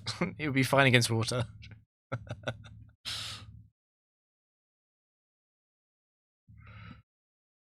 Oh.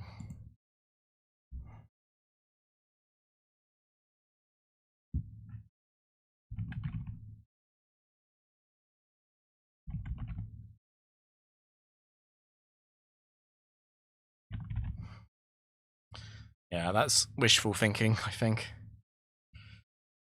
Ursaring. I think it's fine. I think you just go for the surfs, right? Switching to Arcanine is an interesting option. You know what? The more I think about it, the more I like switching to Arcanine. There's 2 water types in the back. There's a very good chance Arcanine sucks against them both. Arcanine is usually safely coming in, and then we can endure. It's a little bit scary against Ursaring 4 because of Quick Claw, but the rest would be fine. And Intimidate would give us enough time to break the sash of Ursaring 1.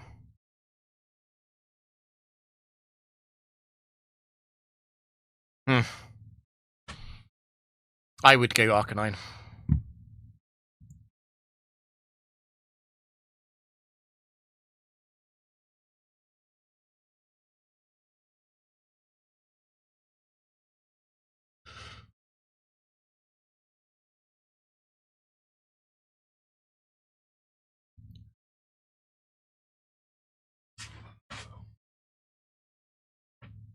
Set 2.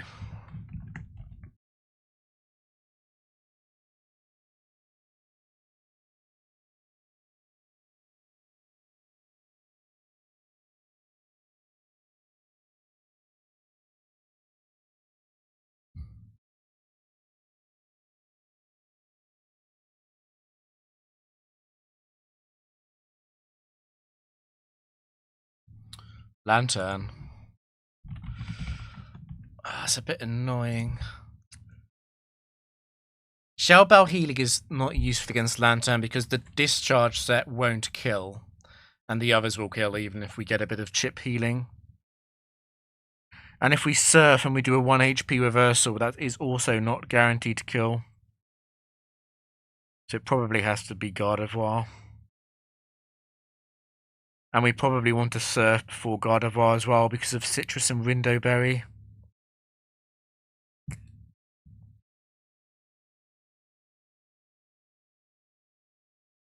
Oh, you know what is insane here, actually?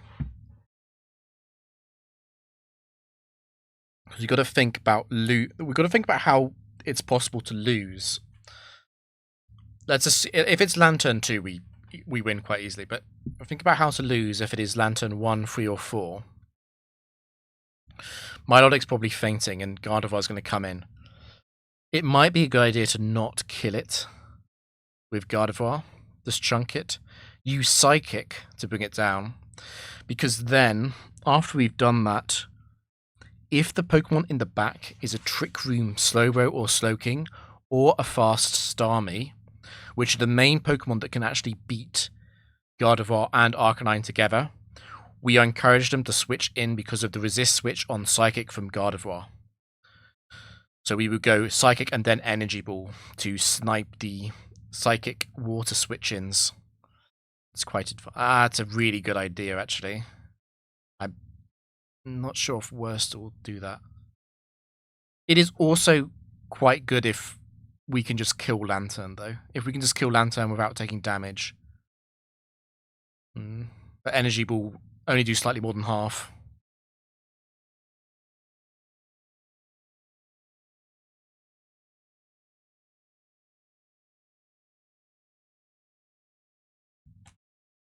Is that really a good idea, though?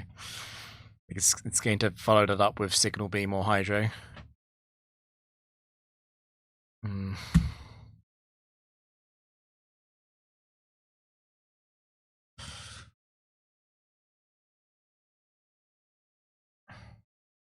Is it super to Hypnosis?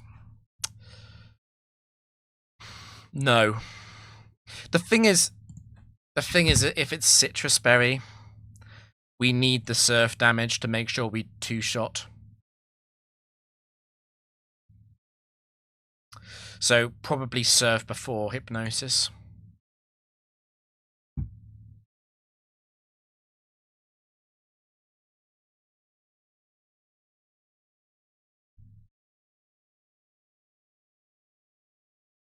You know what? Ice Beam might be better than Surf.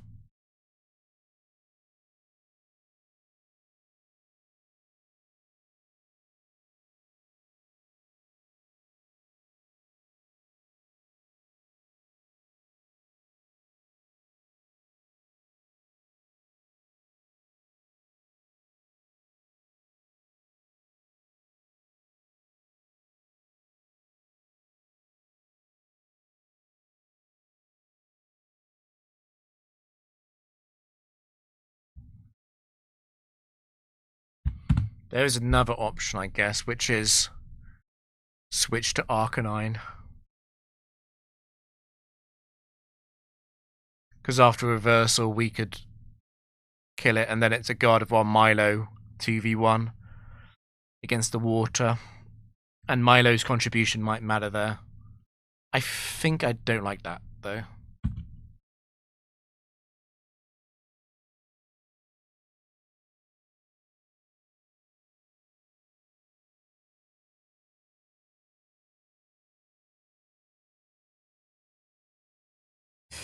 Werster's chat asking if Lantern is faster.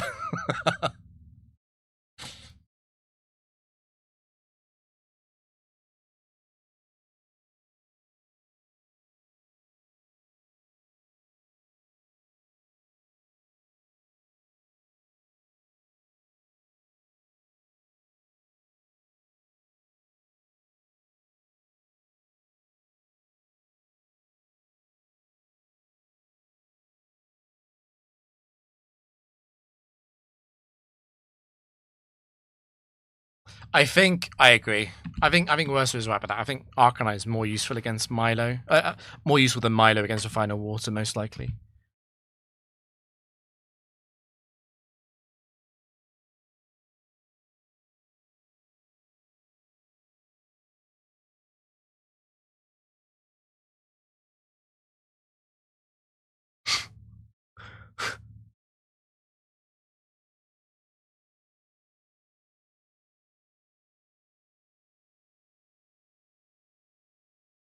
I think he should think more about Trick Room and Starmie. I think those are the biggest threats.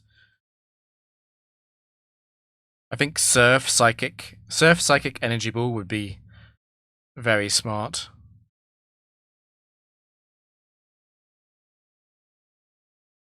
So we'll live Discharge. We won't live the other two moves because of the Expert Belt and Thunderbolt, yeah.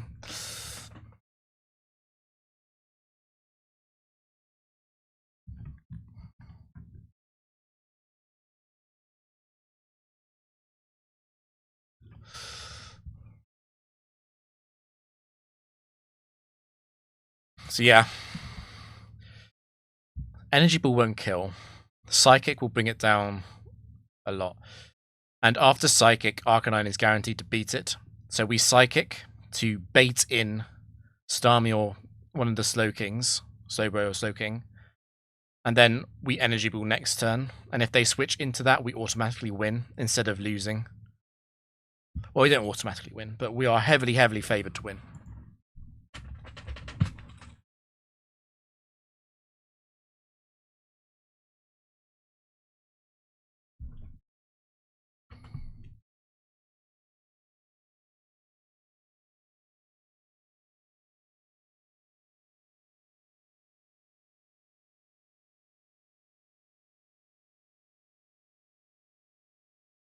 Oh no, it won't switch. It's got Signal Beam. It's got a super effective move, it won't switch.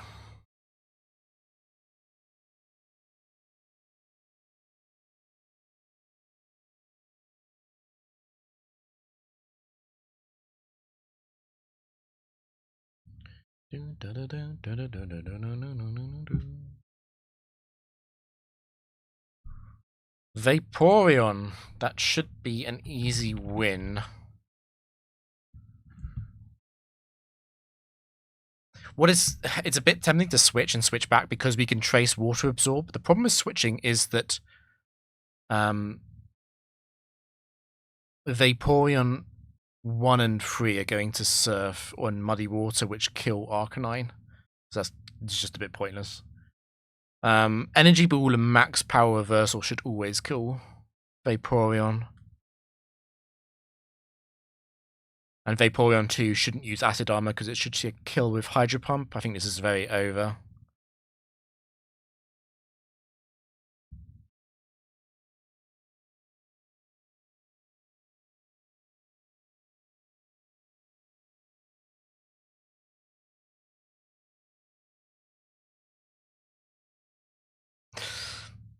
Vaporeon 3 might be quite scary, actually, because of leftovers. There's 2 leftovers ticks on the Endure and Reversal. Oh, it's Hydro Pump as well. That was scary, because if Hydro Pump missed Arcanine on Endure, he would have lost. So he's actually very lucky this missed. Hydro Pump would have killed.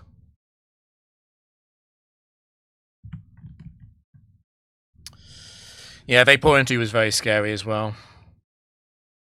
I guess against Vaporeon 2, you... God, would you Thunderfang?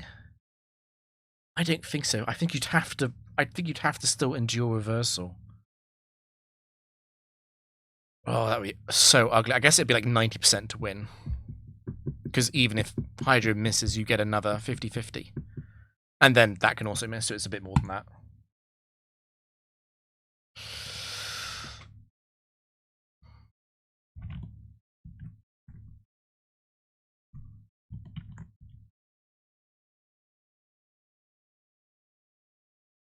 Yeah, but what if Reversal misses? I mean, what if Hydro Pump misses on Endure? It's always a bit scary.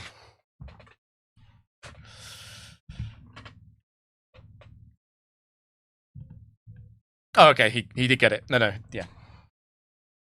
I'm pausing too early. I'm disrespecting Werster. I'm making him sound worse than he is.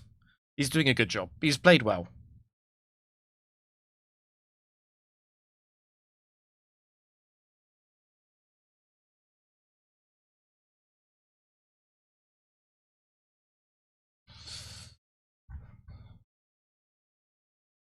So Lantern 4 is very overrated, in my opinion. I'll put it back on.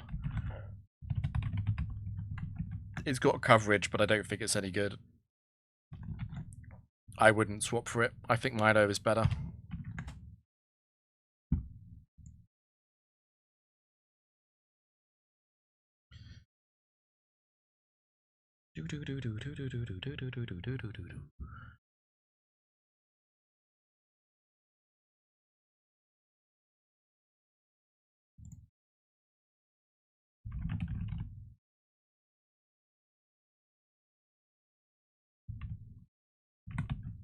Yeah, it does. He's right about that.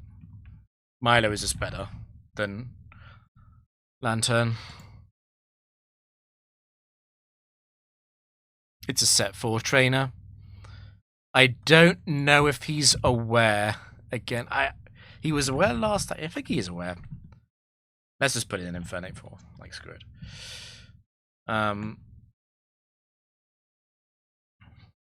Infernape is an interesting one. Like, he could... We could just switch to Arcanine and Endure. Because we'll intimidate this.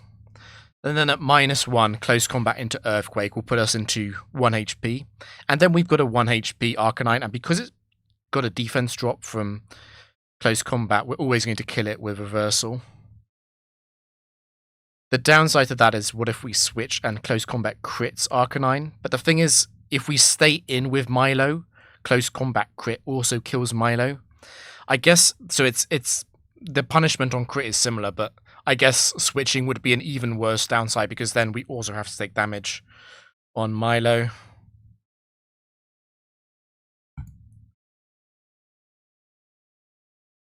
There is a very serious argument for switching, though, and he doesn't think about it. It's fine, as long as it doesn't crit. I thought that crit for a second.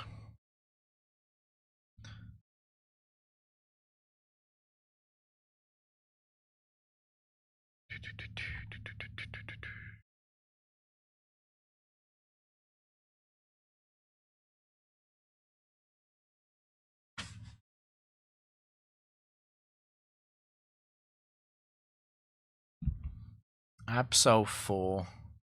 It's the band set.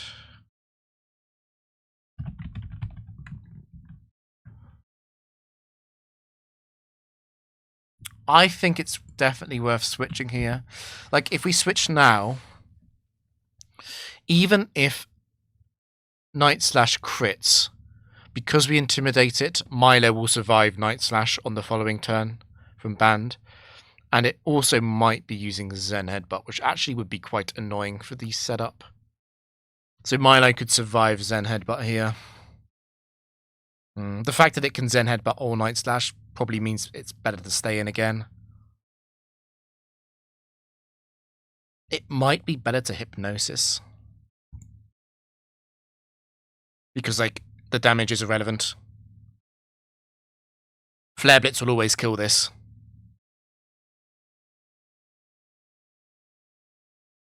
We might as well Hypnosis so we can try and win with Milo.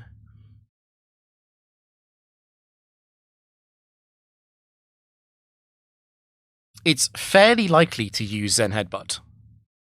And Milo is pretty likely to survive it.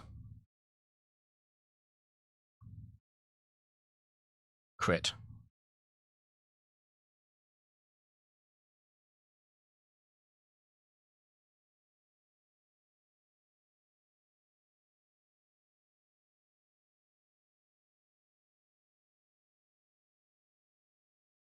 I mean, after Intimidate.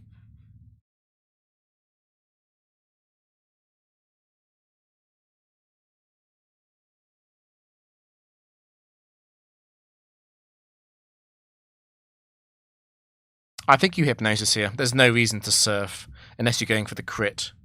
Hypnosis or Ice Beam.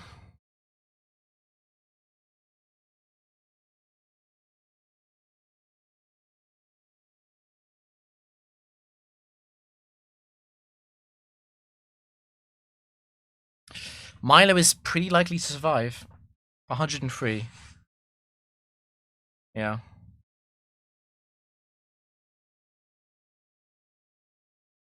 I guess...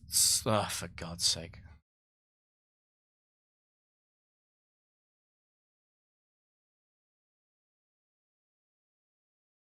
Twitch.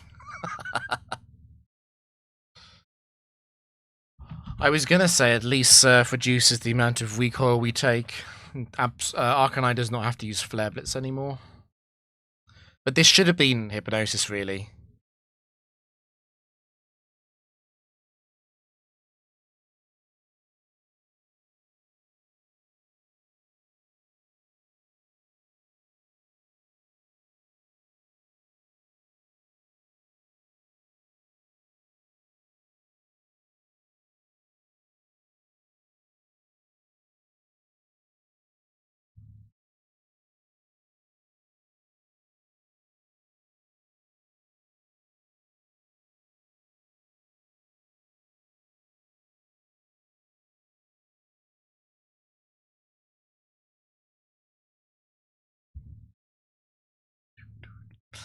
It might have been worth switching to Gardevoir there, you know.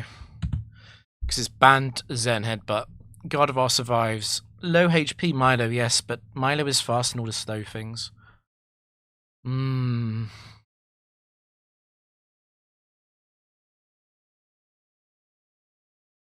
Yes, you often want to take damage on the Endure sets on purpose. That is very common. To avoid being hit by something like Thunder Wave, yeah.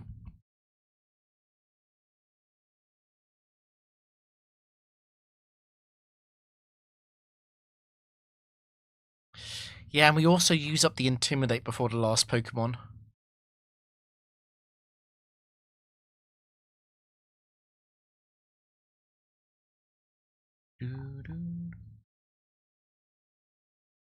Bronzong 4 is... I think it's fine, even if it's heat-proof.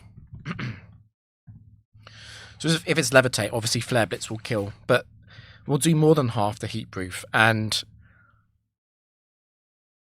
we take less recoil damage if it's heat-proof as well. We'll be able to Flare Blitz twice. The Quick Claw would be a bit risky, but even in the worst-case scenario, we've got Focus Blast on Gardevoir. It's going to be fine. Unless Gardevoir misses or there's a double Quick Claw from Bronzong, or Bronzong immediately explodes on Gardevoir. So yeah.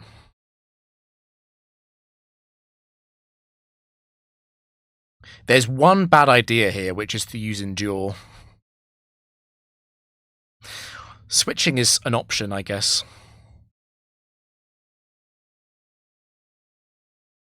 Switch and switch back, because at -1, Ironhead Earthquake won't kill Arcanine, but I'm not sure if Arcanine would survive the recoil then.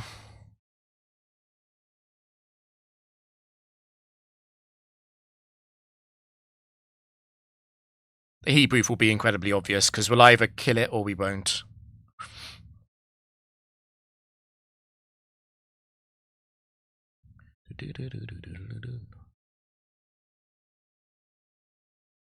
See? Yep.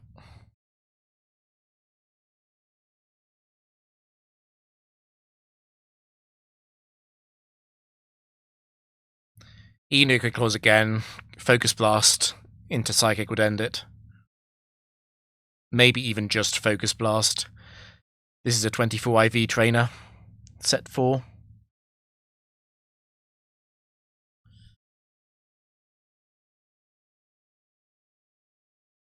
That's not true.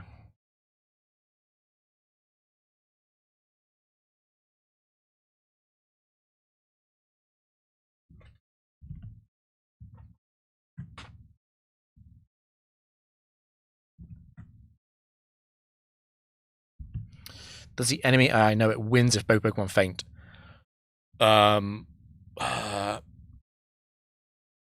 It winningly uses recoil moves, and there's special logic on Explosion to increase its likelihood if you're both on your last Pokemon. However, it doesn't like... It still slightly deprioritizes it, so it slightly knows about it. If you're in an endgame 1v1, and you're up against an Explosion Pokemon, you need to be prepared for it to explode, though, yeah.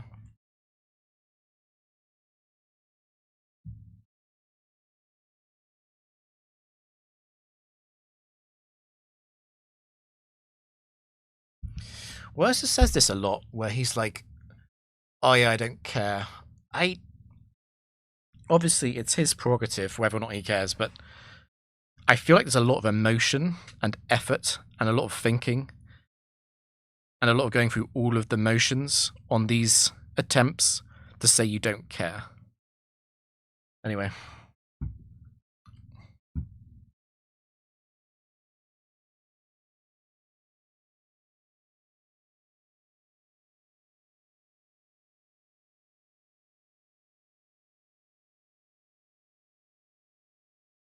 Oh, shoot.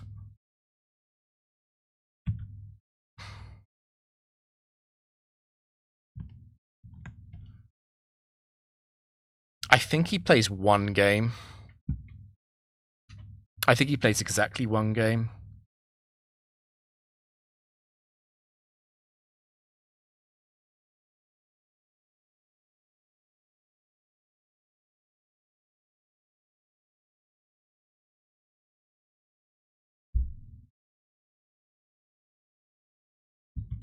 Zapdos 2 is very good.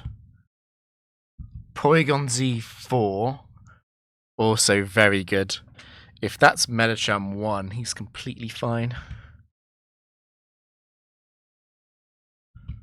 Unlucky, it's the special one, it sucks.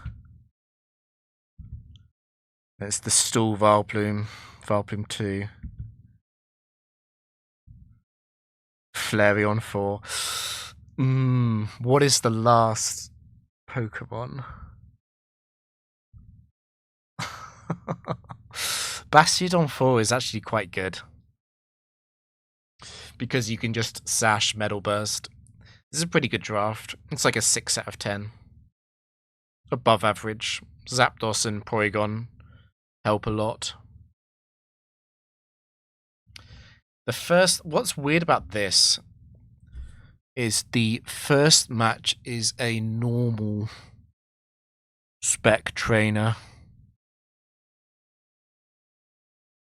And there's so the thing that people always panic about in Gen 4 Factory, which I always tell them not to, is they always panic about being an all special team because, you know, what about Snorlax and Regice and Blissey? And Snorlax isn't really a big issue. Like Snorlax 2 can be annoying, yeah, with rest. Blissey, it's only Blissey 2 and 4 that have healing. But I would say into a normal spec with Zapdos and Porygon, which are known to be very good, I think you have to put Bastiodon in the back, which is really annoying. But Bastiodon's probably leaving after a single game anyway. So I think Bastiodon 4 goes in the back. And I think you lead with Porygon. What was Porygon? Was it adaptability?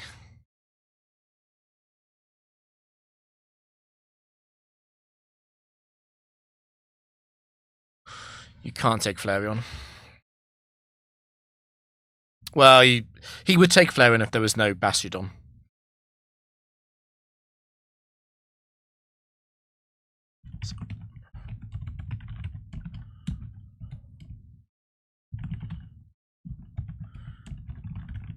It's not bad. It's really not bad. Okay, Porygon Z is download. We did a well, when I say I mean I botched it. Did a really quick calculation of how often download gives special attack versus physical attack. Obviously, if their defenses are equal, it's always special attack. It's something like 65 to 67% of the time it gives special attack. So I think leading Porygon Z4 download is perfectly acceptable. If it is up against like a big fighting type, you can just switch to Zapdos.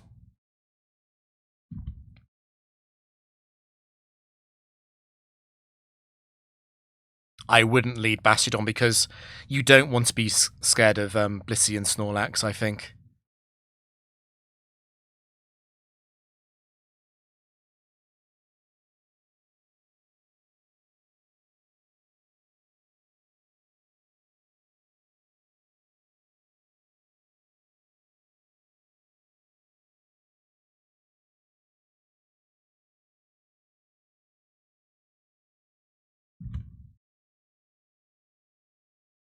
just thinking about that, because Porygon Z4, I would say it's the best one. It's got recover and it can hit really hard. I guess it's not adaptability. You'd probably rather it be adaptability in general.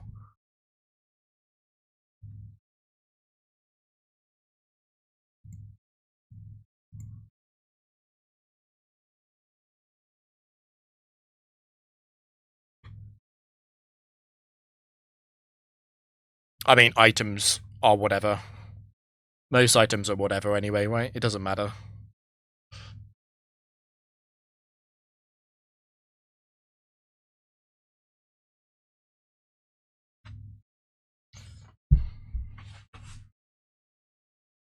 I don't think you want to lead it into normal.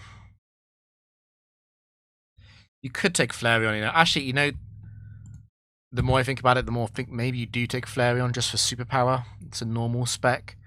Yeah, Flareon's a bit weak. Well, it's very weak, but... I don't know. You outspeed like Ursaring. Maybe it is Flareon 4. I think I'd take Bastiodon.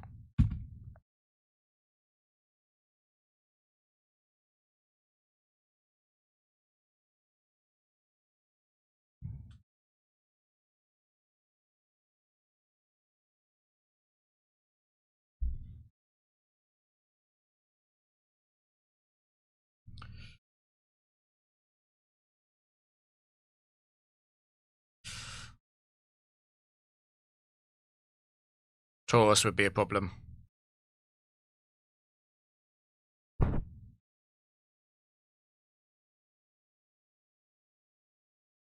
He's right. He's right about Flareon. It would be a risk to take it.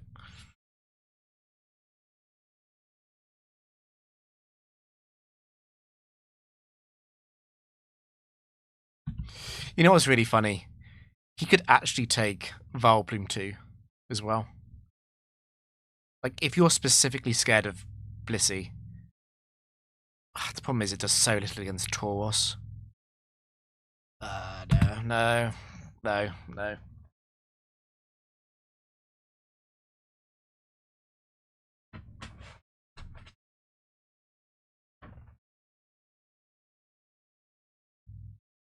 Abby would take Vileplume 2.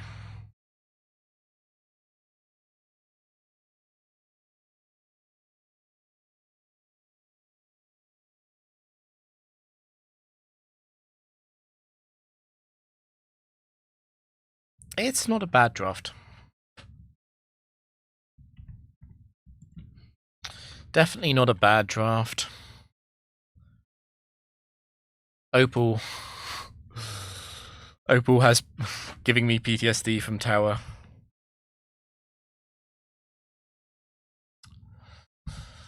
Oh, that's awkward. I think you just... it's so awkward because the normal type's in the back. I think you've got a Metal Burst. Because it's so scary if you switch to Zapdos, Rockslide and Stone Edge from 1 and 4 will kill Zapdos. Okay, Armaldo 2 is or whatever. Zapdos switch is really good against Armaldo 3, but you can't know what it is until turn 2 in that case. I think you've got to stay in a Metal Burst.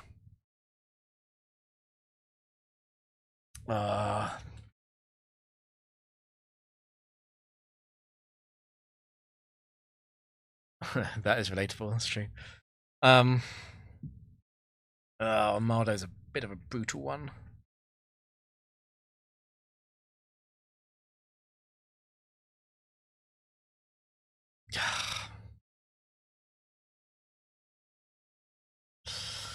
Let's see what he thinks. I would Metal Burst.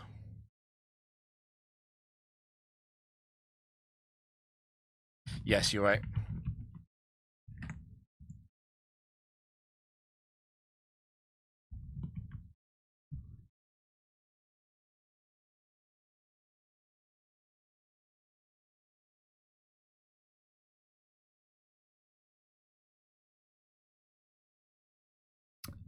The problem with switching to Zapdos is just the fact that Zapdos dying. I'm very concerned about Zapdos fainting.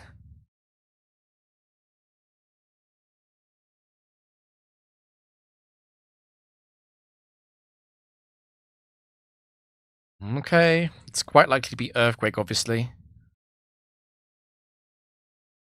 Oh, it's set 2.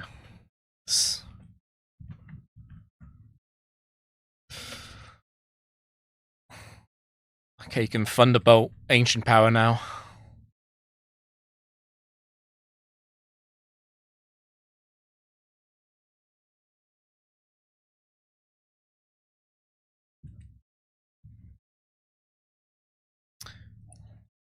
Hopefully it doesn't swagger.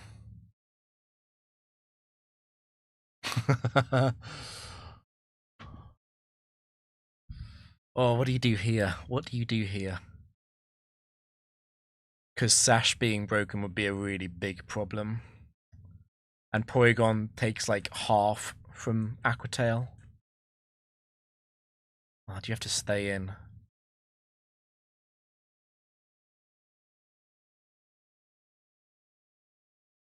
I think you just stay in an Ancient Power.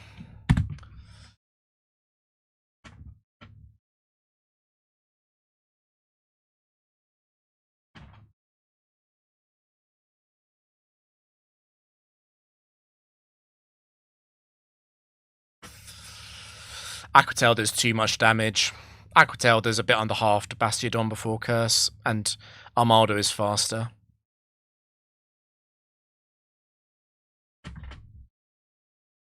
That is very greedy. I think you've got to stay in an Ancient Power. The 10% boost would be really nice.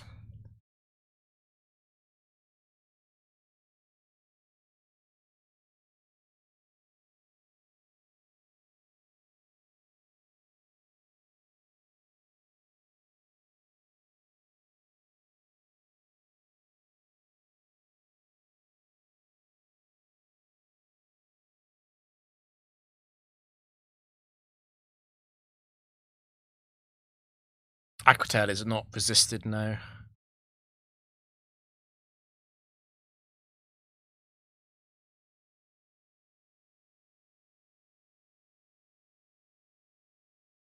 One self-hit would be okay. It's just if 2 self-hits happen.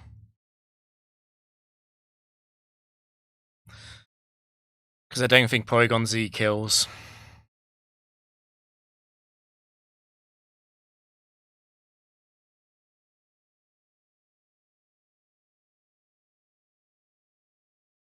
Oh, no Ancient Power. Okay.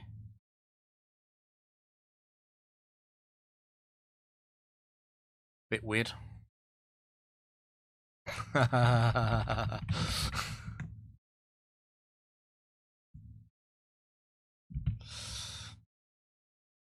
You know what's funny about Blissey, though, is like, is Blissey even bad?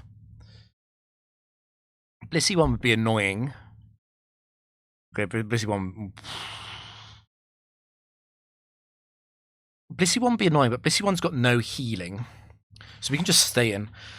Blissey 2, we can infinitely switch stall because Bastiodon is immune to Toxic.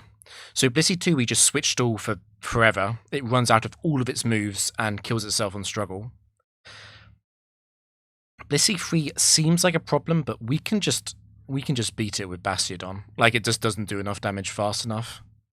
Worst case scenario, Flamethrower burns Bastiodon. Even then, we're going to muscle our way through it. And Blissey 4 is the same as Blissey 2, where we can just infinitely stall Blissey 4 out of PP. Like, it's just going to do nothing. So actually, the only Blissey that is, like, a little bit scary is Blissey 1. And it's much more likely to be Blissey 3 because it's switched into Zapdos, with Ice Beam being super effective. It's very... The thing is, it's Armaldo just fainted. Armaldo has terrible special attack. It's very unlikely to be Blissey 4. It's very unlikely to be Blissey 2. If it is them, it's good news because easily beat them, but Blissey 3 is most likely. What's the best thing to do against Blissey 3 and Blissey 1? I think you just Thunderbolt and then go Bastiodon and start Stone Edging. You don't want Bastiodon to be put to sleep by Sing, so you definitely don't want to switch turn 1. Blissey 1 won't use Hyper Beam at full HP. Blissey 3 can never use more than 2 Calm Minds because Zapdos will die to Ice Beam after 2 anyway. So I think you stay in no matter what. Get as much damage in as possible with special attacks. You could also light screen. I think that's fine. So yeah, it's more evidence that Blissey is not as scary as it seems.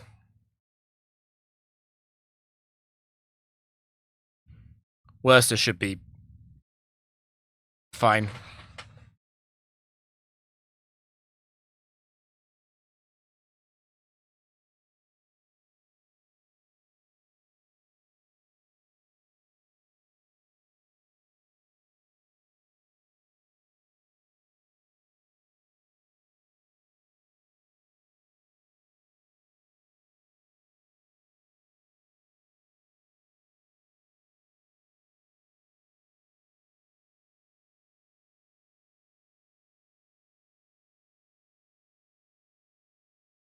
It's fine against Carmine though, because it won't use Carmine more than twice against Zapdos. And you can go after that.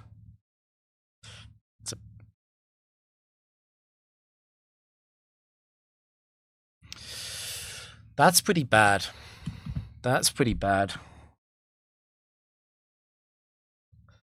It's a lot more likely to be Blissey 1 than Blissey 4 because of Switch AI logic on Hyper Beam versus Dream Eater. If it's Blissey 4, we have 1, we don't care. What do you do against Blissey 1?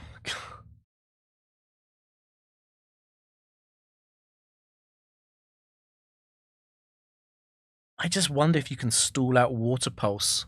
Go back to Zapdos and Light Screen. Because after that it will start Shadow Balling, and you can just switch between Zapdos and Porygon. Get rid of all of the Shadow Ball PP, and get rid of most of Water Pulse. Water Pulse has 20 PP. You can't fully stall it. It might not be enough for Bastiodon. You can't always have Light Screen up, and a single crit from Blissey ruins that plan.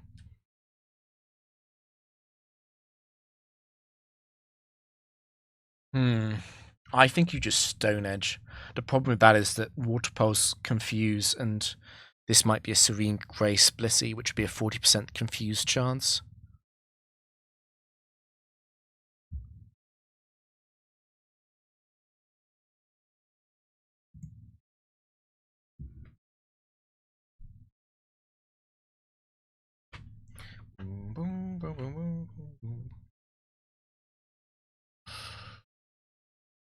If Bastiodon hits a Stone Edge, it's over. Stone Edge will do more than 60, I think. And then Zapdos Porygon can finish it off.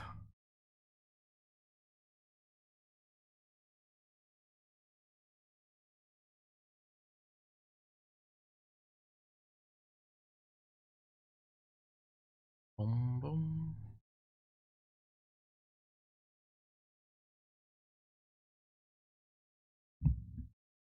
I might put this on speed up. I have limited patience. I'm assuming he's doing damage calcs.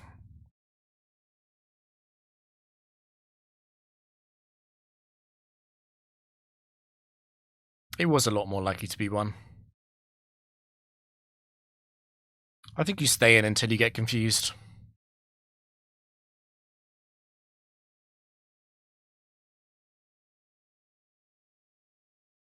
Oh no.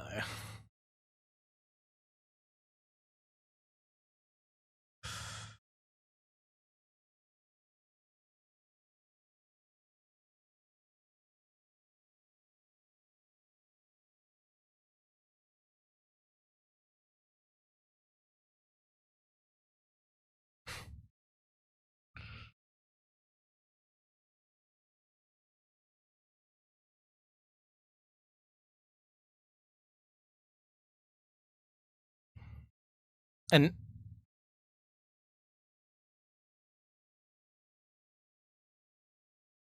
that's not true, not with pressure. But the crit is risky.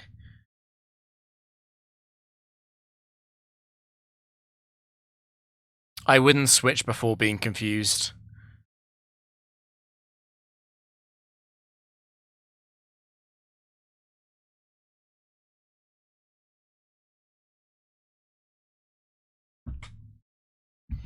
You got to also plan, like, Blissey 1 came in against Zapdos. That means the final Pokemon does not have Stone Edge, it doesn't have Ice Beam, it doesn't have Ice Punch, it doesn't have any super effective moves against Zapdos. It would be worth a lot for Zapdos not to take any damage. I think Zapdos is incredibly likely to win the last 1v1. I would be doing everything possible, either to PP stall Water Pulse, or you go the opposite direction and you don't risk Zapdos at all.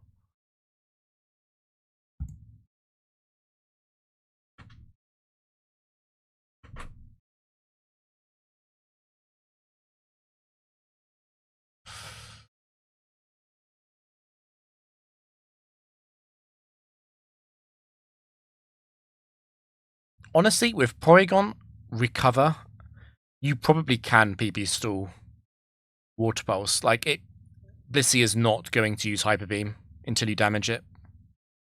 It is only going to use Water Pulse. It's just a little bit scary if it is Serene Grace.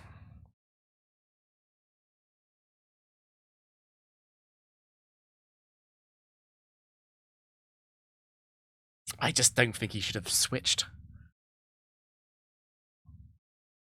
That's a crit. Now, with Zapdos taking that much damage, it's suddenly quite a lot scarier.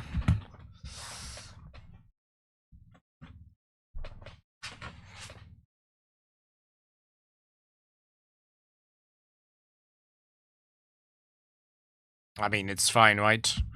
That's the difference between a 3-shot and a 4-shot.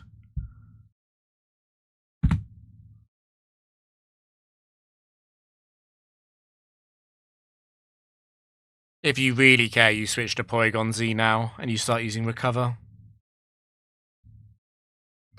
Porygon will survive for Water Pulses.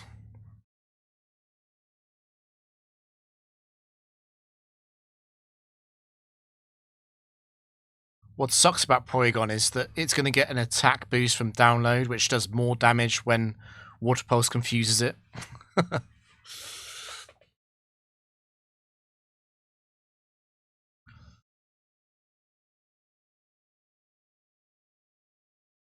Yeah, it's gonna 3-shot.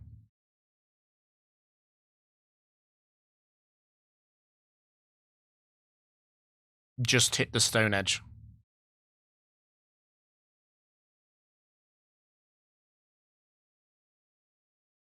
Max sleep. Of course.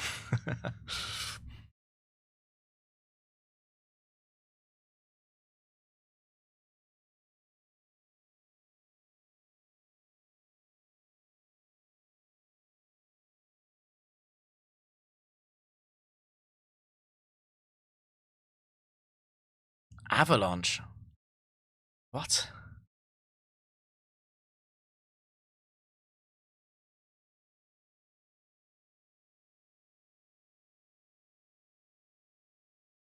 Oh yeah, let's buffer some more.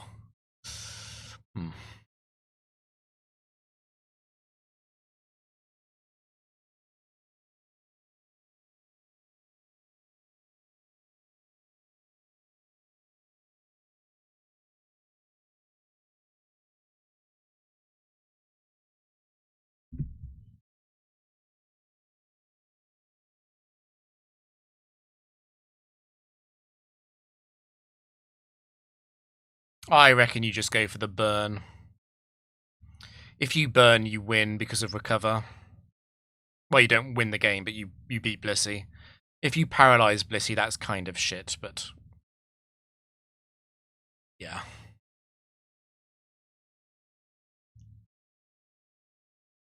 I don't think you want to go Zapdos first because you might need to cure Water Pulse Confuse on Porygon, and you won't have the option to do that later.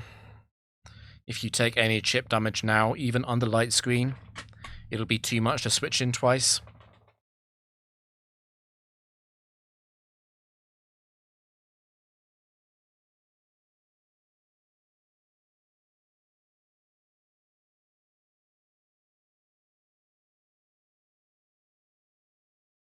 Right, Zapdos is... Light Screen's gonna run out, and Zapdos is just dead when it switches back in. Need to burn. Or freeze. Burn would be better than freeze, though.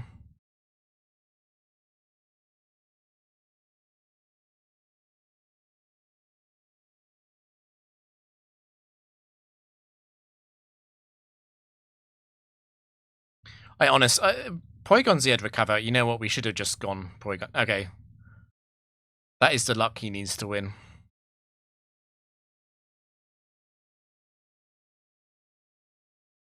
I think Porygon should have been used much, much earlier.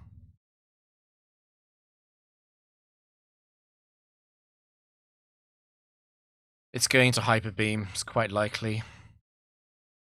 It's below 6. It's below 30. Just recover.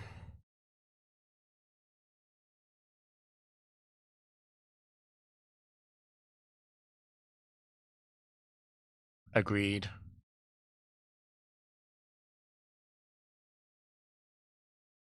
You can try attack next turn. Yeah. It'll kill.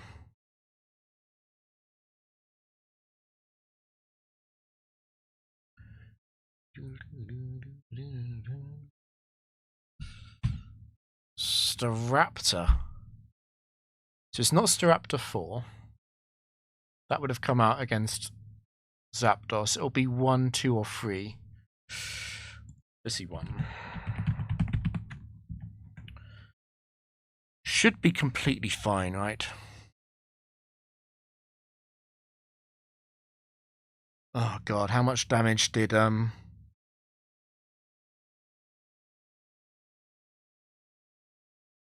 you switch here? You switch here because Zapdos Staraptor is a speed tie. If it's Staraptor 1, you have to switch so you get the downloads. No, you got Thunderbolt. You got Thunderbolt. It's fine. Should always be a win unless King's Rock flinch.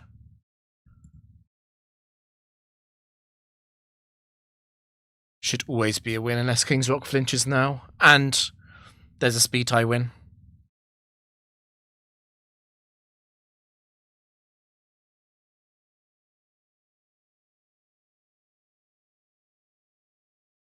Staraptor 3.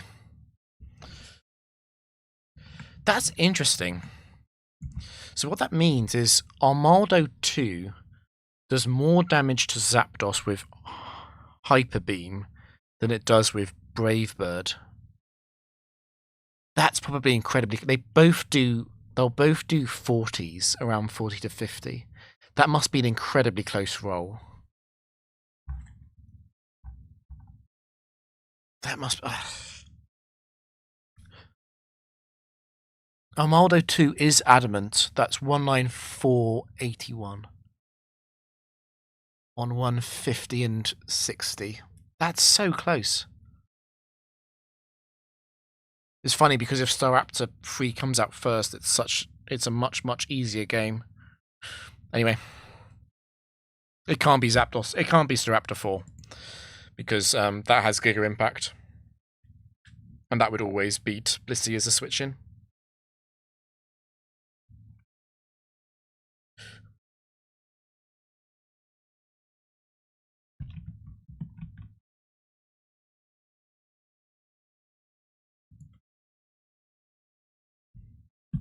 It's a 24. That's pretty low.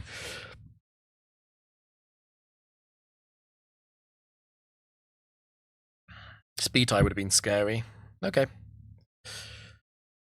How long have I been streaming? 4 hours, lol.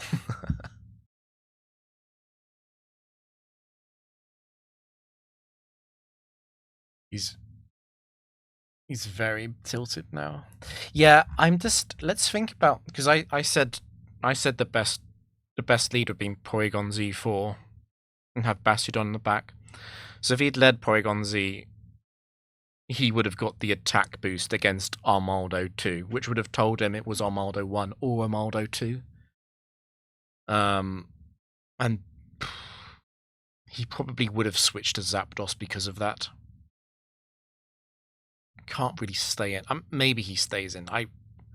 I wouldn't want to stay in. So probably doesn't change the matchup that much. Assuming he downloads scouts correctly. Yeah.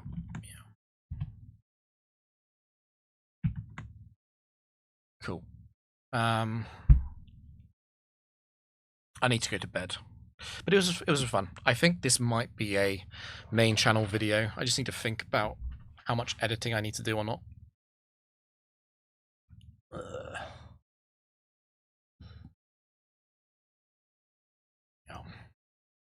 Let me see if anyone's a raid target.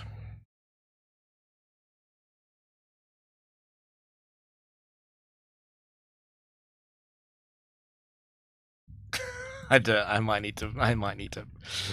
I don't want to be too antagonistic. I think it's fairly obvious that Werster does do damage calcs. Like the silences at very specific intervals, which come back with him magically changing his mind. Maybe he's just silently thinking about the game, but it's a suspicious gap. Let's put it that way.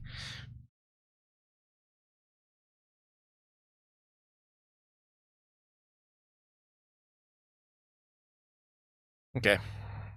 And it happens so often, exactly.